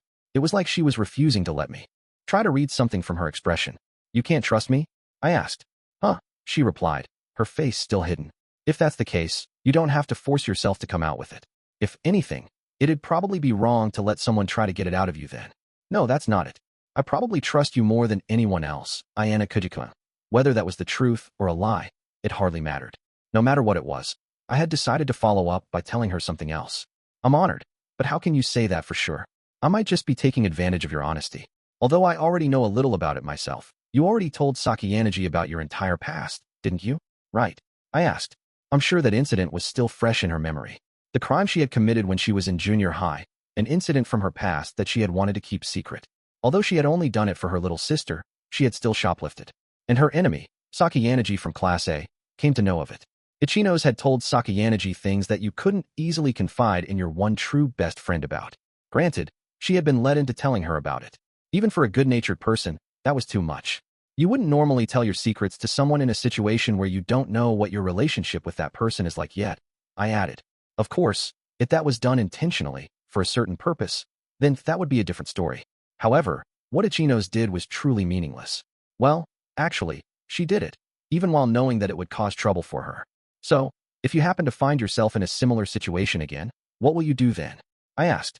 Well, I think I don't want to go through the same thing again either, she replied, touching her bangs, which were glossy and shiny. I see. In that case, good. Now that you've learned to be cautious, then I'm not going to press you any further. Oh well, no, it's definitely true that I can't afford to get stuck in a crisis like that again. But you're different, Ayanokouji-kun, said Ichino's. I'm in a different class, too. There's no changing the fact that I'm your enemy. Is there, Ichino's? I replied. I don't want to call you an enemy so easily, she replied. Whether you want to say it or not, that's the reality of the situation, I replied.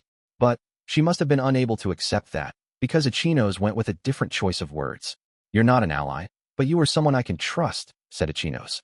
Considering how she phrased that, she must have hated using the word enemy. The water that I had been heating up had now come to a boil. I have coffee, café au lait, and cocoa, I told her. Okay then, I'll have cocoa, please, she replied, with a little smile, nodding. I poured her a cup of cocoa. A hot drink could warm you up inside. Eventually, the rain started to subside, and the evening glow of the setting sun peeked through the clouds. After looking at the scenery outside for a little bit, Ichino's then turned back to me, with a meek smile still on her face. A little while later, Ichino's slowly started to talk about what she was feeling now, little by little.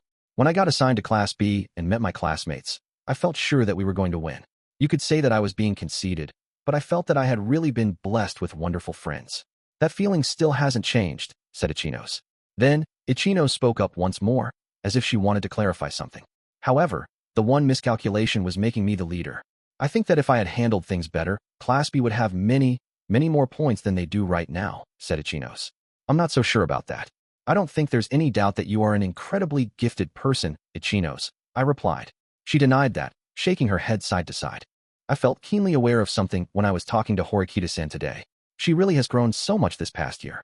Ryuen-kun and Sakayanaji-san seem to have grown, too. All of the other class leaders are getting much stronger, said Ichino's. She wasn't able to see any growth for her own part this past year, unlike what she saw for those around her, who seemed to be rising to power rapidly. Because of that feeling, she was losing confidence. As she felt like she was being overwhelmed by her own feelings, she was also feeling more and more strongly that she was being left behind. Can I even win down the road? She wondered aloud. Can you even win, huh? I repeated. Ayanokouji-kun, if I said that I wanted to know your opinion, would you tell me your honest thoughts? She asked. If that's what you want, then I don't see any reason why I wouldn't answer, I replied. My answer wasn't necessarily the correct one. But there was one answer that Ichinos wanted to know right now. However, that wasn't really something that I could state definitively right now. The future hadn't yet been determined, and there were infinite possibilities. I knew very well, though, that Ichinos wasn't the type of student to give up here. We're going to be starting our second year soon, meaning a whole new year is about to begin, I told her. Yeah, during that year, you'll push forward with your classmates, as far as you can go. There will be happy times and sad times along the way, and I think there will be times when you feel crushed and disheartened. But even so, don't ever stop, I added. What could Ichinos Hanami, the leader of Class B, do right now? All she could do is go about her daily life, being as foolhardy as she always has been until now. The only option she had was to trust in her allies and fight to the end. That was a weapon that was only allowed to be used in Class B. Will that be the answer I'm looking for 1 year later? Herself, 1 year later. She couldn't see what that looked like. I'm sure that must have made her feel incredibly anxious. I'm scared. I'm scared of what you'll say to that version of me then. A year from now, Ayanokouji-kun.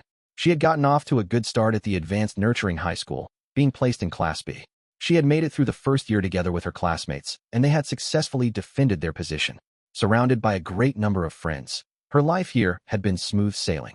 However, before she knew it, the reality that the gap between classes was now staring her in the face. The word defeat was on Ichinos Honami's mind. I know.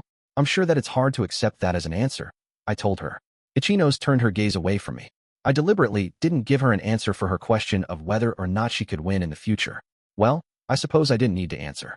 There was starting to be a big gap in strength from what we could see from the current situation. If I were to speak objectively about the state of things at this current point in time, Class B could very well sink to the bottom of the class rankings next year. That thought had inexplicably stirred up Ichinos' anxieties. She was trembling slightly, not from the cold, but because of fear. What should I do? What should I do? She said to herself quietly. I'm sure that Ichinos probably couldn't let the other students see herself in such a weak state, especially her classmates. It would be easy to give her some kind words right now. It would be no trouble at all to whisper sweet and gentle things to Ichinos, who had opened up her heart to me, so that I could take advantage of her openness. Or maybe now I could touch her skin, hidden underneath her wet clothes. When I moved, Ichinos reacted strongly, almost to an excessive degree, looking up at me. I moved over by Ichinos' side and sat down, catching sight of her gaze. From her eyes, it looked like she wanted to run away. Ayanokouji-kun. I reached out with my right hand and touched Ichinos' hair, then lightly placed my palm against her cheek. I felt a cold, soft sensation, and then there was faint building heat that I could feel through my fingertips. Then, I moved my thumb and gently caressed her lips. As I did so, the trembling of her body started to lessen, and eventually, her lips also stopped quivering as well. Normally, Ichinos would have rejected something like this.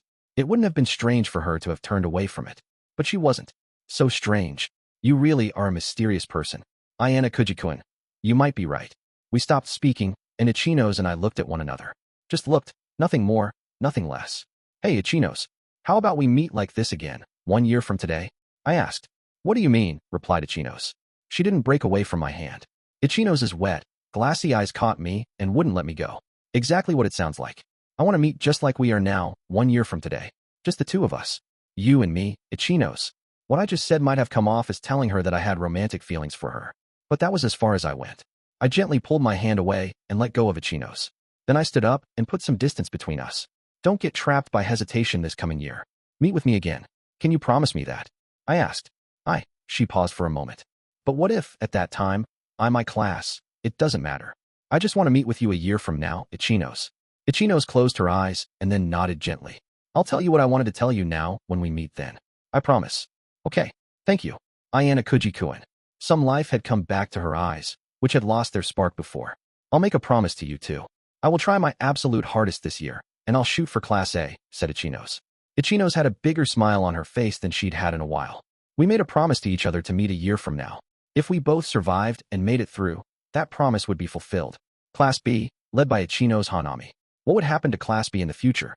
Even though there were many things to be pessimistic about, the future had yet to be determined. However, should Class B fall, I would be the one to finish Ichinos off. Chapter 5. From older brother to younger sister T. He next day, March 31st, was quite a special day for me as well. Yes, it was the day Horikita Manabu left. Our agreed meeting time was exactly noon. As usual, I did things early and arrived at the front gate. He must not have told his other kohai about him leaving today, because there wasn't no else around except for me. From time to time, while I waited for the others to arrive, I looked at the students headed toward Kiyaki Mall in the distance. Come to think of it, I had come to this school through this very gate a year ago, hadn't I? The location was one I often came close to, but never really walked right up to. There were times when we might head through the gate on a bus for things like special activities and exams, but other than that, the only way you'd walk through this gate would be if you graduated or got expelled. And since there was no system in place for students to repeat a year, we would inevitably see those things happen within our 3 years here. I feel like I've been thinking about that all the time lately, I muttered to myself. Now that we were about to enter our second year, I'd been reflecting back on my current state of mind more and more. Just then, close to 20 minutes before we were scheduled to meet, Horikita Manabu arrived. After confirming that it was me, he briefly glanced around at his surroundings. I didn't even need to bother asking what he was looking for. Unfortunately, your sister still isn't here yet, I told him. Looks that way, he replied. Right now, it was around 11:40 a.m. She certainly wasn't too late, not by any stretch. However, considering how little time there was left, it would have been better if she had arrived earlier. I thought back to when Horikita and I met with the Chinos the other day.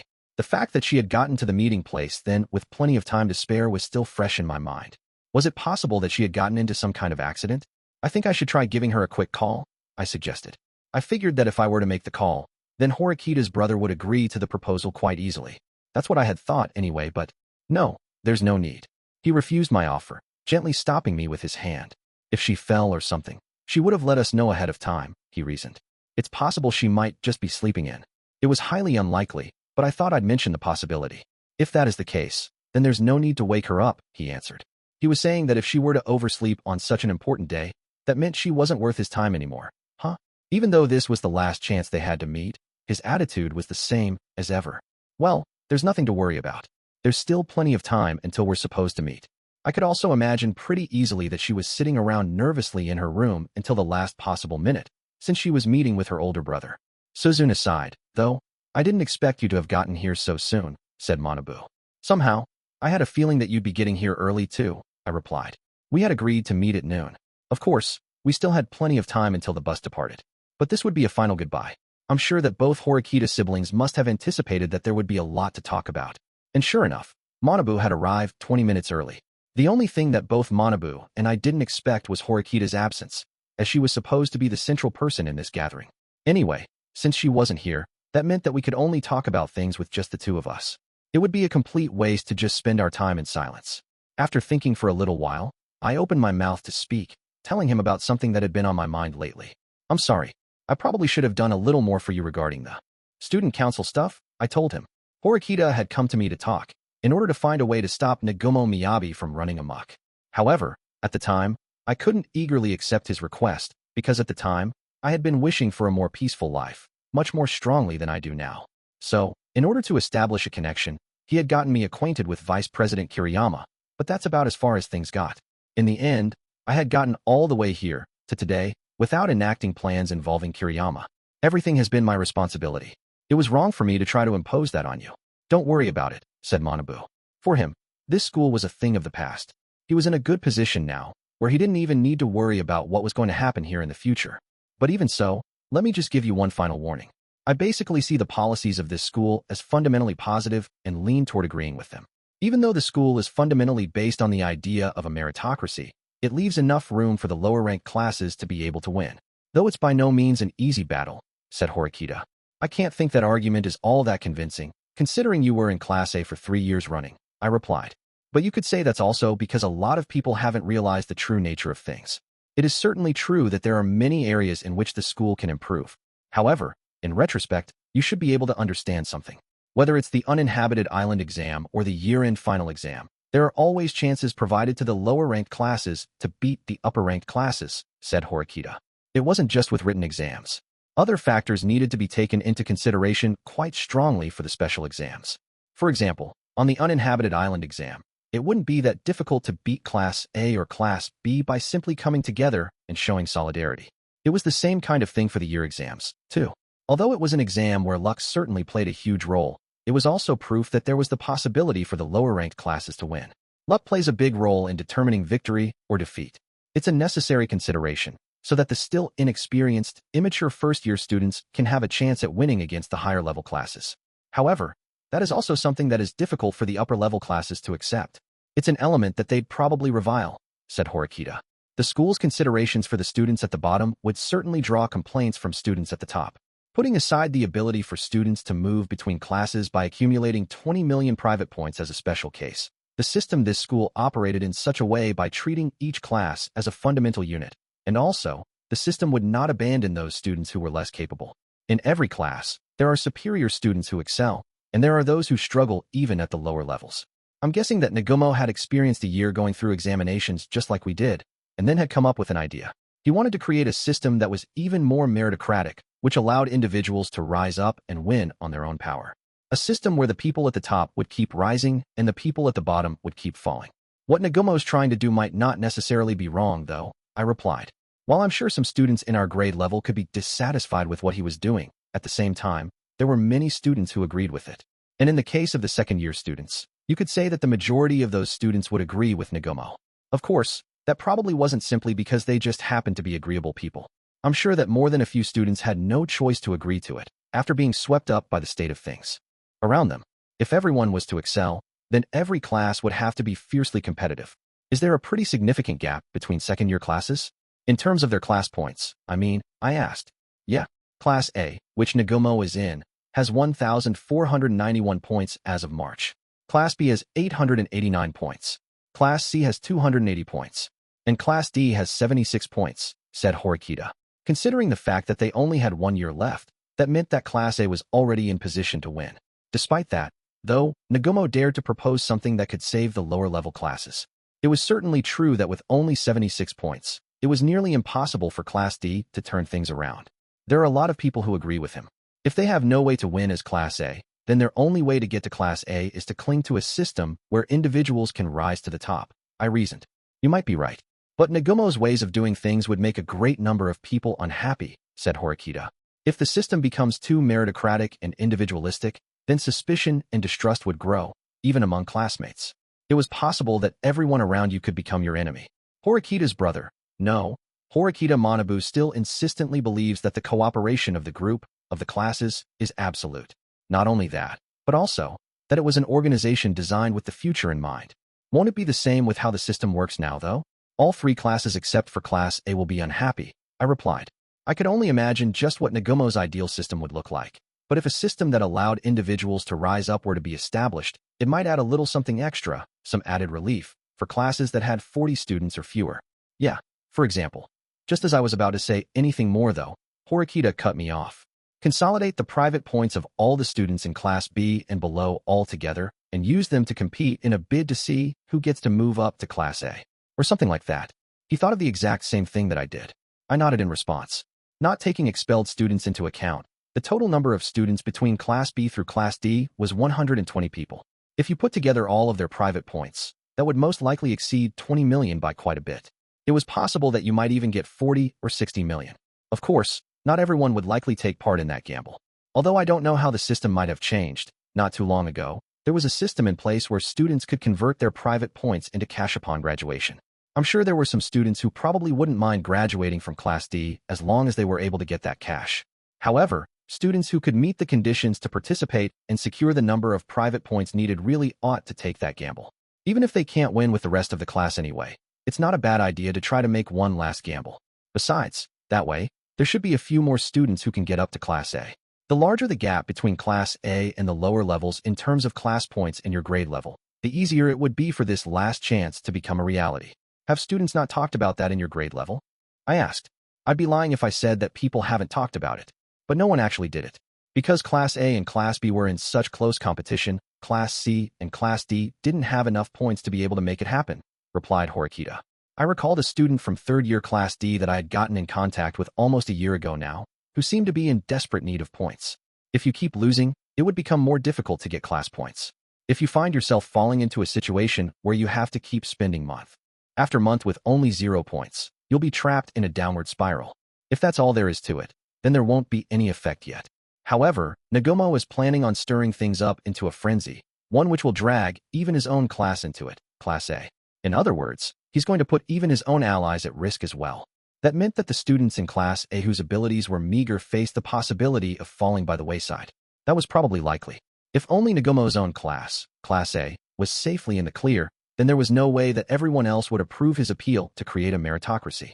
Every class, whether it was A or D, would be placed on a level playing field. I don't know how far he's planning on taking things, but even still, it's a decision that you need courage to make, I reasoned. He just feels bored. He's bored with his current situation, that his victory is already assured. That's probably the reason for all of this. The reason why he originally joined the student council in the first place was largely just because he wanted to kill some time, said Horikita.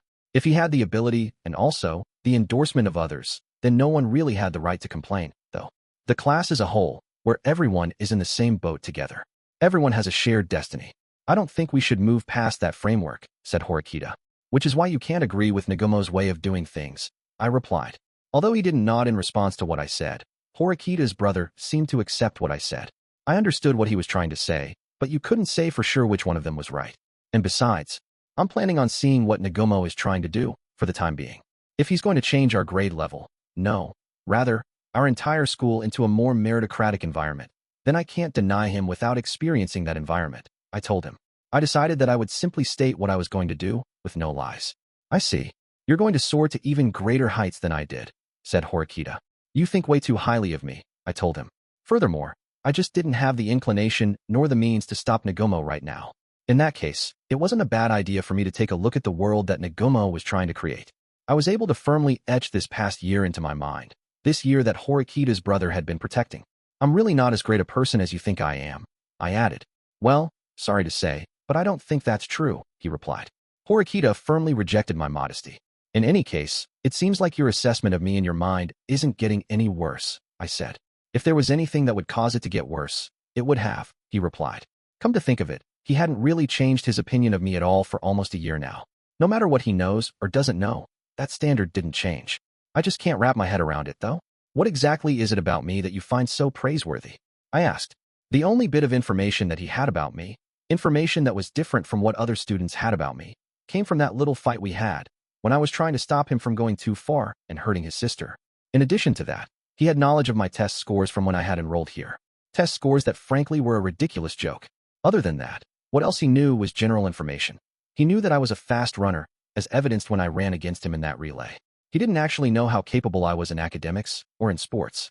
I can sense someone's talents through my own senses and intuition to a certain extent, said Horikita.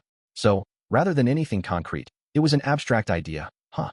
For him to be able to evaluate me so thoroughly with that kind of method was impressive. So, what do I look like to you, exactly with your senses, or whatever you call it? I'd like to know, as a parting gift, I asked. I was curious, so I thought I'd try asking him. In fact, I was thinking I'd compare his evaluation of me and see if it was the same as the one I had made of myself in my own mind. I'm sure that Horikita's brother would be able to give me an answer without any kind of unnecessary filter. All right, from what I see, your Horikita Manabu paused for a moment after saying that, thinking back on the past year that he had spent watching me. Based on everything I've experienced in my life thus far, you seem to be someone who deviates greatly from what I can predict. No matter what angle I try to come at you from, I can't find any flaws with you. I don't think anything would work on you. I don't think I'd be able to deal with you in terms of brute force, such as in physical strength. Not to mention strategy and resourcefulness, either. Out of everyone I've ever met, you are the last person I'd ever want to fight, said Horikita. That's an extremely generous assessment, especially considering that he's saying all that simply by what he can sense. So, does that mean you're raising the white flag? You've completely surrendered to me, I asked. That's a different matter. Even against a completely perfect opinion, there's always a chance to win, said Horikita. I felt slightly relieved after hearing his response to my question. At this school, it's especially true that everyone competes as Class A, as a unit. No matter how outstanding the individual, there is a limit, he added. That's true. That's exactly why I think it's interesting, I replied. Ayanokouji, what kind of environment were you raised in? I'm certain that it's not like all of your abilities happen to be instilled in you by accident, naturally. And they're not the kind of abilities you could easily pick up because your family found you a thorough tutor, said Horikita. You didn't grow up in a normal family either, did you? I asked in return. If you were an elite student, who even as student council president, you probably knew how to rise to the top. It's not as though I've stood at the top of everything since the beginning or anything. There were times when I struggled, when I only made little progress. But I have worked tirelessly in light of that fact. From early childhood, and even to now, and beyond, said Horikita. Horikita's brother was saying that he had gotten to where he was thanks to the accumulation of all the effort he's made. I suppose if I were to put my answer into that sort of logical pattern, Then maybe I've put in even more effort than you have, I replied. I suppose so, said Horikita. To beat those who put in effort, you put in even more effort. That wasn't the answer to everyone, but it was certainly one answer. Horikita Manabu then took out his phone. He showed me the screen, which displayed a phone number on it. Then, he changed what was displayed on the screen and showed me a different number. Remember these two sets of phone numbers. The first is mine. The other is Tachibana's. If you have any trouble after graduation, feel free to contact us anytime. If you can't memorize the numbers right now, you can jot them down in your notes. But make sure you delete those notes later, he told me. Contact with people outside of the school was forbidden, even by phone or other means. If I carelessly jotted down the numbers and made a record, that would only be a disadvantage for me. I nodded in response, signaling to him that it was no problem, and memorized the two sets of 11-digit numbers, committing both phone numbers to memory. Personally, I couldn't imagine a day would come when I would actually call either of those numbers, but I suppose there wasn't any harm in keeping them in mind. Oh, that reminds me. I still haven't heard yet. Where are you going now, after you've graduated? I asked. Considering the fact that he also gave me Tachibana's phone number, I figured that they would continue to have a relationship after graduation. About that, just as Horikita was about to tell me, he stopped speaking and checked the time on his phone. Let's continue that conversation after you graduate. It's almost time for our scheduled appointment, said Horikita. It was almost noon, the time when we would be meeting with his younger sister. However, she was nowhere to be seen. Even though Horikita's brother looked the same as he ever did, his expression unchanging, there was something about this that made me feel a little sad. Maybe it'd be a good idea for me to give her a quick call, I suggested. I couldn't imagine something like she wasn't showing up because she didn't keep her promises. Even if she didn't oversleep, it was realistic to think that she might have had some kind of accident. No, better not, he replied. Even if she did have some kind of accident, it seemed like her brother's stance was to not call her anyway. Though, considering their past, I understood quite well that it wasn't like he disliked his sister or anything. You don't have to be so stubborn. It wouldn't be a bad thing if you reached out to her yourself from time to time, you know, I told him. I would be afraid that me temporarily showing such emotions might stunt my sister's growth. If my sister was late simply because of some kind of accident, then that's fine. However, if she has decided that not meeting with me will help her grow, then me reaching out to her would merely be a hindrance to her, said Horikita. She'd grow without seeing you? Do you really think she'd arrive at such an idea? I asked. That is for Suzune to decide. Though he didn't come right out and say it directly, he was basically suggesting that this wasn't something for an outsider to have any say in. I can't see you ever indulging her like this, though. I've just determined what kinds of situations I can indulge her in is all, said Horikita. So, he was thinking that this was exactly the time to indulge her then, I supposed. It was now a minute past noon. I thought that he'd immediately start walking through the main gate, but he hadn't started walking yet. Although it didn't look like he was indulging her, I supposed you could see this situation as him doing just that, albeit only a little bit. There's also something that I wanted to confirm with you, as well. I want you to give me an answer about something. Considering it a parting gift for me, for graduating, said Horikita, directing his gaze at me as he spoke. In light of the consideration that he was showing to his sister here at the very end, I decided I'd act in kind, and nodded. If it's something I can answer, sure, I replied. Horikita would probably start walking through the main gate once this conversation was over. Why do you spend your days hiding your talents? He asked. It wasn't like I didn't expect that kind of question, but he asked me fairly straight out. It's simply because I don't like standing out, I guess, I answered. That's something you plan to stick to, even if it means hiding who you truly are? He asked. I can't say for sure, really. I've never thought that much about it, I replied. When I came to this school, I just wanted to lead the life of a normal student. However, when he posed that question to me like that, I did have some doubts. I decided that I wanted to spend my days living like a normal, ordinary student. The kind of student you'd see anywhere else. Though there have been many twists and turns along the way so far, and there have been times where I've had to take action, I suppose, I added. Are you planning to continue on as you have been in the future? He asked. No clue. I have been getting more and more attention lately. Maybe I'll start taking things a little more seriously, I replied. To be perfectly honest, there were lots of things I didn't understand, but I told him how I honestly felt right now.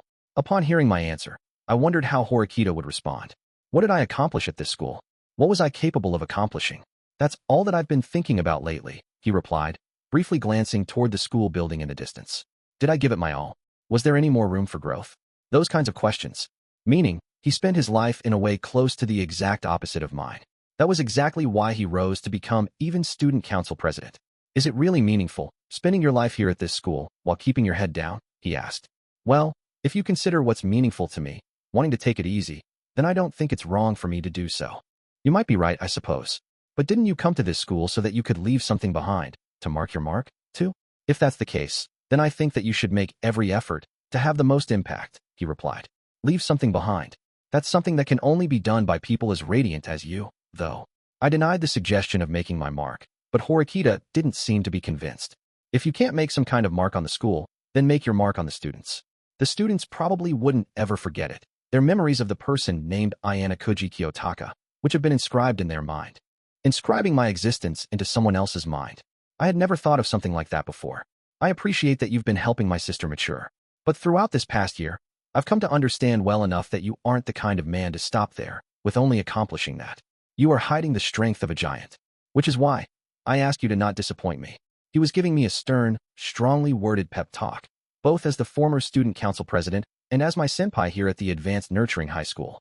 If you're going to pursue finding yourself while you're keeping yourself in bondage, then become someone who will remain in the memories of those around you in the 3 years you have here, he added. Someone who will remain in the movies of those around me, huh?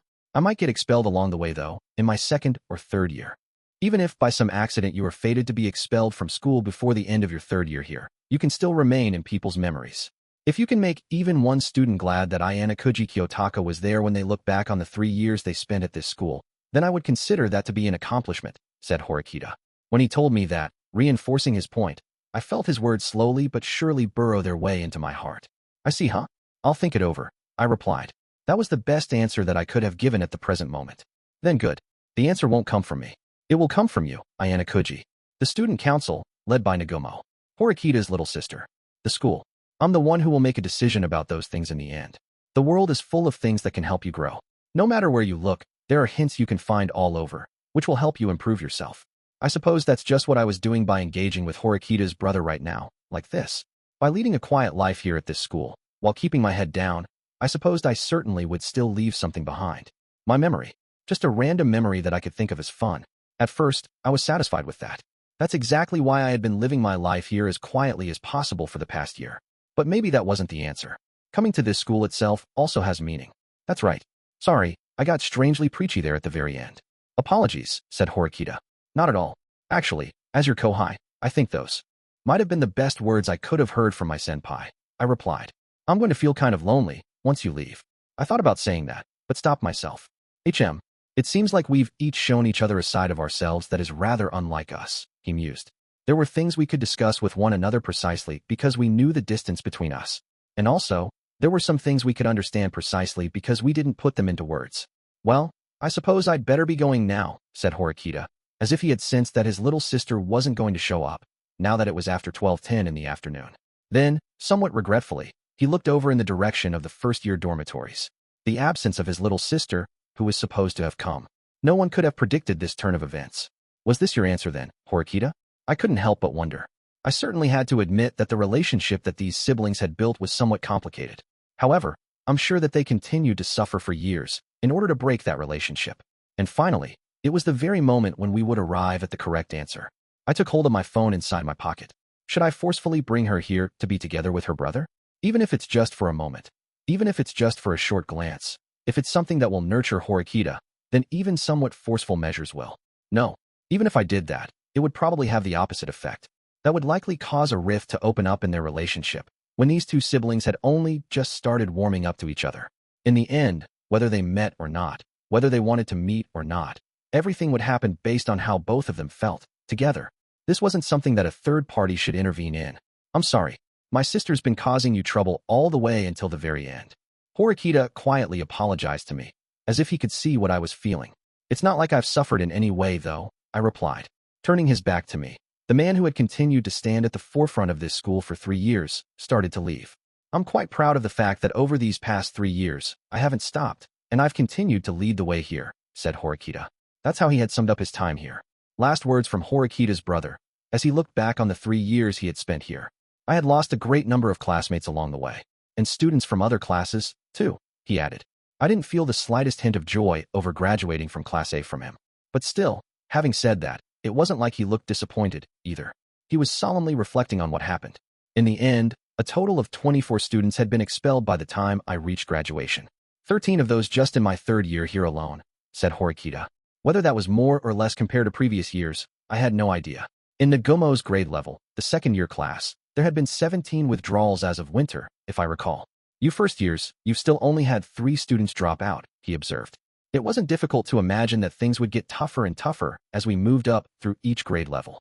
I mean, it's inevitable that the students who don't get through the assignments will fail, right? I asked. Yes, that's certainly true.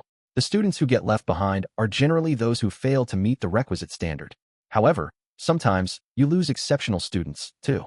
Maybe it was because that student was protecting someone else, or they ended up getting caught in a trap by more powerful opponent. The disappearance of students you didn't expect wasn't necessarily a mystery. There are some who question the school's methods. However, I am very grateful to this school, said Horikita. Horikita didn't reject the school's way of doing things, which at times could lead to people losing friends in quite an unreasonable fashion. At this school, students are being educated in order to carry the future of Japan. It's obvious that out of 100 people, not all 100 of them will be able to adapt. The same is true for people at a university or people who get a job at a company, said Horikita. It wasn't just whether you were suited for it or not. A pass or fail decision was made after consideration of a variety of factors. I was able to learn this foundational principle. My experiences have taught me that once I leave here, I won't be easily screened out for a superficial reason. I guess that's how much he had grown here then, huh? I wondered how many students in his same grade were able to reach the same heights that he had gotten to. Well, I suppose this is it. The front gate. Horikita looked at the gate a few meters in front of him. Then, he looked back at me one last time. This is a very one-sided request for me to make, but take care of Suzune, said Horikita, offering his right hand to me. Can I shake your hand? He asked. Of course. I took his hand and shook it. A handshake was the act of joining your hand with someone else's. Horikita's brother's hand, which I was grasping with my own, had a curious power behind it. Then, we both released each other's hands. Let's meet again, Ayanokouji. After giving me that parting message, he started to walk toward the front gate. If he were to go through that gate right now, there's nothing anyone could do about it. 2 years at minimum. Or getting expelled from school. Those were the only options that Horikita Suzune had for reuniting with her brother. And I would never see the man again myself. Anasan. A shout rang out from behind me. Considering the situation, there was no doubt in my mind whose voice it was. After hearing the voice, Horikita Manabu stopped in his tracks. It seemed that she had arrived just in the nick of time, at the last possible second, apparently. It was past noon, and Horikita Manabu was only a few short meters away from leaving. If she had arrived just 1 minute later, she probably wouldn't have been able to see his face. When Horikita's brother turned around, I saw that in his eyes, there was a strong feeling of surprise. Something I hadn't ever seen before. Was his little sister's arrival really that unexpected? Well, I suppose there was that, of course. That's what I had thought, but it wasn't yet. Well, I suppose I should say that it wasn't all there was to it. The answer, the real reason for his surprise, would soon become clear to me. It was past the time we had been scheduled to meet. Horikita, who must have been running here in a hurry, was completely out of breath. She lined up next to me. But I suppose that right now, in this moment, I was basically just part of the scenery to Horikita. I wasn't even in her field of vision. Then, while she caught her breath, she took a step closer to her brother. I'm so sorry I'm late. She bowed deeply, apologizing. But why was she late? Normally, I would have probably asked her that question. Well, but this time, there wasn't any need for her to answer why. Because you could tell the reason why with just a glance. Was I confused? No, just surprised. Because there was such a big difference between the Horikita of yesterday and the Horikita of today. So that was it, huh? The reason why Horikita's brother had been able to tell right away that his little sister hadn't grown at all when she started school here. It looked like Horikita's brother was at a loss for words right now, seeing her. The same went for me. This was their final day, a day to say farewell. And it was clear that Horikita had come here, fully prepared to be late, but coming anyway. There was no way a brother could scold a sister like that. Seems like you've changed, said her brother softly, sounding somewhat relieved that his sister had appeared. I've changed, she repeated. No. Allow me to correct myself. You've returned to your old self, Suzune. This wasn't a new beginning. She had returned to her original starting point. A year. No, many years have passed, said Suzune. As she continued to catch her breath, Horikita slowly started to respond to her brother. I don't know why I couldn't go back to being my old self much earlier. I can't begin to tell you how much I've deeply regretted it, she added. Taking a step forward, Horikita closed the distance between herself and her brother. What are you thinking about right now, he asked. I wonder. To be honest, I'd be lying if I said that there weren't still things that I was confused about, said Horikita. She struggled to get out what she wanted to say, sounding flustered. Horikita's brother just watched her with calm, gentle eyes, waiting for the words to come. But there's just one thing that I can say, quite clearly. I have been chasing your shadow for a long time. But I'm not that person anymore, she added. Horikita Suzune, who thought only of her brother and lived only for his sake. She studied hard and did well in sports, all to gain the approval of her brother. Then, let me ask you something. Now that you've decided to stop following me, what are you going to do? Asked her brother. Horikita took a deep breath and then started to speak once more. I've had enough of chasing after other people. I've learned my lesson. I'm going to look for my own path. She was finally beginning to shed her doubts and indecision. She had only just begun to see what was happening around her. Even so, she couldn't stop moving. And, walking on your own path. It sounded easy, but was actually extremely difficult. Just being able to show her brother that was the best farewell gift she could have given him. I'm hoping that I can continue walking forward on my own, for the sake of my classmates, she added. Becoming an example, a mentor to others. That was an important aspect of being a leader. And in order to find my own path, I'm going to keep learning together with my friends at this school, said Horikita. When I met Horikita a year ago, I didn't think that would have grown this much. A somewhat arrogant honors student, who excelled above other people. A neighbor who simply sat close to me. I had this image in my head of her as someone who, for better or worse, was all about personal ability. I see. Finally, you really seem to have gone back to being your old self. The version of you that I kept tucked back in the corners of my memories. Unlike me, Horikita Manabu might have been able to really see it.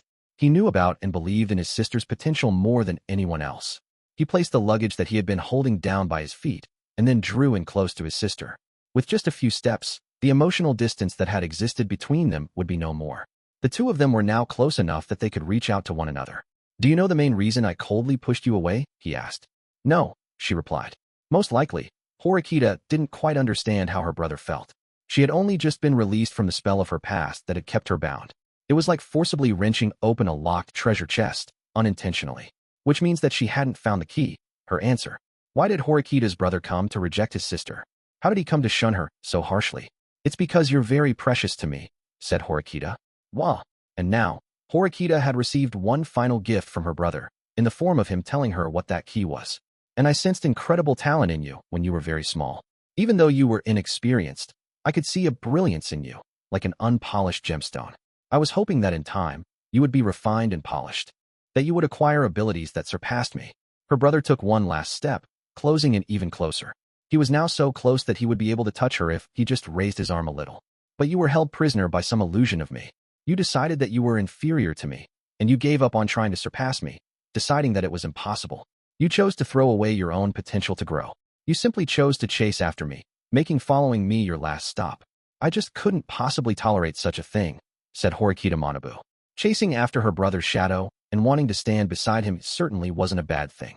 You could say that it's an admirable goal, of sorts.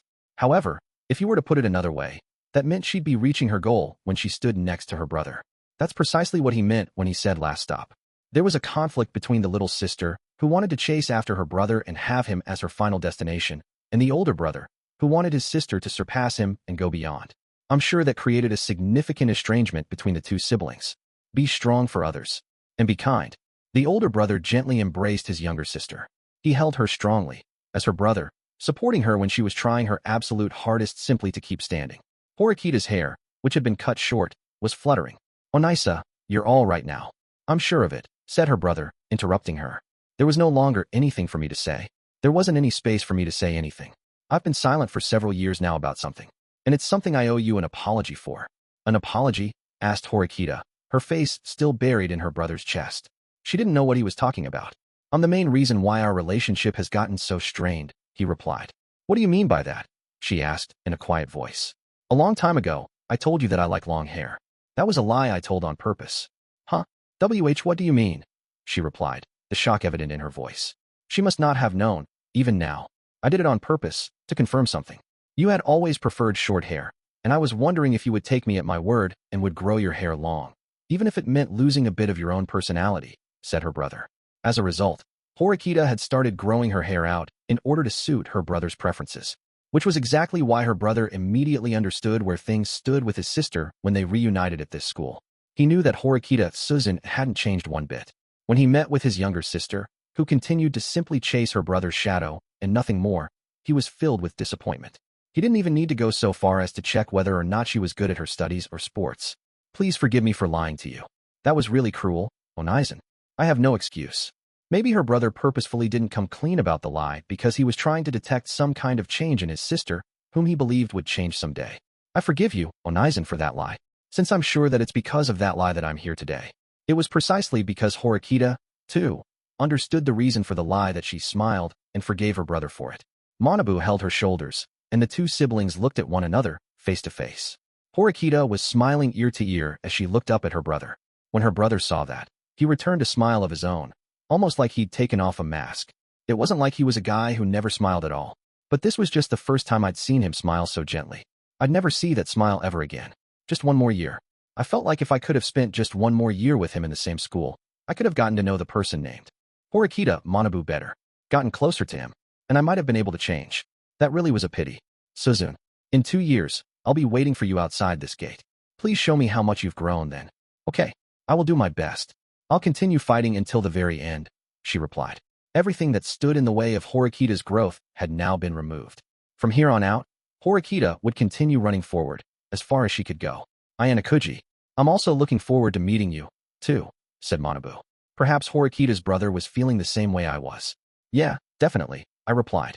Even though I knew that it was a wish that wouldn't ever come true, I agreed strongly that we were feeling the same way. Well, it's about time. It was almost 12:30. Before I even realized it, the time that the bus was supposed to be arriving was already fast approaching.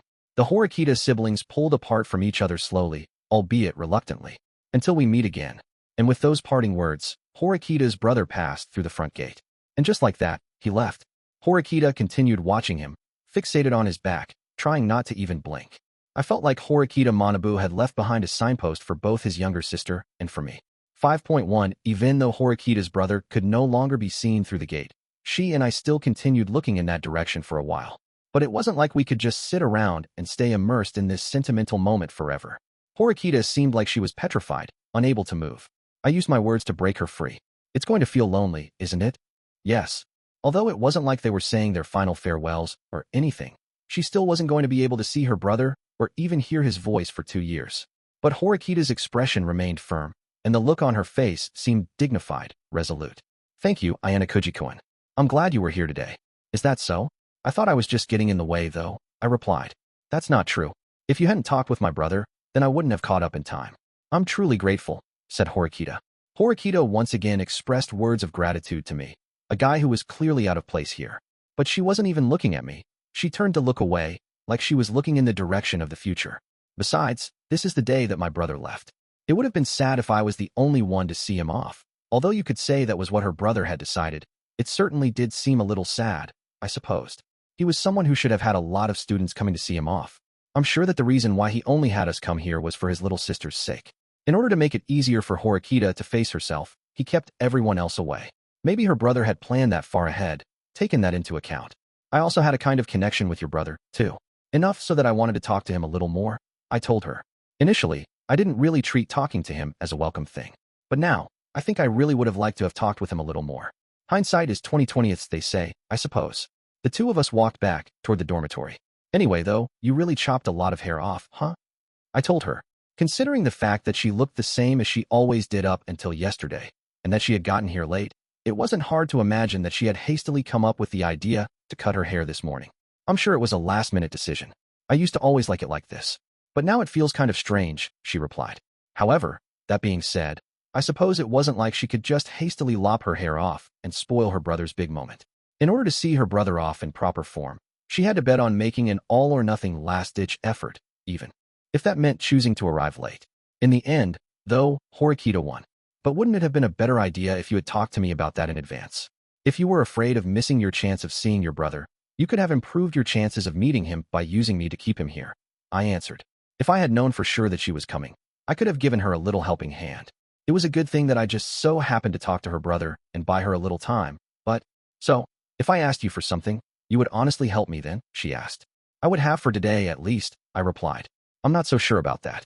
Well, that's what I'd like to tell you, but the truth is, I actually tried to ask you for help, said Horikita. But when I took out my phone, I didn't see any kind of record showing that she had tried to contact me. It's because I was in too much of a hurry, I suppose. I forgot my phone in my dorm room when I left to go get my hair cut. I didn't realize it until after I started getting it cut. God, I really am a mess, aren't I? She added. Meaning she had gotten herself into a situation where there was nothing she could have done. It would have been much quicker for her to make a mad dash for the front gate rather than trying to go back for her phone after she got her hair cut. Such an idiot. said Horikita, smiling with self-derision. It just tells me how big a deal this decision was for Horikita that you made today. It was a little amusing, though, to imagine Horikita rushing into the salon the second it was opening. Since Horikita usually did things in a very calculated manner, I supposed it wasn't unreasonable to think that she'd make a mistake if she were flustered. Cutting my hair was my way of drawing a line in the sand, of making a statement about where I stand. So, you weren't thinking about what your brother's likes were at the time? It wasn't in the back of your mind? I asked. Of course not. I was simply thinking of going back to how I used to be. The time I had started growing it out happened to coincide with the time that I had started to follow in my brother's footsteps. In that sense, I thought it would be the best way to convey my feelings, said Horikita. It was the best course of action, but it was just a coincidence, then. After seeing her with long hair for a year, the feeling that there was something different about her was overwhelming. So, how does it feel to be back to being you, after all these years? I asked. How does it feel?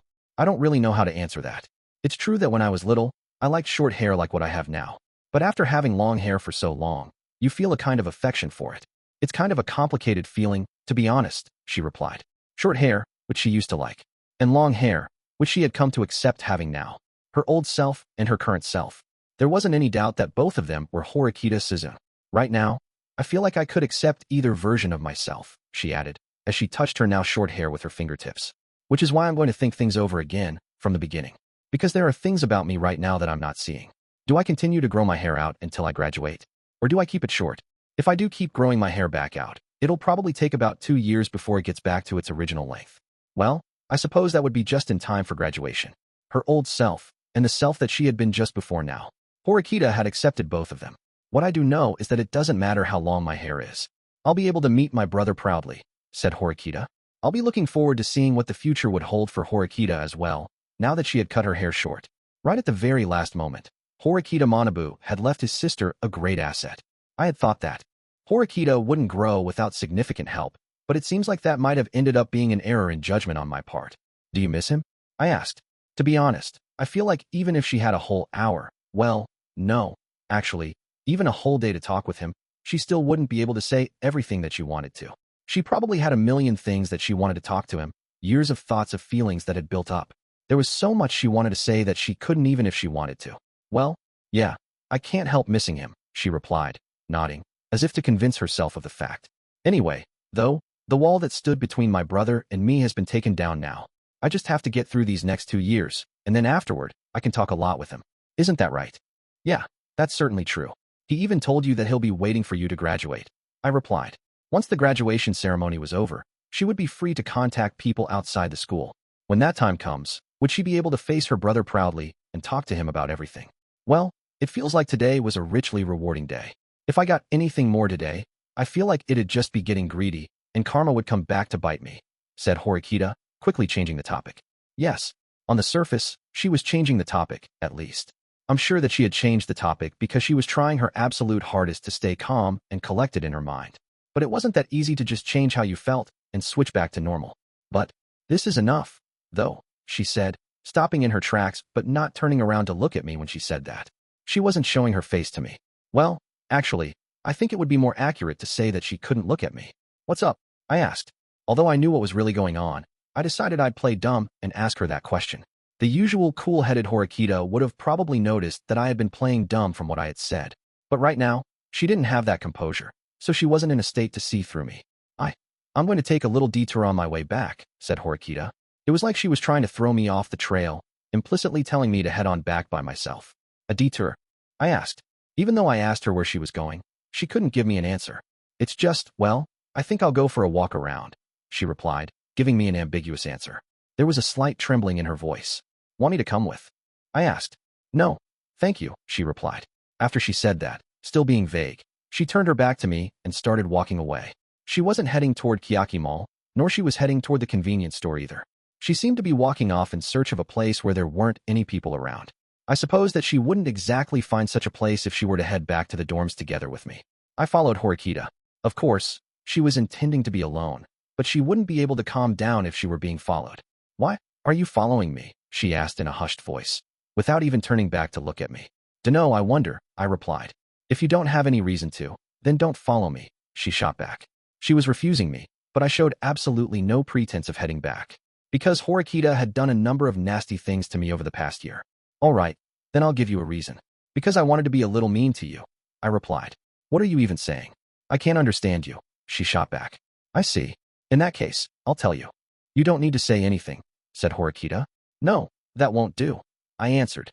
I slowly opened my mouth to speak once more, intending to collapse the defensive line that Horikita was holding. When you're sad, wouldn't it be better to just let it all out and cry? I asked her. That was it. That's all I said.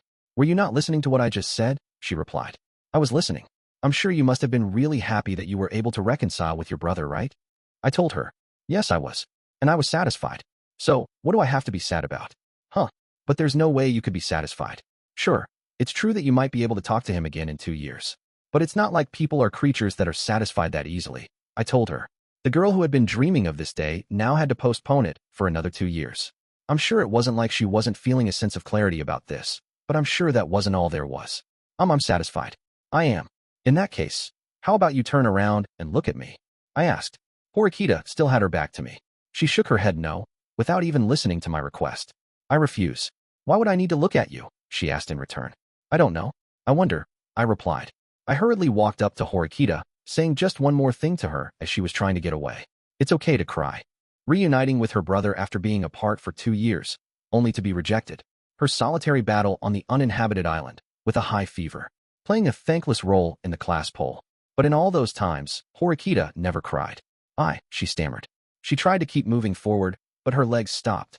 After trying and trying for so long, she had just finally been able to have an actual heart-to-heart moment with her brother.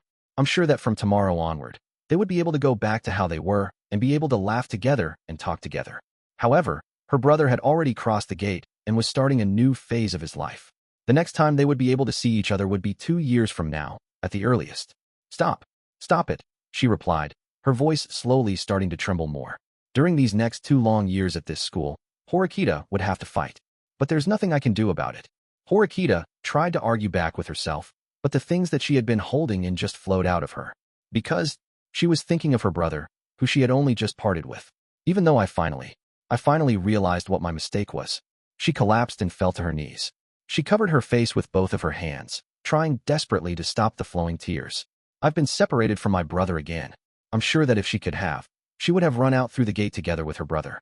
She didn't breathe a word of those thoughts, though, and she had resolutely watched her brother leave. Yeah, I'm sure you're feeling lonely, I told her. Yes, I am. I am, she wailed. She was wailing, large tears streaming down her face, like she was a small child. Tears continued to pour from her eyes, but Horikita was still trying to hold them back. If she didn't have school, I'm sure that Horikita would have followed her brother wherever he might go. Be able to see him whenever she wanted to, be able to talk to him whenever she wanted. So, go ahead, you can cry your eyes out right now, get it all out. Then, afterward, you can show your brother how much you've grown when you meet again. You've started to change, right at this very moment, I told her. There wasn't any need for her to fret. 2 years. In 2 years, I'm sure that Horikita can grow much, much more. I'm sure that her brother is looking forward to that, too. Isn't that right, Manabu? I muttered to myself. My voice couldn't reach him anymore. It disappeared into the blue sky, which was about to welcome spring. 5.2 in OT long after pouring out her emotions, Horikita had stopped crying. But her willpower must have not yet returned to her, because she was still sitting down. I stood next to her, waiting quietly for the right moment. Fortunately enough, there didn't seem to be anyone else around. There weren't any other students around who could see us. I'm glad. What's there to be glad about? It's humiliating to me that you saw that. I had tried to offer her a little comfort, but I suppose that it wasn't going to be that easy. Well, I suppose you're right, I replied. That's exactly why she was trying to be alone, I supposed. If I hadn't been there, no one would have seen her crying. But what's done is done, you saw it. I'll try to look on the bright side. Turn it into a positive. Turn it into a positive? I asked. I'm glad it was you who saw me. That's what I've decided to think, she replied. She let out a deep sigh, sounding like she was really relieved. It certainly wasn't the kind of look that she had wanted other students to catch a glimpse of, that's for sure. All right, how about I share what happened today with Kisi and the others? I asked, taking out my phone and aiming the camera lens at her. Do you want me to kill you? She asked in return. After seeing her bright red eyes glaring at me, I immediately put my phone away. It was a joke, I replied. Seeing as how you make such pointless jokes, it makes me want to teach you what appropriate time and place means, she replied. I suppose that if she could talk this much smack with me, that meant she was probably okay now. Somehow, this seems kind of similar to something that happened a year ago. You might be right. I remembered that we had talked like this in the middle of the night before, although it was in a slightly different place. Horikita, after reuniting with her brother, was feeling incredibly dejected. Even though today's situation was the complete opposite of what happened then, I was feeling a sense of déjà vu. Why in the world do I keep making mistakes when you're there right in front of me, watching me? You just happened to sit next to me in class, huffed Horikita. Come to think of it, I suppose that I've had a strange connection to Horikita ever since we've started school here, from the looks of it. It seems as though Horikita doesn't like that at all though, apparently. How about you show me some of your mistakes once in a while? She added, lamenting about how the situation was unfair. Mistakes, huh? Well, you did see one, recently. I lost that chess game against Sakayaneji, I replied. I wouldn't call that a mistake. That was simply a loss, she shot back. It didn't seem like I could satisfy her, apparently. All right, just hope for something to happen when we become second-year students then, I told her. I suppose that's all I can do. I'll be certain to add it to the list of things I'm looking forward to in the future, she replied. It sounded like Horikita wanted payback for me seeing her cry today, at any cost. At any rate though, I have to say, Horikita cutting her hair really was immensely shocking and impactful. I'm sure that a lot of people are going to be shocked when they see you, I told her. I'm sure that among our classmates, there would naturally be some of those who wanted to change their image up a little bit, but not that many. I don't mind if they're shocked to see me really. It doesn't really matter to me, said Horikita, declaring that how other people viewed her didn't matter and that she didn't care. I'm sure that Suru would probably be the first person to pick up on her new look. There were only a few days left of spring break, so I'm sure that word might get around in that time. Well, no. If anyone were to witness her with short hair in that time, I'm sure that information would spread. I know this probably isn't the best time to bring it up, but do you remember the contest we talked about the other day? I asked. Of course, she replied. I've come up with something. About what I want to request. From you? When I win, I told her. Huh. I had thought for sure you would have waited until much later to tell me. To try to shake me up, mentally, said Horikita. No, I hadn't thought of doing something underhanded like that. It's just that I simply didn't think of anything before is all, I replied. Even though she still seemed somewhat suspicious of me, Horikita urged me to say what my request was. If I win, then I want you to join the student council, I told her. I believe I've already talked to you about this before, she replied. Before, I had asked Horikita if she was interested in joining the student council. I told her that her brother endorsed her, even though he actually hadn't. He told me to decide whatever I wanted. I even had Horikita call her brother to back up what I said, but in the end, she had refused the idea of joining. Yeah, so, can you accept my condition? I asked. I'm not interested in joining the student council whatsoever, but fine. Besides, all I have to do is win, said Horikita, agreeing to my request, saying that as long as she won, there was no problem. But even so, there's no guarantee that I'll actually be able to join, is there? She added. Don't worry about that part. Nagumo was basically the type of person who would welcome anyone, I replied. He was very different from Manabu, who rejected a great number of people. More importantly though, since Horikita was Manabu's sister, there was no way that Nagumo would just flat out reject her. Can you at least tell me the reason why you want me to join the student council? She asked. That's a secret. I'll tell you when you lose, I replied. I really don't like this. Is it not okay for me to at least hear that much right now? She answered, urging. You're thinking about what's going to happen when you lose again, huh? I asked. That's not it. I'm going to win. I just wanted to hear what your reason was ahead of time, is all. And besides, I could interpret what you said to mean that when you lose, you won't tell me the reason why you want me to join. It was certainly true that after the outcome was decided there wouldn't be any point in telling her the reason. Your brother has been concerned about Nagumo Miyabi for a long time. That's why, I replied. So, that means you want me to stand watch and monitor the student council president then? She asked. Yeah, that's right. My brother requested you to do this, didn't he? Said Horikita, directing her gaze at me, looking somewhat frustrated. Well, you two weren't able to really maintain a friendly relationship before, so there wasn't much choice, I replied. If they had opened up to each other before, Manabu might have been talking to his sister about this from the beginning. Stop being so modest. My brother pays more attention to you than anyone else at this school. If that wasn't true, he wouldn't have invited you to see him off on his last day. Seriously, why is it always you? She huffed, complaining, slowly getting to her feet. Let's stop talking about this. I'm going to put you out of my mind for a while, said Horikita, shaking off the notion in exasperation, almost as if to say that if we didn't stop talking about this, she wouldn't be able to take it. There's just one last thing I want to check with you about though, Horikita, I told her. What is it? Are you planning on saying more weird things to me? She replied. It's about Kushida. I figured I'd give you a quick rundown on the current situation and what I'm thinking, I told her. Horikita cocked her eyebrow at me, apparently feeling suspicious after hearing me bring up something that she didn't quite understand. Current situation? She asked. In order to prevent Kushida from running amok, I entered into a contract with her. The deal was that I would give her half of the private points I had earned each month in order to protect myself. That way, I would be able to remove myself from Kushida's list of targets. Are you an idiot? How could you come up with such a ridiculous contract? I did it to gain Kushida's trust, I replied. Even so, that was just completely thoughtless. Half of what you have every month is way too much, said Horikita. I wouldn't have been able to make her get real with me if I hadn't done at least that much. But that being said, I'm sure that whatever trust one had gotten from her has completely gone up in smoke now, after you publicly called her out in class before. I suppose that rather than feeling dissatisfied with me right now, it seemed like she was probably feeling distrustful of me again. Oh, for the love of.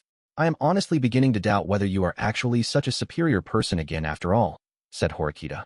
Although I understood that she was feeling exasperated, we still weren't done with the topic at hand. So, what's your reason for telling me this? She asked. Because I've determined that making this crazy deal won't be a hindrance to me in the future after all. You don't think that continuing to share half of your points will be a hindrance? She asked. Because if the contract holder, Kushida, gets expelled, the risk is gone, I told her. When she heard what I had just said, Horikita's hands stopped moving. She turned to look at me, her eyes still somewhat red. You just nonchalantly said something entirely outrageous just now. Was that a joke? She replied. I was planning on getting Kushida expelled. Well, no. Actually, I still think that she should be expelled, even now. You're not joking, are you? Nope. Even as early as last summer, I had the idea of getting rid of Kushida in mind.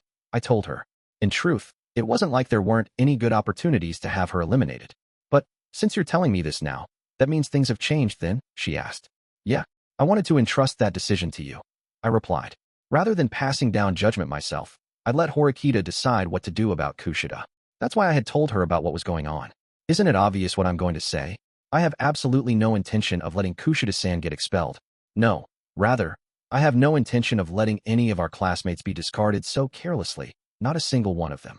It seemed like her will was becoming more resolute day, after all. But I have no intention of being as naive as Hirata-kun. There are always students who are going to stand on that line, to be potentially sacrificed. Of course, who we have standing there may change, depending on their degree of contribution to the class, said Horikita. Meaning, if there was a situation where we needed to have someone expelled, like with what happened during the class vote, she would make that decision. And what happens if Kushida's degree of contribution is the lowest? I asked. Then she would become the prime candidate for expulsion when such a time comes, replied Horikita. There didn't seem to be any lies or falsehoods in what she just said. But the possibility of Kushida falling down to the bottom tier of our class is very low, she added. I know. From what I've seen, Kushida contributes quite a lot, I replied. She was capable both in academics and sports, and on top of that, she occupied an indispensable position in our class. Yamauchi's expulsion had certainly caused her some pain, but nothing fatal. I just told you all this because I thought you could handle it. But the more that you grow, Horikita, and the more that you become the central figure of our class, the more Kushida will become a thorn in your side, I added. People who knew about Kushida's past, a truth that cannot be erased, no matter what anyone did. So, you were thinking that you'd get rid of her before that happens then? I take it, said Horikita. Yeah, that's right. I mean, you're not so naive as to think that you'll be able to persuade her into becoming your ally that easily, right? I replied. I have to concede that point, I suppose. I am keenly aware of the fact that there's no point in trying to persuade her or talk things out if I'm only going to do things halfway, said Horikita. So, even knowing that, she's still planning to accept Kushida, huh? In the past, I suppose I would have regarded that as mere naivety, but things were a little different now. In that case, I guess there's nothing more for me to say, I answered. You weren't trying to get Kushida-san kicked out of class during the class vote, were you? Asked Horikita. That would have been stupid. Sure, even though she helped Yamauchi, she's still deeply trusted by our classmates, I replied. Why yes, I suppose you're right. And I couldn't see anything that suggested you were trying to do something like that before. But now that you've told me about this, am I right to assume that you're going to completely leave the matter of Kushida-san to me now, from here on out? Asked Horikita. Yep. I promise not to do anything, I replied. It was up to Horikita to decide what choice to make in the future. So, the reason that you've told me all of this is because you've determined that you're able to overcome this obstacle? She asked. Unfortunately, I'm not that optimistic. I have consistently been leaning toward the idea of eliminating Kushida, even now, I replied. All right. In that case, why? She asked. After she had asked me for the reason why, I stopped to think. You haven't thought about it before? She asked. Yeah, I haven't. Well, I suppose that what I'm doing right now isn't efficient, I answered. Thinking about the future, quietly working to get Kushida expelled was definitely the correct decision. And yet, I didn't do that. I'm going to leave that decision to Horikita. The reason? The reason for that was, I suppose it's that I wanted to see how you would deal with that obstacle, I guess, I told her. I wasn't too confident in the answer that I had come up with after racking my brain, but there wasn't anything else. Probably, I added. I'll just leave it at that then. It seems like it's a better idea for me to take whatever you say with a grain of salt, she replied. Horikita, having seemingly made a complete recovery now, started walking away. I'll be going now. What about you, she asked. I'm going to hang around for a little while longer, I replied. After giving me those brief parting words, Horikita returned to the dormitory. She might start crying again in the middle of the night, but I suppose that'd probably be fine for the time being. I thought back to my conversation with Ichinos the other day. Sakayaneji, Ryuen, Horikita's growth. I was looking forward to it. The battle between the four classes. I wondered how much more they could change after another year had passed. There were tons of factors that could spur them to grow more. The words of wisdom that Manabu had imparted were still stuck in the back of my mind. Be someone who makes a mark on the memories of the other students. Talk about a hell of a parting gift to give me, I muttered to myself. The things I could do in order to be remembered by the other students. That would be doing things to help nurture those students, helping them grow, I supposed, right? And then I could have those students who have matured compete against one another, making them aim for even greater heights. When I imagine myself in that position, yeah, I suppose it would be fair to say that it does make me feel pretty excited, I guess. I'm starting to feel like this is going to be fun. In my mind, I unconsciously started analyzing the strengths of the classes, going through the calculations. The results that I could see after 1 year had passed. Every class was still looking to grow. Their strengths were still far too feeble. I felt like my heart was starting to race when I thought about those things. But at the same time, I felt like my heart was rapidly cooling down as well. What I was looking for was a peaceful, everyday life. That's what I originally wanted, wasn't it?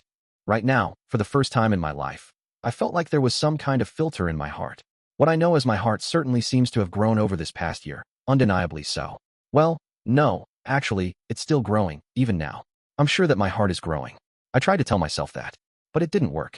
It was almost as if my own impressions about myself weren't connecting with me. I wondered if the plating that had been sealing away my insides had just peeled off and fallen away. I couldn't help but feel a kind of blackness, something like anxiety.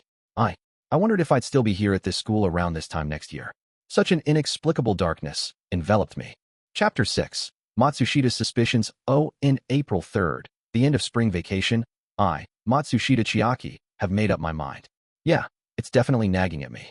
Ever since the year-end exam until today, there's been this feeling that's just continued to nag at me, deep down.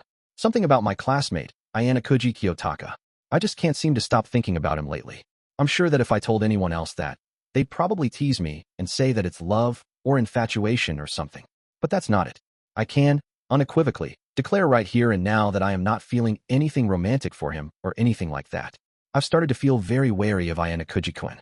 Even if I talk to other students about this, I'm sure they'd probably just give me a confused look. But I'm in the process of getting an answer in my own way. I suppose that for you to understand these feelings, first, you'll have to know me as a person.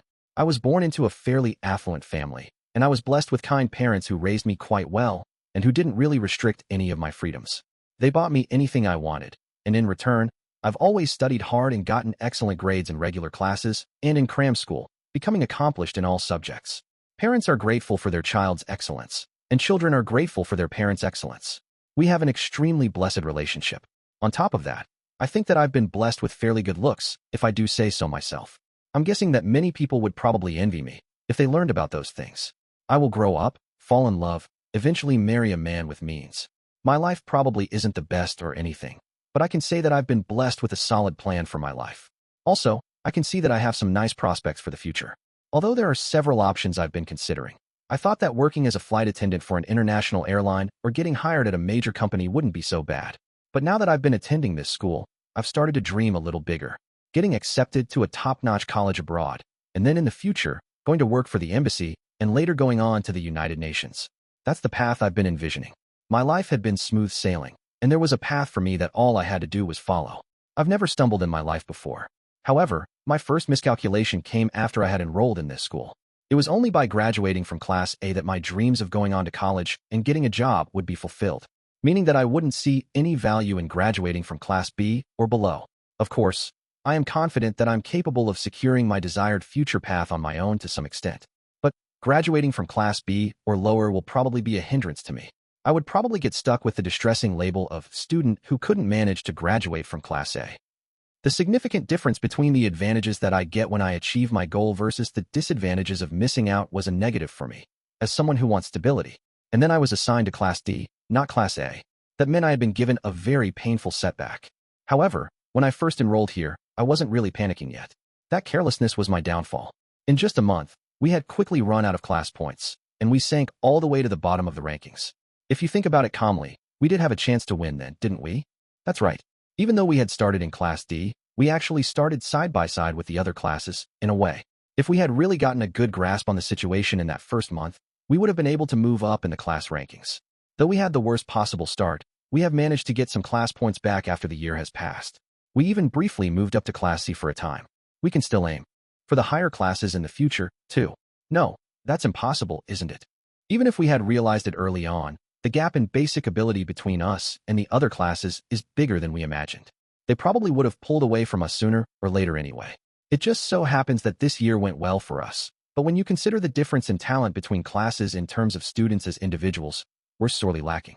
As long as we don't do anything to overturn those facts, then my chances of making it to Class A are close to zero.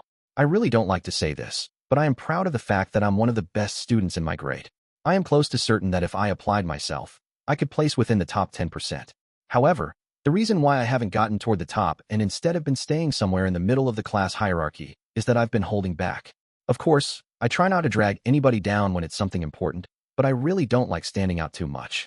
Besides, the group of girls that I've gotten to be friends with is full of people who are at a rather low level academically.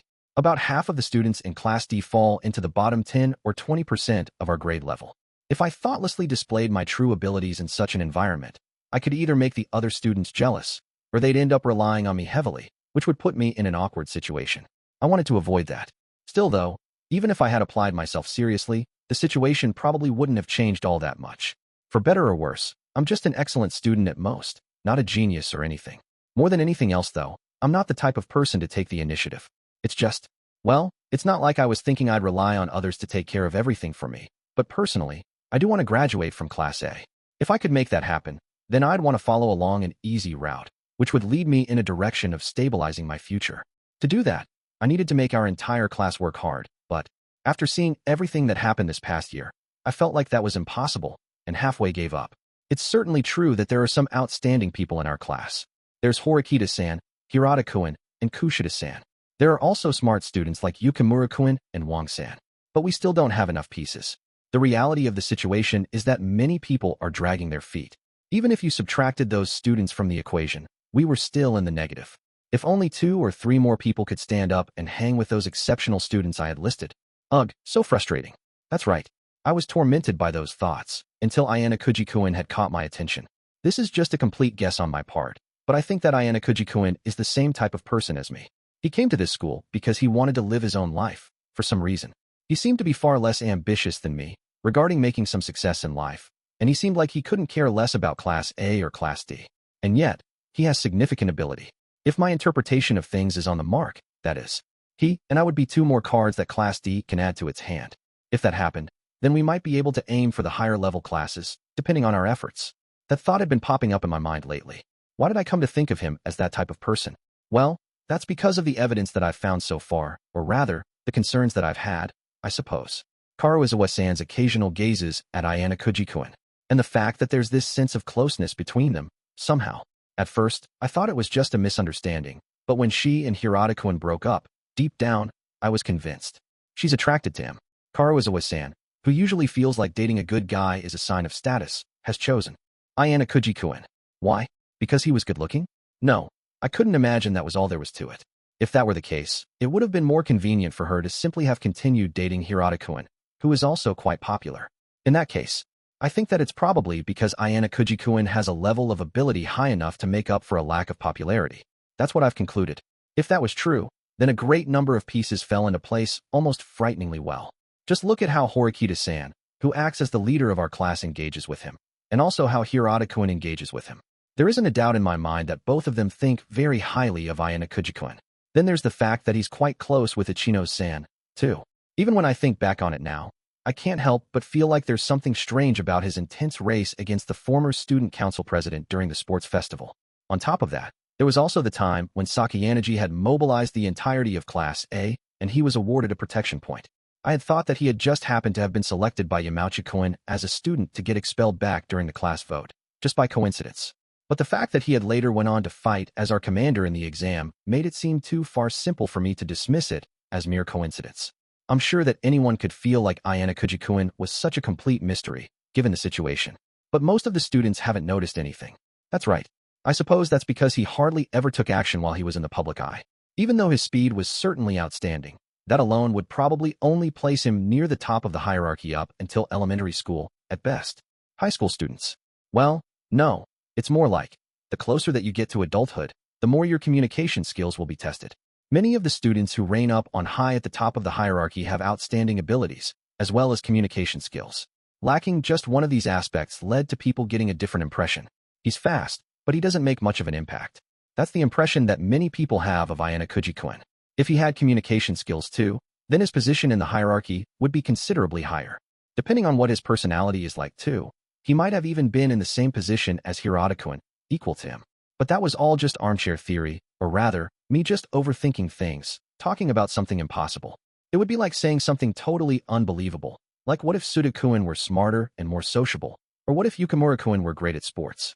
The top priorities our class needed to satisfy right now were academic ability, followed by physical prowess. And it was highly likely that Ayanokouji-kun could satisfy both of those needs. Moreover, he might even surpass Hirata-kun in both of those areas. He's quite the find.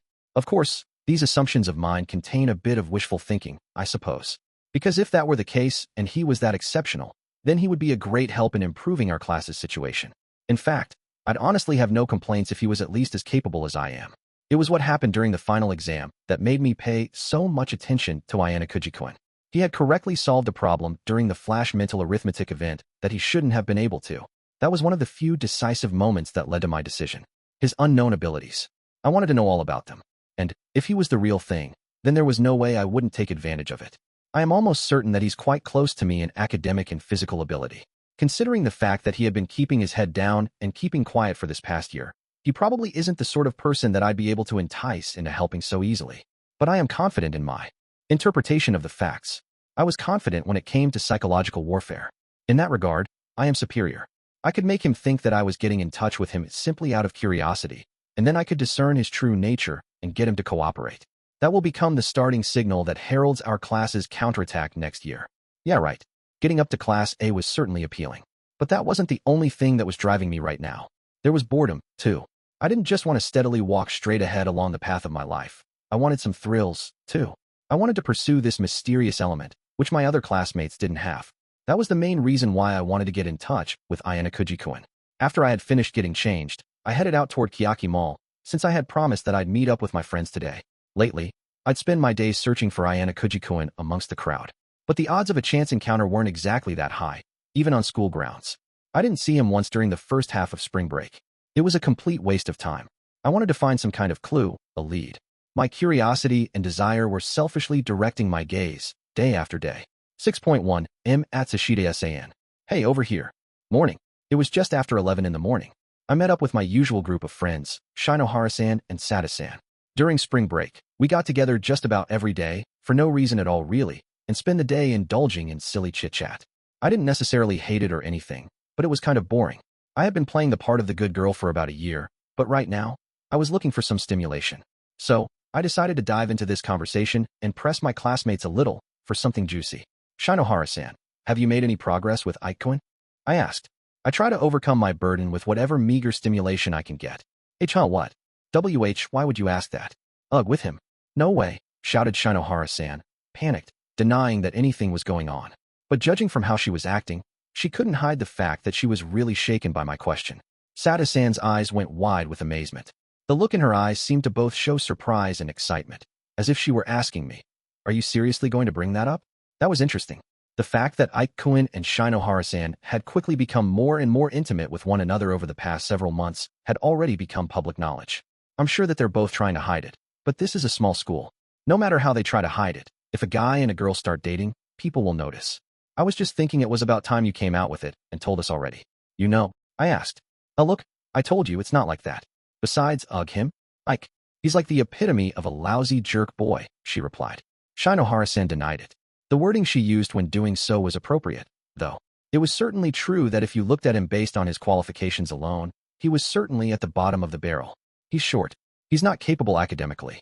And he's not exactly a smooth talker, either. There wasn't any limit to the number of things that you could find fault with when it came to Ike-kun. But you couldn't measure something like love with that alone. It's true that sometimes, people can be attracted to those no-good loser types. It's kind of like a sudden traffic accident, in some sense. And besides, when you think about what level Shinohara-san is at, they could actually be considered a good match. It's not like they're a mismatch at all. Come on, it's all right, isn't it? I mean, it's not like we know who has a crush on who exactly. In this situation, said Sada-san. For some reason, Sada-san's eyes lit up at talk of romance.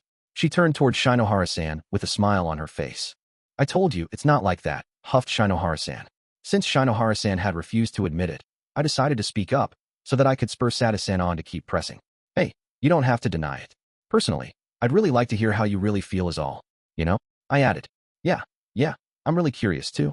Come on, tell us, said Sada-san.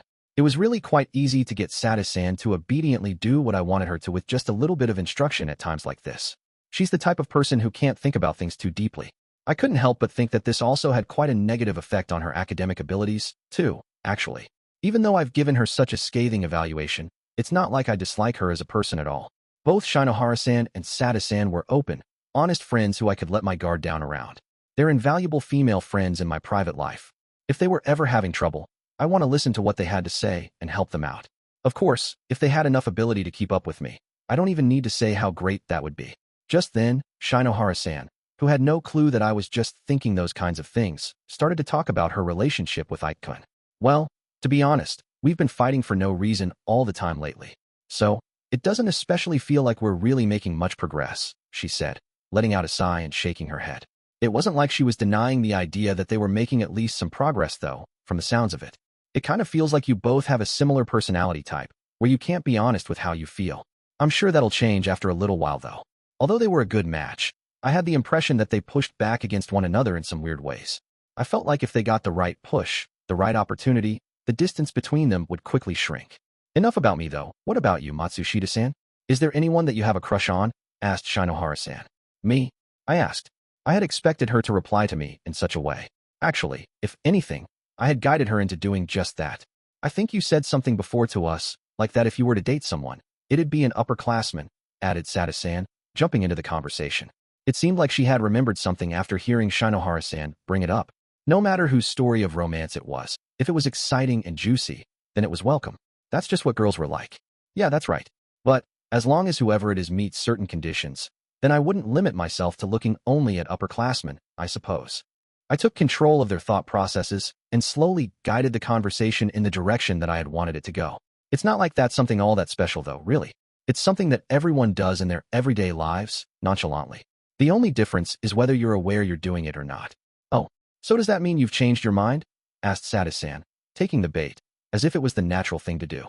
I mean, a guy's qualifications are something you can't compromise about, sure. I do want someone good-looking, who is also a good person on the inside. And also, a good family background is a necessity. I'd also want someone whose parents are educated and accomplished, I replied.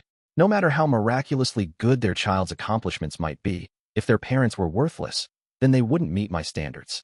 Someone with good qualifications, who has a good family background. Do you mean someone like Koenji-kun then, by any chance? Asked Shinohara-san, somewhat skeptically. Huh? I mean, sure, in terms of looks, he might be good. But isn't he kind of, you know? Said Sada-san, seemingly taken slightly aback after hearing Koenji-kun's name. Koenji-kun's reputation in our class is unimaginably bad. The reason for that is plain and simple. He's a strange person who constantly causes nothing but trouble for our class. However, I suppose you could say that the difference in how he's regarded inside our class versus outside our class is significant. At a glance, he has no shortcomings whatsoever when it comes to things like his appearance or his family background. And he also seems to have quite a gentlemanly side to him in his interactions with women, which is why it's completely understandable that he's fawned over by girls across grade levels. In regard to his academic prowess, I can see that he hides nigh limitless ability, though he never usually brings out his full potential. You could see that he's a rare breed, someone who meets nearly all of the qualifications I'm looking for in a guy. If I were going by ability alone, I think that Koenji-kun would be the #1 pick. But there are some other things that I can understand about him, without even needing to check. He's not the kind of person who could be persuaded to do anything by a normal person. He was a weirdo, unimaginably so. You can tell right from the very beginning that he wasn't worth the time or effort. Trying to do anything with him would be pointless. In that sense, compared to Sudo-kun or Ike-kun, he's even worse. Well, no. Actually, you could say that he's the biggest burden on our class. No, not Koenji-kun. If anything, I'm not even sure he's even human. After hearing my evaluation of him, the two other girls suddenly burst into laughter. If he ever took things seriously, he would definitely become even more popular than Hirata-kun. But there's no way he'll ever take anything seriously, I added. That was my evaluation. And it was something that Shinohara-san and Sada-san both vigorously agreed with. I was grateful to him, because he was a rare breed of person who taught me that even a single flaw could make someone go from a full 100 points to 0 points. We had started with the topic of Shinohara-san and Ike-kun's romance, and then went on to my idea of an ideal partner. Then, we were on to the next part of our conversation. Oh, that reminds me, Sada-san. Whatever happened with Ayanokouji-kun? I asked. Why are you asking me that? She replied, stiffening up after hearing my abrupt question. Then, Shinohara-san also looked over at her, as if she had just remembered something as well. It was what happened during winter break. Something that Sada-san had told us about. She had confided in us that she was interested in Ayanokouji-kun, and she was agonizing over whether she should tell him how she felt. At the time, Shinohara-san and I had just intended to enjoy watching the situation unfold from afar, while cheering them on, just like what Sada-san and I were doing with Shinohara-san and Ike-kun today. I didn't really. Sada-san seemed like she was going to deny anything had happened at first, but then she suddenly stopped speaking. I noticed that she had come to a complete stop when Ayanokouji-kun became the subject of the conversation. Of course, both Shinohara-san and I understood what that meant, but we didn't make mention of it. Did she tell him how she felt and get rejected? Or, perhaps, did she have a change of heart? Anyway, out of consideration for her, I decided I wouldn't touch on that unless Sada-san herself talked about it. But it was a path I couldn't avoid going down if I wanted to know about Ayanokouji-kun in greater detail. Is it okay if we keep it secret, just between us? She asked. That's how we get on the topic.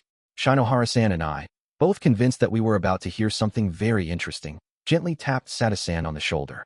Of course. 6.2 A&D. So, we headed over to the cafe to listen to what was bothering Sada-san. We were beginning to start the process of listening to her concerns and then repeatedly expressing agreement. A time by girls for girls. Unlike guys, who go straight for a solution, girls first begin by seeking affirmation. That wasn't always a bad thing. Well, to be honest, I told Ayanokouji-kun how I feel about him, Shinohara-san, and I nearly spat out our tea simultaneously when we heard those words pass by Sada-san's lips. Seriously? When? Shouted Shinohara-san. Since she thought she was the furthest along in our group when it came to having a relationship with a guy, she couldn't help but jump on the topic. I knew that there was something going on between the two of them, but I didn't realize that she had gotten that far. But on the other hand, I suppose that the result was actually obvious. If they had ended up deciding to start dating, I'm sure she would have told us about it. Even if she were hiding the relationship out of embarrassment, I surely would have noticed. But since that wasn't the case, that meant I got rejected. From the sounds of it, some time had passed since she had talked to him. Then, I couldn't sense any sign that she was upset or anxious in her voice. I'm sure that she had cried over it many times over, and now was just trying to move on. And considering all that, then she might have told him how she felt during winter break. If that happened because we had inadvertently pushed her into rushing things and telling him right away, then we might have really done her a disservice and let her down. No way, you're kidding me. Is Ayanokouji-kun stupid or something? Huffed Shinohara-san. Having a girl tell you that she has feelings for you, and a girl like Sada-san, no less, who is certainly nothing to scoff at in terms of physical appearance, was very unusual. Shinohara-san sounded both shocked and angry that she had gotten rejected. Why though? Why did you get rejected? She added. He said it was simply a problem with his feelings. He told me that since he didn't like me that way, he couldn't go out with me, said Sada-san. Shinohara-san brought her hand to her forehead, muttering a disgruntled, ugh, he's unbelievable, under her breath. Maybe it's simply that there's someone else he likes already? Like Horikita-san, for example. I replied, in order to confirm with Sada-san whether that might have been the case. But she shook her head. It was certainly true that whenever Ayanokouji-kun's name popped up, Horikita-san's seemed to follow shortly afterward. Recently, Ayanokouji-kun's presence could be felt more and more within our class. He was becoming harder to ignore. There had been a little bit of gossip going around that Ayanokouji-kun and Horikita-san might be getting together. But in the end, nothing really seemed to come from it, so talk died down. He said it would have been the same even if it was Horikita-san or Kushida-san, added Sada-san. Sure enough, it seemed unlikely that those two were actually that close after all. No way. Really? Like for real? Shouted Shinohara-san. Saying nothing about the mention of Horikita-san's name, Shinohara-san's passion seemed to hit its peak when she heard Kushida-san's name mentioned. Okay, so that just proves it. He's this weird, antisocial loner with no interest in romance. And he's a little bit creepy. Like, I could understand why she'd arrive at that conclusion. However, Sada-san, the person of interest in this conversation, didn't seem to share her opinion. If he doesn't even want to get to know a cute girl, then maybe that means he already has a true love. I asked, cutting into the conversation, looking over at Sada-san. When I looked at her, she averted her eyes, but still nodded in response. People tend to observe the person they like more than they do anyone else. The person who would be able to best sense who Ayanokouji is interested in would be Sada-san. I think that Ayanokouji probably likes Karuizawa-san, she replied, while directing her gaze elsewhere. No way. Wait, hold on. Really? Like what? What? Seriously, for real, Karuizawa-san? Shouted Shinohara-san. Shinohara-san and I exchanged glances once again. I suppose that if someone didn't already know, they would come off sounding like an incredibly unexpected pair. But I only pretended to be surprised. Deep down, I was quite convinced already, because my reading of the situation seemed to be in complete agreement with Sada-san's opinion about who Ayanokouji liked. Yeah, and also, I think that most likely, Karuizawa-san likes him back, actually, replied Sada-san. Is it possible that had something to do with her breakup with Hirata-kun then? I asked. After hearing my question, Sada-san, though seemingly still skeptical, nodded in response. Okay, hold on. Switching over from Hirata-kun to Ayanokouji-kun? Okay, I'm sorry, but I just don't get it, said Shinohara-san. I suppose that wasn't really something that Shinohara-san, who was trying to choose Ike-kun as her partner, should be saying, though. I don't think it's weird at all. I also think Ayanokouji is the better pick of the two, actually, said Sada-san. You still like him? Replied Shinohara-san. I'm trying to forget how I feel about him, but I just keep finding myself drawn toward him, answered Sada-san. She had realized the truth of the matter, since she had been following Ayanokouji with her eyes day after day now. I'm sorry, Sada-san, but you've been a very helpful point of reference. Anyway though, I do feel like I've been hearing Ayanokouji name a lot recently, for some reason, said Shinohara-san, casually expressing the suspicions that had come to mind. Like when he was the commander. Oh, and then also when he got that protection point from Sakayanagi-san, added Sada-san, who also felt that his name had been coming up a lot lately, mentioning the instances when Ayanokouji was a hot topic. It's so strange.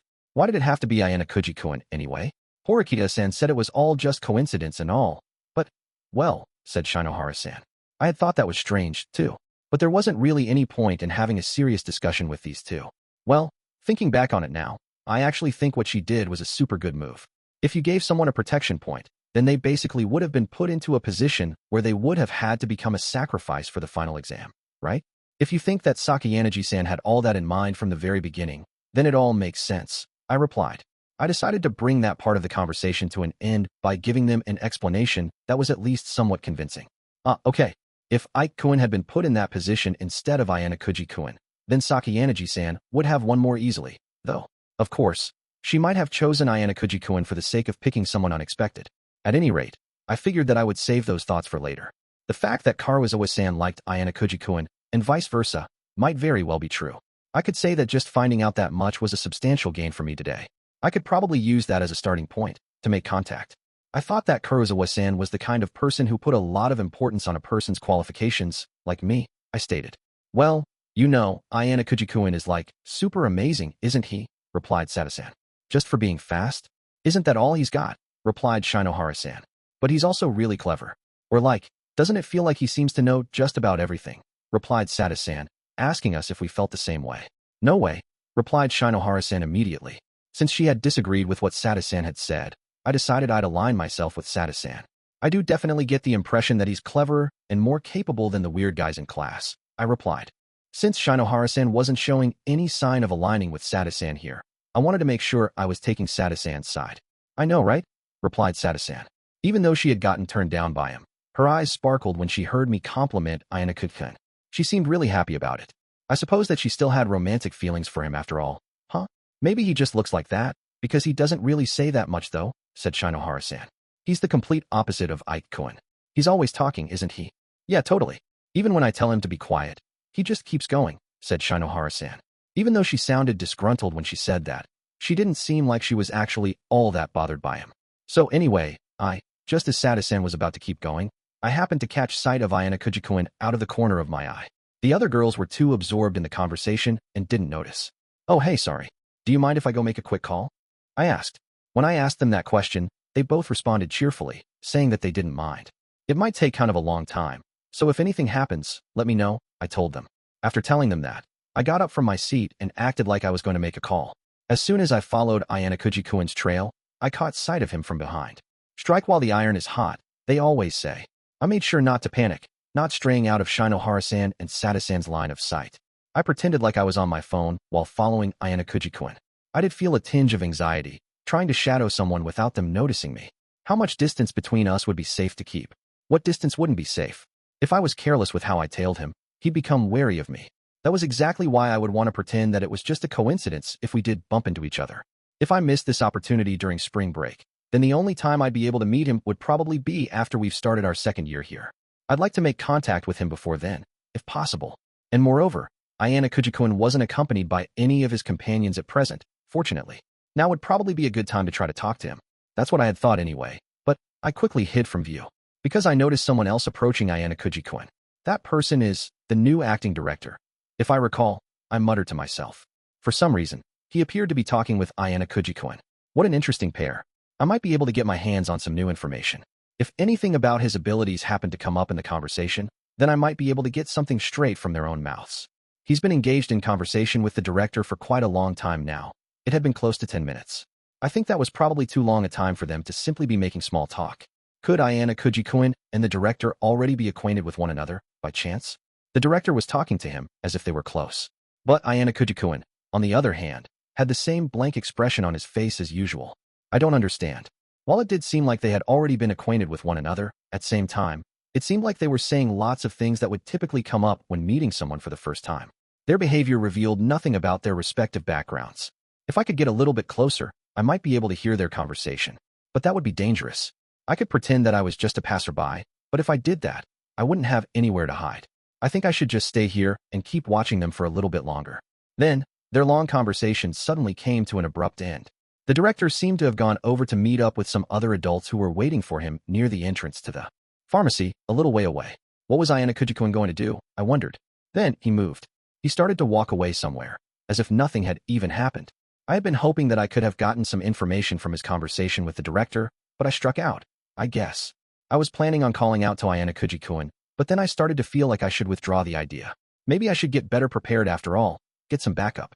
As I tailed Ayanokouji-kun after he just turned the corner, I thought to myself, I'll follow him a little bit longer, and if nothing happens, I'd go back and join Shinohara-san and Sada-san.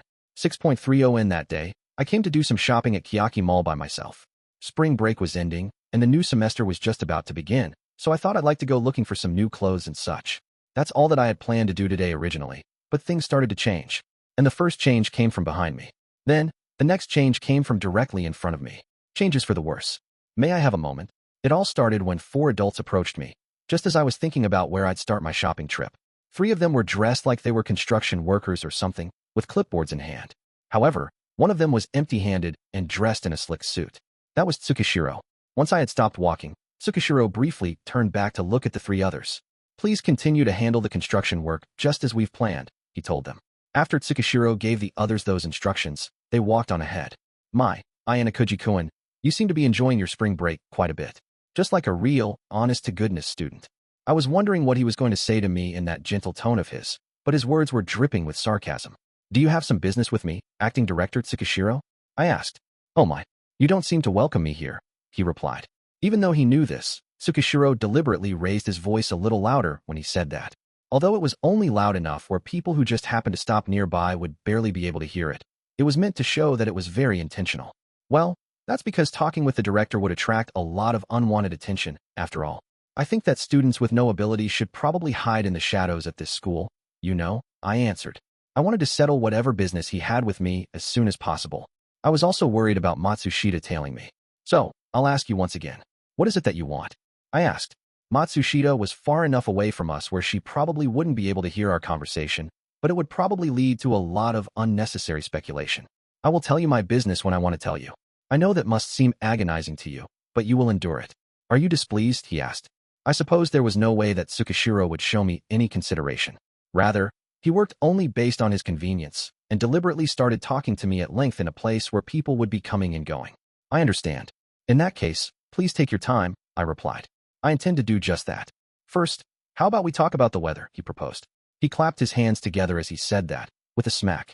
He squinted his eyes right after, appearing to be smiling with his whole face. If he was doing this just because he wanted to enjoy seeing how I'd react, then that was really shallow and superficial. There was no way that he could make my emotions rise and fall in my mind with something like that. I'm joking. I actually have plans later, so how about we get right down to business, said Tsukishiro. Tsukishiro seemed to know that too, as a matter of course. Even though he knew, he still wanted to act like he was trying to provoke me in such a manner, apparently. But it did seem like there was something he wanted to say. The school and the student. No matter what happened, those positions could never be reversed. As long as I was a student, there was a power dynamic that I couldn't do anything about. How about this, said Tsukishiro. Think of this spring vacation as your last holiday, and then return to your father. Tsukishiro didn't care at all about where we were. He was speaking openly, being rather explicit about the content of this conversation. Well, I suppose that even if other students happened to overhear, it wasn't like this would be a problem he couldn't deal with. Even though I was at a disadvantage here, he probably wouldn't suffer any damage. Having said that, I'm sure you'll want to ignore me and walk away.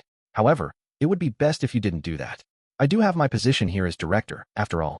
If a student happened to treat me harshly, well, I'd have to act accordingly, he added. Tsukishiro smiled, as though he could see right through me and what I was thinking.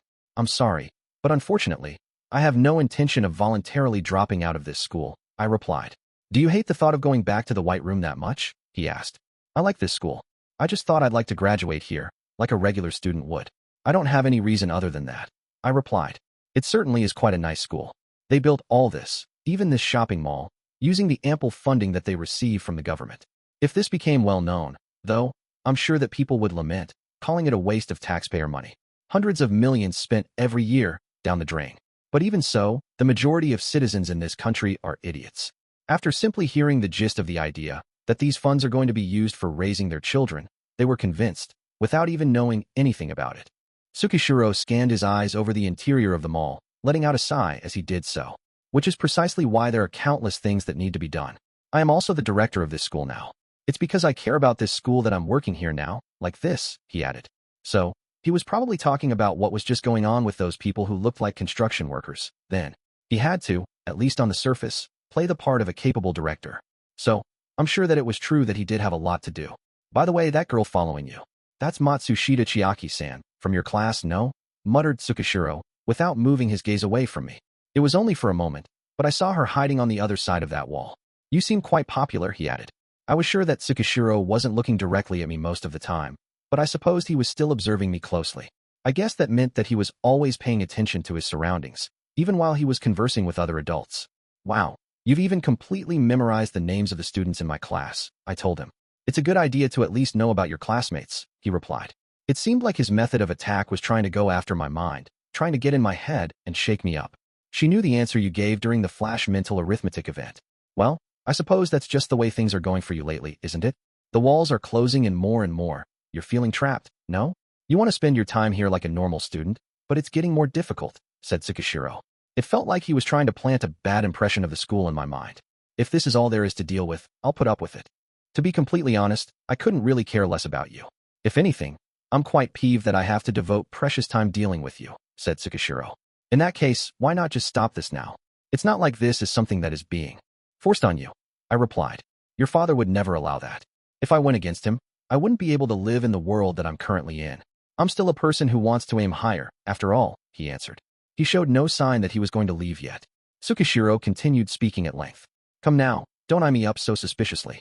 I could make any number of excuses, anyway. Isn't that right? Well, yes, I suppose you're right, I replied. I've looked over your records in the White Room. I will readily admit that you are indeed a remarkable child.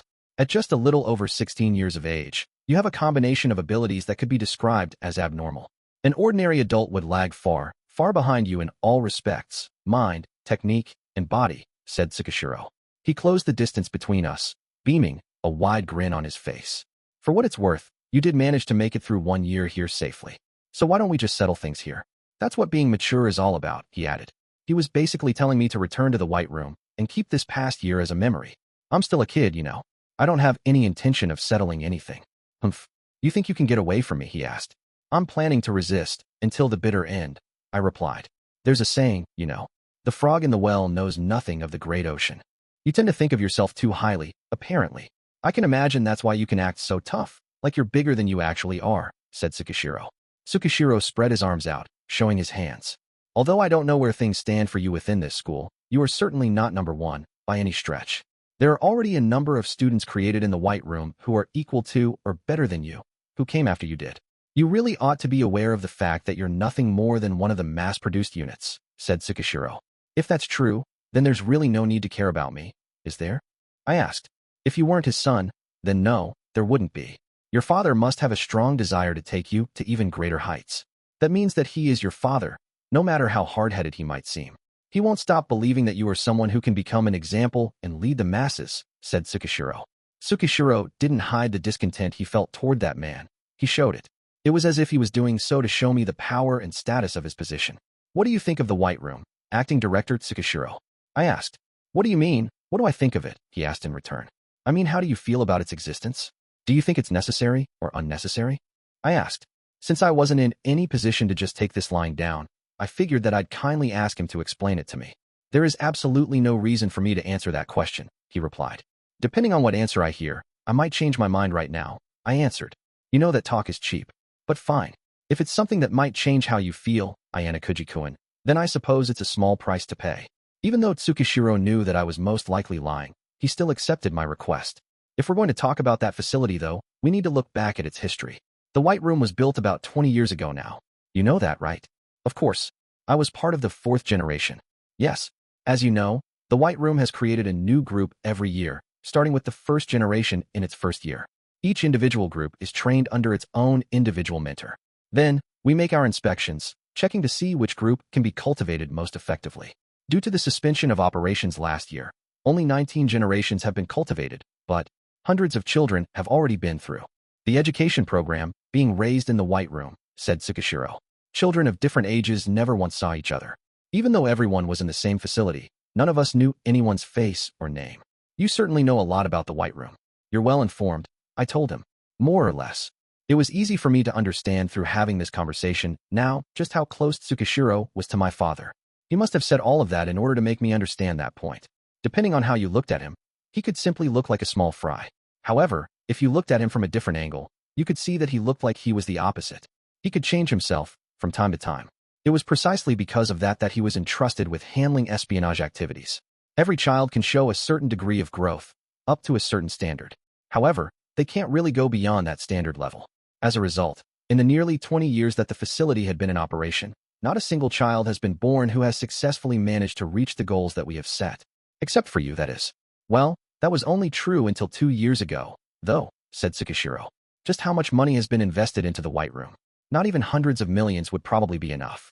And in the end, I was the only one to reach the target they set. Once again, I couldn't help but feel like it was such a futile endeavor. What about the best and the brightest, those exceptional students? They're still out there, right? What are those children doing now? I asked. That part was something I didn't know anything about. I couldn't even begin to imagine what my peers, the ones from my same generation, who I had left behind, were doing right now. Tsukishiro seemed a little bit surprised, but he understood immediately what I was asking. I suppose there's no way you could know where the children who fell by the wayside and were removed from the facility ended up. They are maturing splendidly, contributing to society. Well, it would bring some solace if that were true, wouldn't it? In reality, most of the children raised in the facility proved to have a number of issues.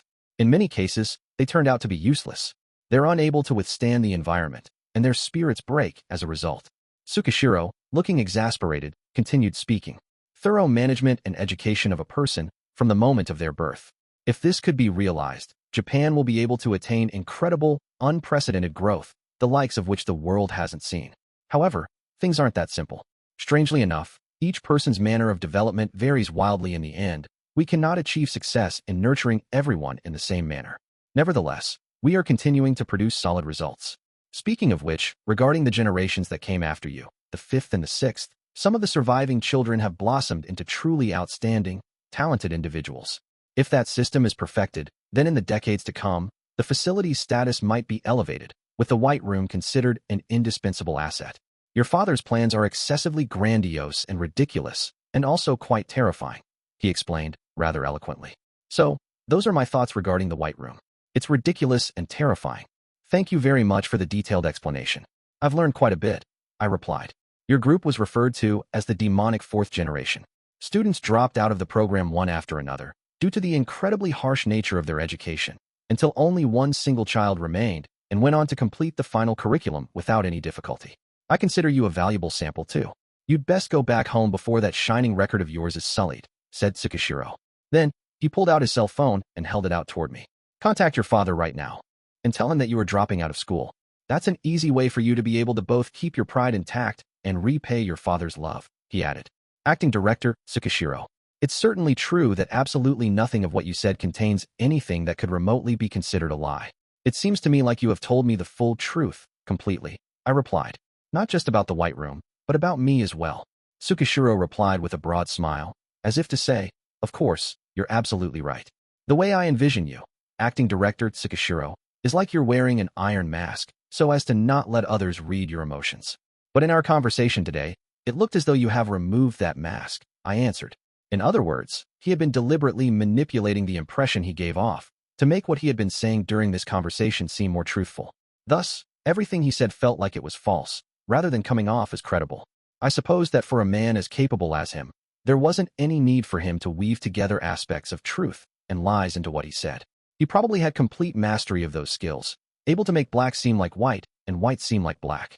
In other words, it was possible for him to say something that was completely 100% pure fiction and pass it off as if it were true. It doesn't seem like I can get you to trust me, said Tsukishiro. Unfortunately, I replied. My word, said Tsukishiro. Acting Director Tsukishiro, isn't it actually better if you stop this now and back off? If you're unable to force me into dropping out of school, you will lose my father's trust. I think that it would be wiser for you to simply back off at this stage, even if you might suffer some reprimand. You're going to get embarrassed, I replied. I thank you very much for your concern. However, that is entirely pointless. I will not fail. Tsukishiro flashed an uncanny smile, but I didn't really know how much he had really meant of what he said. Besides, I'm an adult. I'm not afraid of making one mistake. Even in the unlikely event that you are able to evade me, then so be it. I'll just go on to the next job. Embarrassment isn't that big a deal, said Tsukishiro. In spite of the fact that you're afraid of my father and are cooperating with him, you seem like you're unusually accepting of failure. What are your true intentions? I asked. Who can say, he replied. Tsukishiro had probably been fighting on the front lines for decades. That iron mask of his that I had hypothesized about earlier might actually be even more significant than I had imagined. I understood that if Tsukishiro had been sent by that man, then he wasn't someone who did things half-cocked. If there's no convincing you, then I suppose you leave me with no other choice. We'll have to compete with another, said Tsukishiro. Yes, I suppose so, I replied. At this point, Tsukishiro finally seemed like he was satisfied, because he started to move away from me. I'll be going now. It would be rude to keep them waiting any longer, after all, said Tsukishiro. He must have been referring to the other people he had been talking with earlier, who had gone on ahead. However, I will say, if you don't drop out voluntarily, your life here at this school will become rather difficult later, he added. I would like to spend my days peacefully, but I suppose I don't have any choice. I'm prepared. Tsukishiro continued to look at me with a broad smile on his face. Just as he was about to turn and leave, he made a proposal. How about we play a game? One where you'll have a rather one-sided advantage, said Tsukishiro. A game. At the start of the new term, I will be inviting one person from the White Room to come enroll in this school as a new student, he replied. I was wondering what he might say. It turned out to be something rather unexpected. Are you sure it's all right for you to be telling me this? I asked. There's no problem in me doing so. I'm sure that the possibility of something like that happening was already in your mind already. We were thinking of giving the role of dealing with you to this child. When this student realizes who you are, they'll work on the process of getting you expelled. So, he decided that he didn't need to even make a move himself, then. My sense of wariness was neither becoming increasingly heightened, nor was it waning. I committed what Tsukishiro said to memory, but I didn't believe a word of it. You don't seem to believe me. You think that I'd send 4 or 5 in. The school isn't so lax that I'd be able to send in any number of people in the first place, you know. That's just nonsense, said Tsukishiro. Whether you said 1 person or 100 people, I still wouldn't believe a single word you say, I replied. If you wanted to squeeze people in, I'm sure this man would put in as many people as he wanted to. I understood things well enough to know that he was that type of person. Well, you might be right about that. But how do I actually win this game? I asked. There will be 164 incoming students starting here in the new term as first years. If you can find out which among them is the student from the White Room before the end of April, I'll happily withdraw. How about it? Isn't that quite an extraordinary offer, said Tsukishiro. If that was true, then that certainly was quite an extraordinary offer. If the troublesome Tsukishiro leaves, then that means there will be less of a burden for me to deal with. I find that very hard to believe, I told him. I don't mind you taking what I say with a grain of salt, but really, it's fine, isn't it? After all, there's no risk for you at all, said Tsukishiro. Aside from the psychological harm, it certainly seemed as though there wasn't any actual risk. It seemed like there wouldn't be any harm in me accepting this offer. All right, I'll play your game, even if you're offering it simply as a formality. However, while I'm sure you're quite confident in the abilities that this student from the White Room has, there's also one thing that I'm quite confident in myself, I replied. Oh, and what would that be? He asked. Even though the frog in the well knows nothing of the great ocean, he does know the depths of the sky, I replied. Meaning, since you have been in the confined world of the White Room for so long, you understand the depths of that world better than anyone else. Is that it? Answered Tsukishiro. It was that unmistakable education that I had received from the White Room that had granted me the kind of confidence to never waver. No matter how many other children have been given the same education, none of them would ever reach those same heights. It doesn't matter if it was someone from the third generation or from someone younger than me, from the fifth generation, the idea was the same. I continued speaking to Tsukishiro, who continued looking at me, as though he were sizing me up. Of course, there are people in this world who are superior to me. There are nearly 7 billion people on this planet, after all. However, in the White Room, it's a different story, I replied. There was no one in that world who was better than me. That was the only thing that I could answer with certainty. Those eyes, they're just like your father's. Eerie eyes that have a deep darkness in them. That depth in your eyes is the one thing no other student of the White Room can imitate, no matter how exceptional they are, said Tsukishiro. Perhaps it was because he had realized that trying to continue this conversation any further would be pointless, but Tsukishiro turned and walked away. 6.4 After I parted ways with Tsukishiro, I wandered around Kiyaki Mall for a while. It would probably be fine if I forgot about Tsukishiro for the time being. The problem was Matsushita, who had been staying out of sight and keeping her presence hidden for some time now. Even though I could just leave things be, it would be a hassle if word got around about me and the director. After I had confirmed that Matsushita was still following me, I decided to ambush her. I needed to find out the reason why she was tailing me. Although I didn't think it was likely, I did consider the possibility that she had something to do with Tsukishiro. I didn't know if she had been following me around ever since the beginning, or if she had just started to do so sometime along the way. That point alone made it clear that I needed to do something. The problem was where I should try to talk to her. Today, we were near the end of our spring vacation, and it was just before noon. The mall was absolutely packed with people. If I was careless with how I approached her, I would attract unwanted attention. In that case, I figured I'd find the right time, and then try to settle things early on. The only saving grace is that Matsushita was a student in my same class. Even if we were seen talking with one another, other people would probably only think that it was simply casual, everyday conversation. I had turned the corner somewhat quickly and got ready to ambush Matsushita. If she didn't follow after me, then I could use Ki as a way to make my move. A little over 10 seconds later, Matsushita turned the corner, following after me. Wog. Matsushita must not have been expecting me to have been waiting for her, because she let out a surprised yelp. If she hadn't actually been following me, she probably wouldn't have been so completely shocked like that. Do you need something from me? I asked. When I had calmly asked her that question, Matsushita placed her hand to her chest, as if she were trying to calm down her quickening heartbeat. Something? What do you mean? Well, that's what I'd like to say, but it feels like I've been found out, I guess, she replied. It seemed as though she had decided that a lame excuse wouldn't work to explain her behavior and the apparent blunder she just made. But why was she following me? That was the important part. Normally, if you just wanted to talk with someone, there wasn't any need to hide and tail them.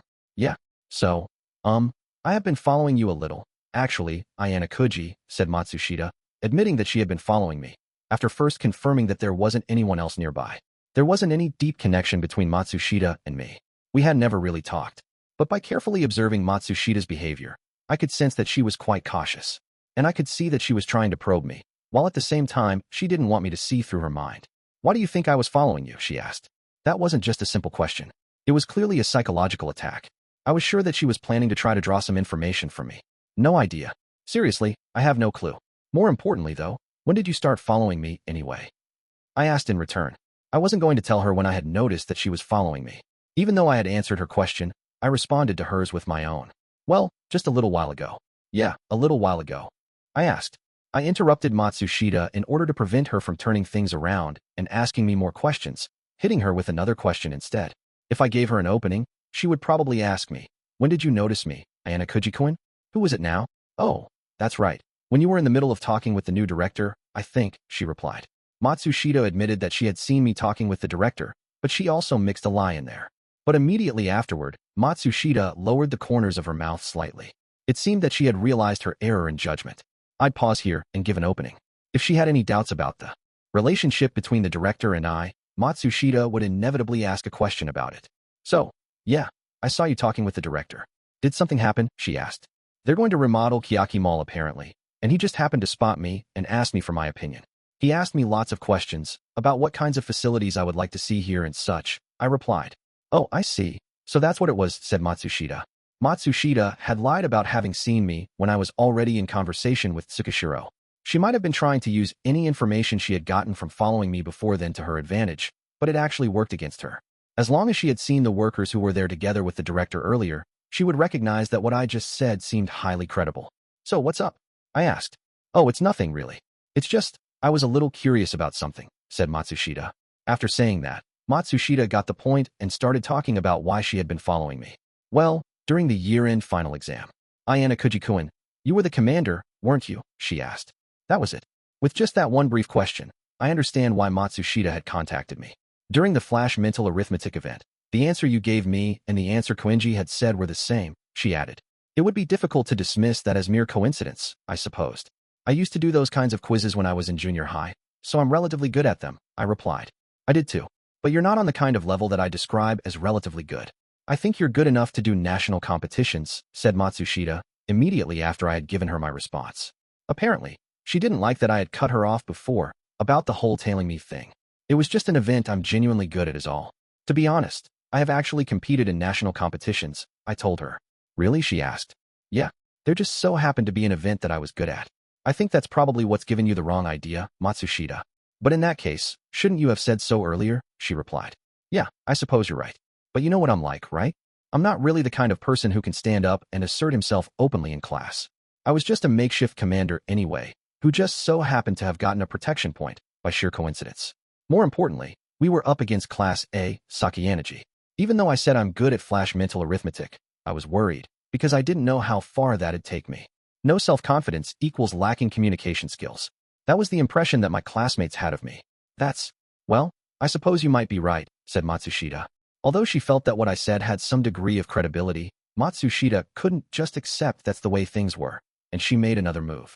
You know, I saw you actually. You and Hirata-kun. I saw you talking with him on the bench, Ayanokouji-kun. She was probably talking about the time I'd spoken to Hirata when he was isolated and alone during the class vote. It's not like I had eyes in the back of my head. I didn't know there was anyone watching. But that didn't mean this was something worth panicking over. It wouldn't have been surprising if someone had seen us from a distance. I stayed far away because I thought that you'd notice me if I got in too close. But I kind of got the feeling that he was crying, said Matsushita. So, from seeing us back then, and from what happened during the flash mental arithmetic event, she had gained a number of insights, from the sounds of it. Matsushita's intentions had started to come into focus. Even considering her behavior and her manner of speaking, it seemed safe for me to conclude that she had nothing at all to do with Tsukishiro. It wasn't just a simple coincidence that Hirata-kun came back the very next day, is it? She asked.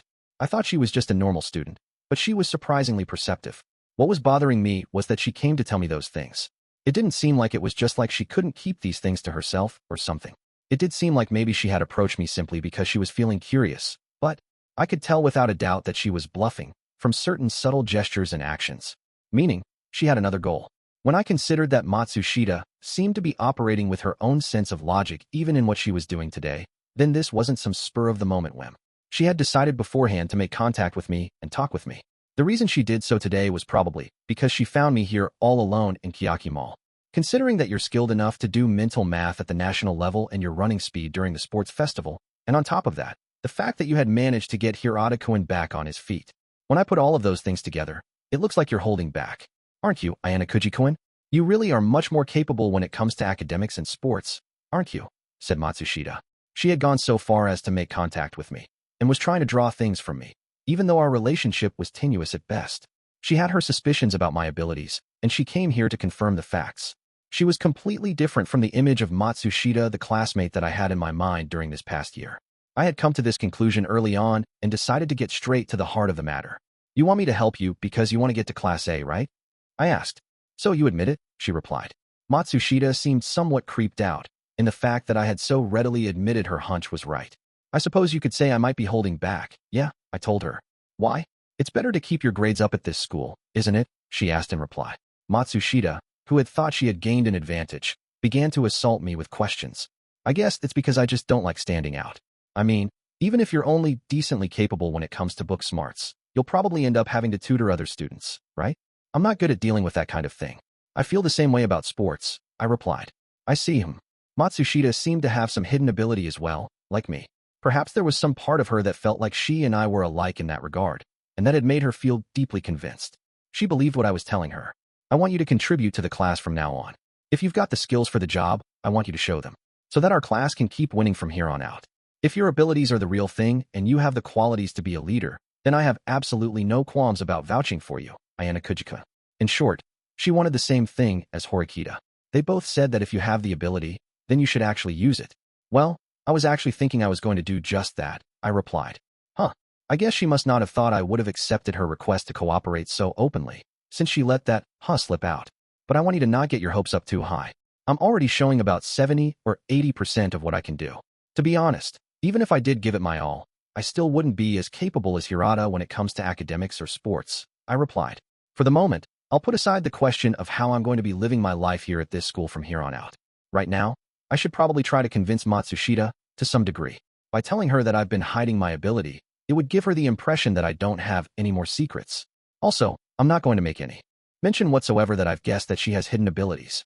Naturally, she'll feel that she's gained the upper hand in our psychological warfare, and she'll tentatively calculate what kind of ability I have from there. Wait, earlier, you just said 70 or 80%, but is that true? She asked. Matsushita should have very little information on that, to know for sure whether or not I was at or above Hirata's level. But she asked that question to see if what I said was the truth. Yeah, I replied. She nodded once again when she heard me say that, but it didn't seem as though she had accepted it as the truth. And what about the thing with Karuo-san? She asked. What are you talking about? I asked in return. About you having some connection with her breakup with Hirata-kun, or something like that, Ayanokouji-kun. And where did that information come from? I asked. It's just a hunch, something that I've sensed myself. I think there's definitely some kind of connection. Apparently, she seems to have done quite a bit of investigating. So, she wouldn't be so easily convinced of anything. That clear confidence that Matsushita had kept slipping in and out of view during our conversation. Why does Karuo-san think you're so special? So much so that she'd even break up with Hirata-kun? Tell me the reason why. The reason why, Basically, if I were worse than Hirata, then Matsushita wasn't convinced about what Karuo's motives were. Are you going to say that she doesn't see you as someone special? She asked. I suppose she might, I replied. When I said that, she responded with a small nod, as if she were somewhat satisfied. I knew it. You really are much more, well, no. I'm not sure how to put this, but I think you have a really huge misunderstanding here, Matsushita. A misunderstanding? I'm asking you these questions because I have conclusive proof. Well, I think it's certainly true that Karuo and I have an unusual relationship. That's what I want to know about. Your true abilities, Ayanokouji-kun. Well, you're not going to tell me, even after telling me everything else so far, she asked. It's not like that. How do I put this? It's just difficult to say. I held back my words several times, hemming and hawing a bit, as I let my gaze slip away and looked off far in the other direction. With Matsushita trying to press me further, though, I had no choice but to use my words. It's hard to explain. Well, I suppose maybe it's not that difficult actually, but, well, I think that it's simply because I have some feelings for Karuo, and I told her that. So, I think it's probably just that she's oddly aware of me being around, rather than her actually thinking I'm like, special or anything, I replied. We exchanged looks. So, Karuo-san didn't see your true abilities and think of you as special because of that, Ayanokouji-kun? She asked. It has nothing to do with that. But, even so, I can't imagine that she would think that you're that special just because you have feelings for her, she replied. I closed the distance between myself and Matsushita and placed my hands on her shoulders. She must not have expected that I would grab her, so her eyes had reflexively widened in shock. I looked deep into her eyes and said something. I like you, Matsushita. I want to go out with you. Matsushita must have been in a complete panic deep down, for a moment. I immediately let go of her shoulders. If someone told you that they had feelings for you like that, wouldn't it stick in your mind afterward, whether it was good or bad? I asked. Why, you were joking. I see. Okay.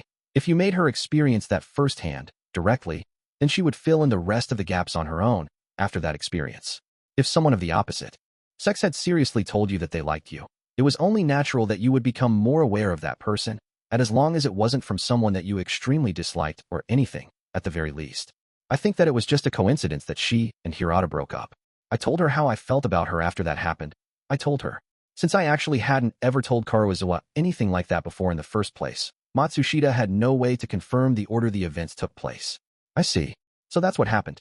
I'm sorry for following you. I do have one request. About Karuizawa, I understand. I'm not going to go around telling anyone about it. I couldn't say for certain that she had completely accepted what I told her, 100%. But for the time being, we would leave things at that. I had intended to provide her with only that much to work with. I don't think she'd casually mention things about Kei and me to anyone. It would be more disadvantageous for Matsushita anyway, if she had put me in a bad mood and made me uncooperative by doing so. Chapter 7. Adolescence about to begin. A number of things had happened around me just during spring break. There was the incident with Matsushita, and before that, the ones with Horikita and Ichinos. There was the establishment of a cooperative relationship between Director Sakayanagi, Chabashira, and Mishima-sensei. And finally, there was my bargain with Tsukishiro. I should probably be most vigilant of all about Tsukishiro. Unlike the other issues at hand, the problem he presented would just worsen if I ignored him. The next thing I knew, I might be getting told I was being kicked out of school. That was exactly why I needed to coordinate with the teachers to try to deal with this situation. As for what Tsukishiro had said about sending in a student from the White Room, it wasn't necessarily definite, but it was plausible.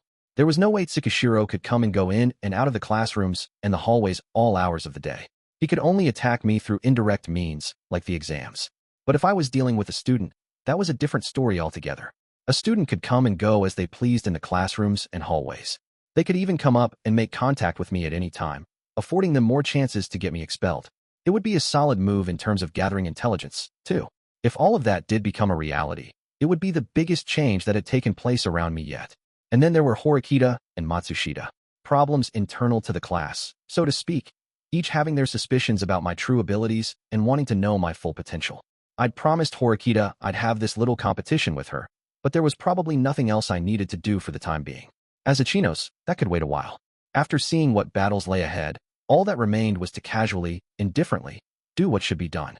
However, that only applied to the things that were happening around me. As for my internal changes, well, those were still very subtle. At least, that was true until today. There were only 2 days left until spring break ended. Just Tuesday and Wednesday.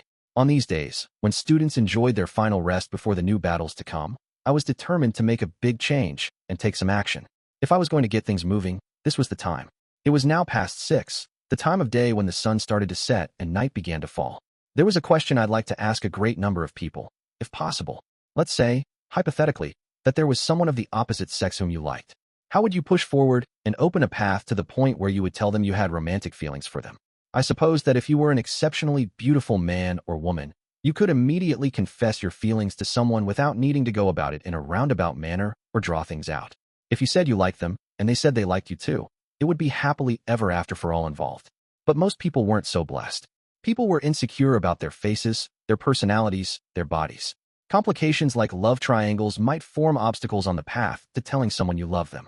Ultimately, it was clear that confessing your feelings to someone, the gateway to romantic love, was certainly no easy task, which was precisely why I was mulling it over so seriously in my head, letting my thoughts carry me. I thought hard, racking my brain to calculate the certainty of success of such an endeavor, of telling someone how you felt. 10%, 20%, or was there a success rate of 50%? I suppose that you might have an 80%, 90%, or even close to 100% rate of success, depending on the circumstances. But even so, there would be uneasiness. People would be afraid that if their attempt failed, they'd get shut down when they told the other person how they felt, that the relationship they had with the other person would change dramatically. There might be a few positive-minded people out there who could shrug off such things, but to high schoolers, school was our world, and that world was everything. The possibility that the relationships you'd built within that world might fall apart was terrifying. And so, people took such things very seriously.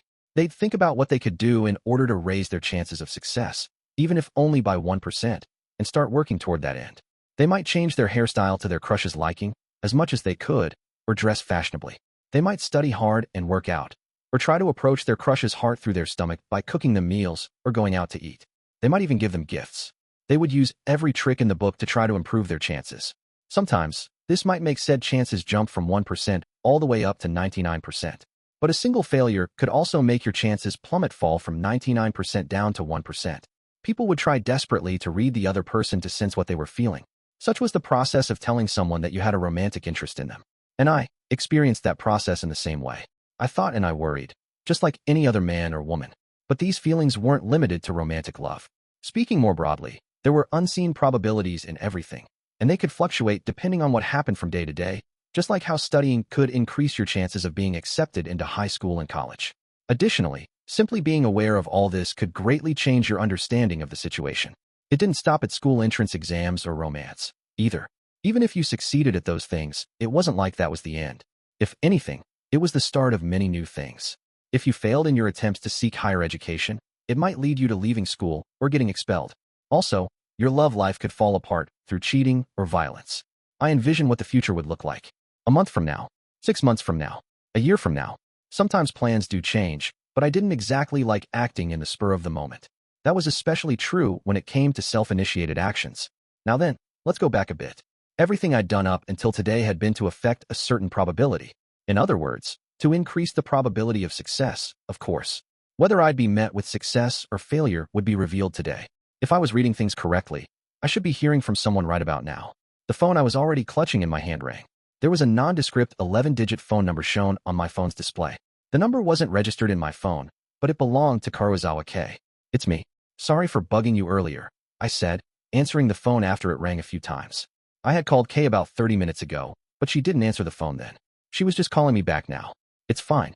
What's up? She asked. You sound like you're irritated. Not really.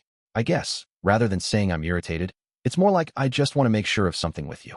About the time when I asked you to come out before and didn't call back later, I asked. On the day that I met up with Hiyori, I had asked Kay to come out. But in the end, I didn't tell her anything we'd had talked about. All I'd said to her was that I could call her later if I remembered. And I didn't even try to get in touch with her again until close to the very end of spring break. It seems like you already know then. What? Are you trying to annoy me? She asked. How about we talk about this in person? I asked, cutting in. Huh? About what I said. That I'd tell you if I remembered. I remembered. Can you come now?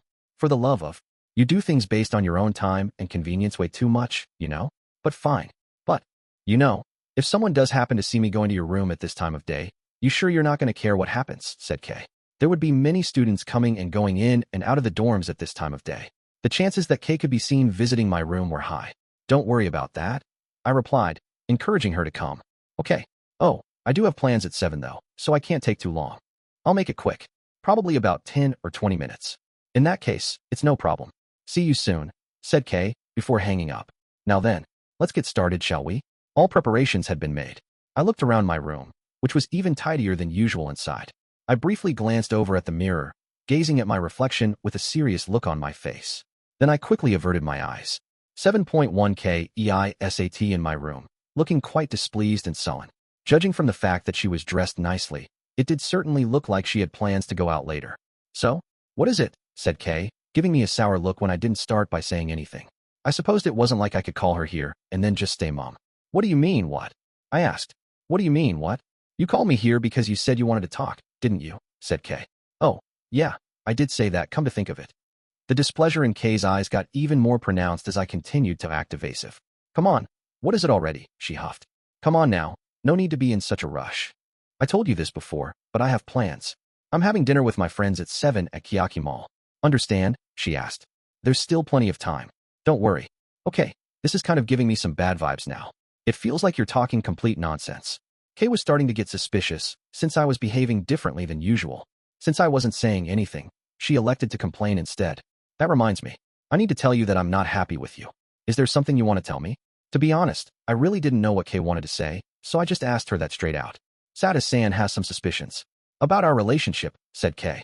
Satu, a classmate whom I hadn't interacted with much lately, but who'd taken a liking to me. I thought she'd hate me after I turned her down. What kind of suspicions? I asked. She thinks the reason I broke up with Hirata-kun was so I could start going out with you. She tried to confirm her hunch in a sort of roundabout way, said Kay, meaning that Sata had avoided directly saying anything about her suspicions, but said something ambiguous that could be interpreted that way instead. I denied it, of course, but I have my doubts about how much she actually believed me, said Kay. I see. I actually have a similar story. Huh? What do you mean, a similar story? Matsushita. She has some suspicions about our relationship. Like if we're dating. When I told Kay about the conversation I had with Matsushita the other day, her face went as white as a sheet. Huh? You're kidding, right? Or wait, are you serious? You're not joking. I nodded to show that it was certainly no joke. I continued speaking, explaining what happened. I told her how Matsushita was the kind of person who hid her true abilities, like me, and that thanks to her powers of observation, she had some doubts about my relationship with Kei, and that she also had her suspicions about my own abilities. Things like that. Wait, hold on a second. I can't wrap my head around all of this. She placed a hand to her forehead, as if she had a headache. Okay, I feel like things are really looking bad, but what do you think? Kei, understanding the situation, asked me what I thought about it. No, she was asking me for a plan of action. This was related to what I had called her here for today, so I figured I'd give her a straight answer. Why don't we just let it go? Not worry about it. I asked. No way, we can't do that. Besides, our relationship, there's nothing really going on between us, huffed Kei. You mean you don't like people thinking that there's something going on when there really isn't? In that case, even if Matsushita were to go around spreading rumors or something, isn't it fine to just let her say what she wants? I replied. What? Just let her say whatever she wants. We can't just ignore something like this alone. Go talk to Matsushita-san right away. Tell her that there's nothing going on between us, said Kei. Even if I gave her a lame excuse like that, it would only have the opposite effect. You knew all this from the start, didn't you? Why did you give her some half-assed lie, said Kei. No matter what I say, the situation won't change. Sada has her suspicions that you and I have some kind of relationship, right? And if Matsushita is close friends with Sadu, sooner or later, she'll hear from Sadu that there's something unusual going on between us. Actually, there's a good chance she already heard something from Sadu and acted on it.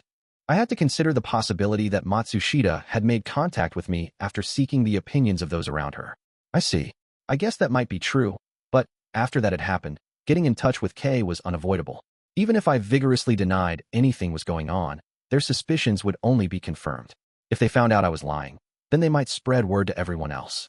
If that was the case, it would be best to get them on our side as quickly as possible. But that wasn't what Kei was concerned about, apparently. But, well, it's just that, in the unlikely chance that people in class go around saying that the reason I broke up with Hirata-kun was, I could start dating you, and word got around the school, it'd be a problem, said Kei. Why would it be a problem? I asked. Well, it's just, if word did get around, then it would have certain, effects on my future. She continued to press the issue, exhibiting her discontent. Get it? Whether you're a guy or a girl, if there's talk or signs that you have something going on with the opposite sex, that means fewer people are going to approach you. Kei pointed her forefinger at me, holding it in front of my eyes, as if to ask me if I understood.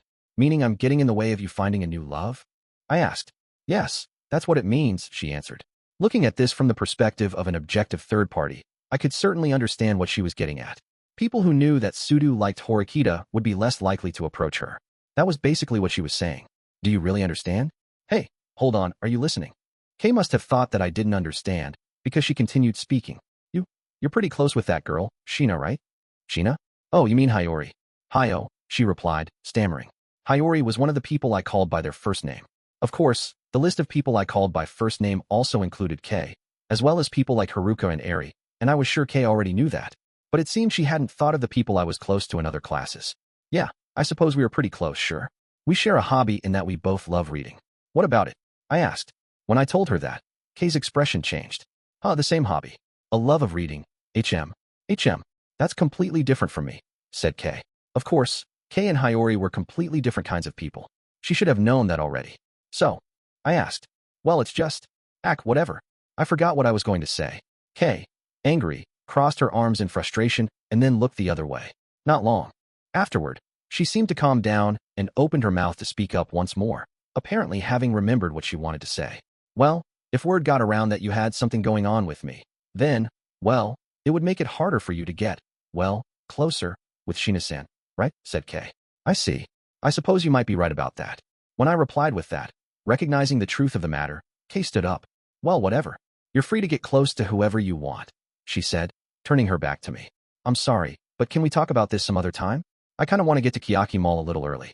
There might be guys from other classes coming to hang out too, so I gotta be pretty on point to be able to dispel any rumors. I don't really have the time to be worrying about you. On point. I asked.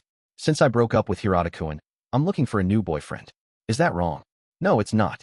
Okay, so you get it? In that case, I'm gonna go. It looked like I'd gone a little overboard with the teasing. I stood up too, just as she did. Kei probably thought I was getting up to show her the door. I'm fine. You don't have to, she said, rejecting me forcefully. I called out her name. Kei. What? What is it? She huffed. If you don't like it, then just ignore it. That's it, I replied.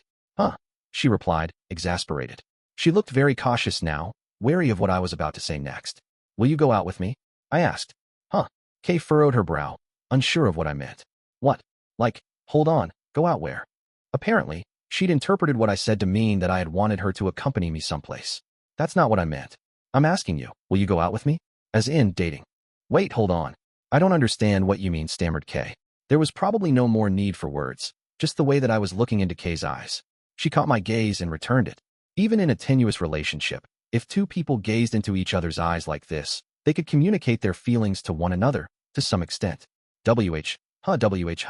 WH, what kind of joke is this? Okay, this is just like totally problematic, shouted Kay. It's not a joke. But, just now, you were just hinting that you had something going on with Sheena-san, she wailed. That was a joke. But, these past few days, that was just, well, you know. I guess I was trying to see if I could make you a little jealous, Kay. There'd hardly been any need for me to ask Kay to come out to the cafe, so she could see me talking to Hiyori. But it was just one way to show her my rather clumsy, awkward idea of romance. If you're lying about this, we are seriously going to be through, you and me. Okay, so if you want to take back this fake romantic confession, this is your last chance to do it. Do you really get it? She asked. Kay was a deeply skeptical, suspicious person, and this was a situation where she couldn't simply just answer me with a yes or a no. This is not a joke in the slightest. I want to hear your answer, I replied. Why? But wait, how am I supposed to? Well, I already told you. If you don't like it, you can go ahead and ignore it. Or you can reject me. Whatever you want, I told her. No one said anything about ignoring anything. But more importantly, why? What do you mean, why? I asked. Well, it's you know, and stuff. I mean, like, why ask me today, in the first place? She wasn't very clear with the first part of her statement, so I could only answer the second part of it. Why today, huh? Well, I can't really explain the reason I did it today, but I can say why I wanted to do it now. It's because I wanted to stop you from becoming someone else's girlfriend, I replied. Meaning you like me? Asked Kay. The question Kay had just asked me was filled with more depth of emotion than I had ever felt before. At that moment, or rather, just before that moment, my heart trembled. I felt like I could answer her with certainty. That's right. I like Karuizawa Kay, I replied. Telling someone that you had feelings for them was supposed to be one of the most significant events of your life. The moment when you laid your heart bare. I wondered if I had really managed to give Kay an answer to her question that came from my heart. Normally, the act of telling someone how you feel about them was motivated entirely by the simple fact that you love them. It was an act of courtship based on the desire to make the person you love your own. So, what's your answer? I asked. The ball was now in Kay's court. All that remained was to wait for her reply. Kay was trying her absolute hardest to organize the chaotic mess of her thoughts. Before she knew it, she averted her gaze and then desperately tried to bring her eyes back onto me. I'll go out with you. So, I can take that to mean you like me then? Why you want me to say it? She wailed. I understood that she was feeling flustered, but this confirmation was a part of the process that couldn't be skipped. It was by receiving her answer that, for the first time, there would be a definite change in our relationship. Yeah, I want you to say it.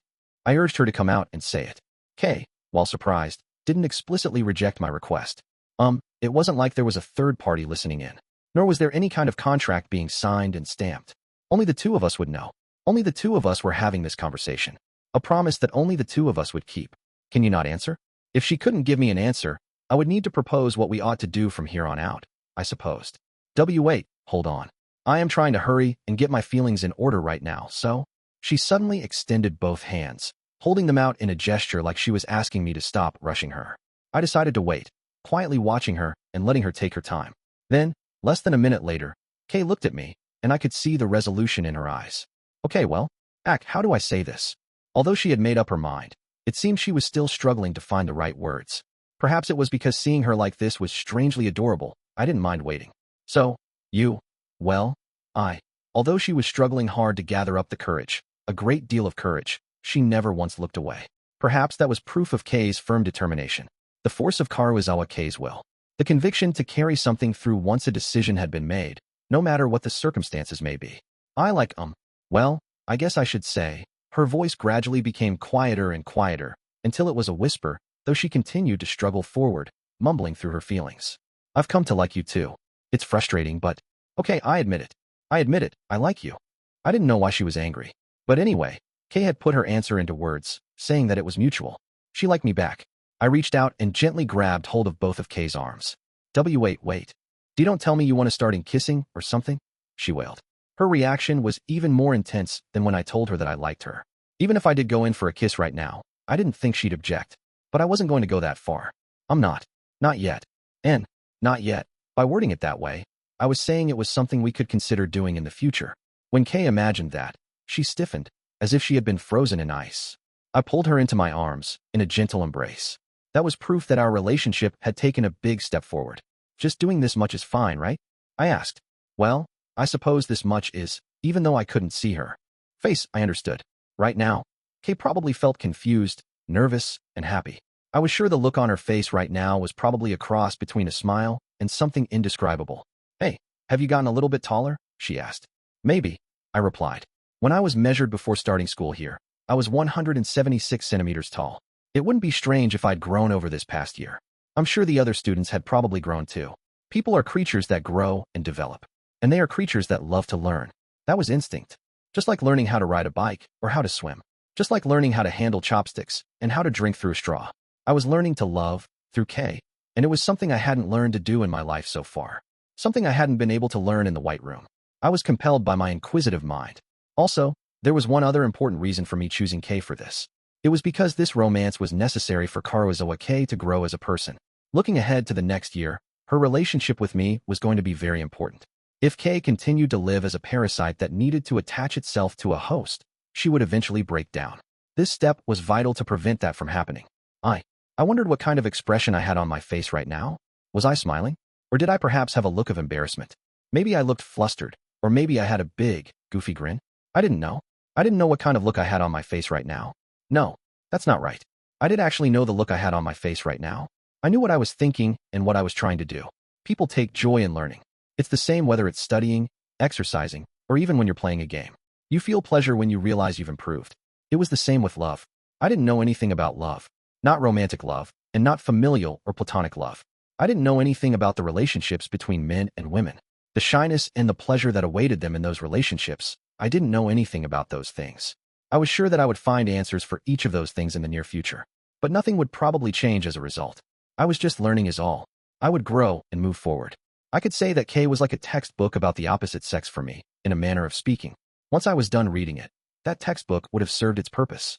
Or perhaps, maybe there was a future in store that wasn't like that? Would I become someone irreplaceable to her, never leaving her side? I didn't know. There was a part of me that wished for that to happen, and another part that realized it was impossible. Please, I prayed.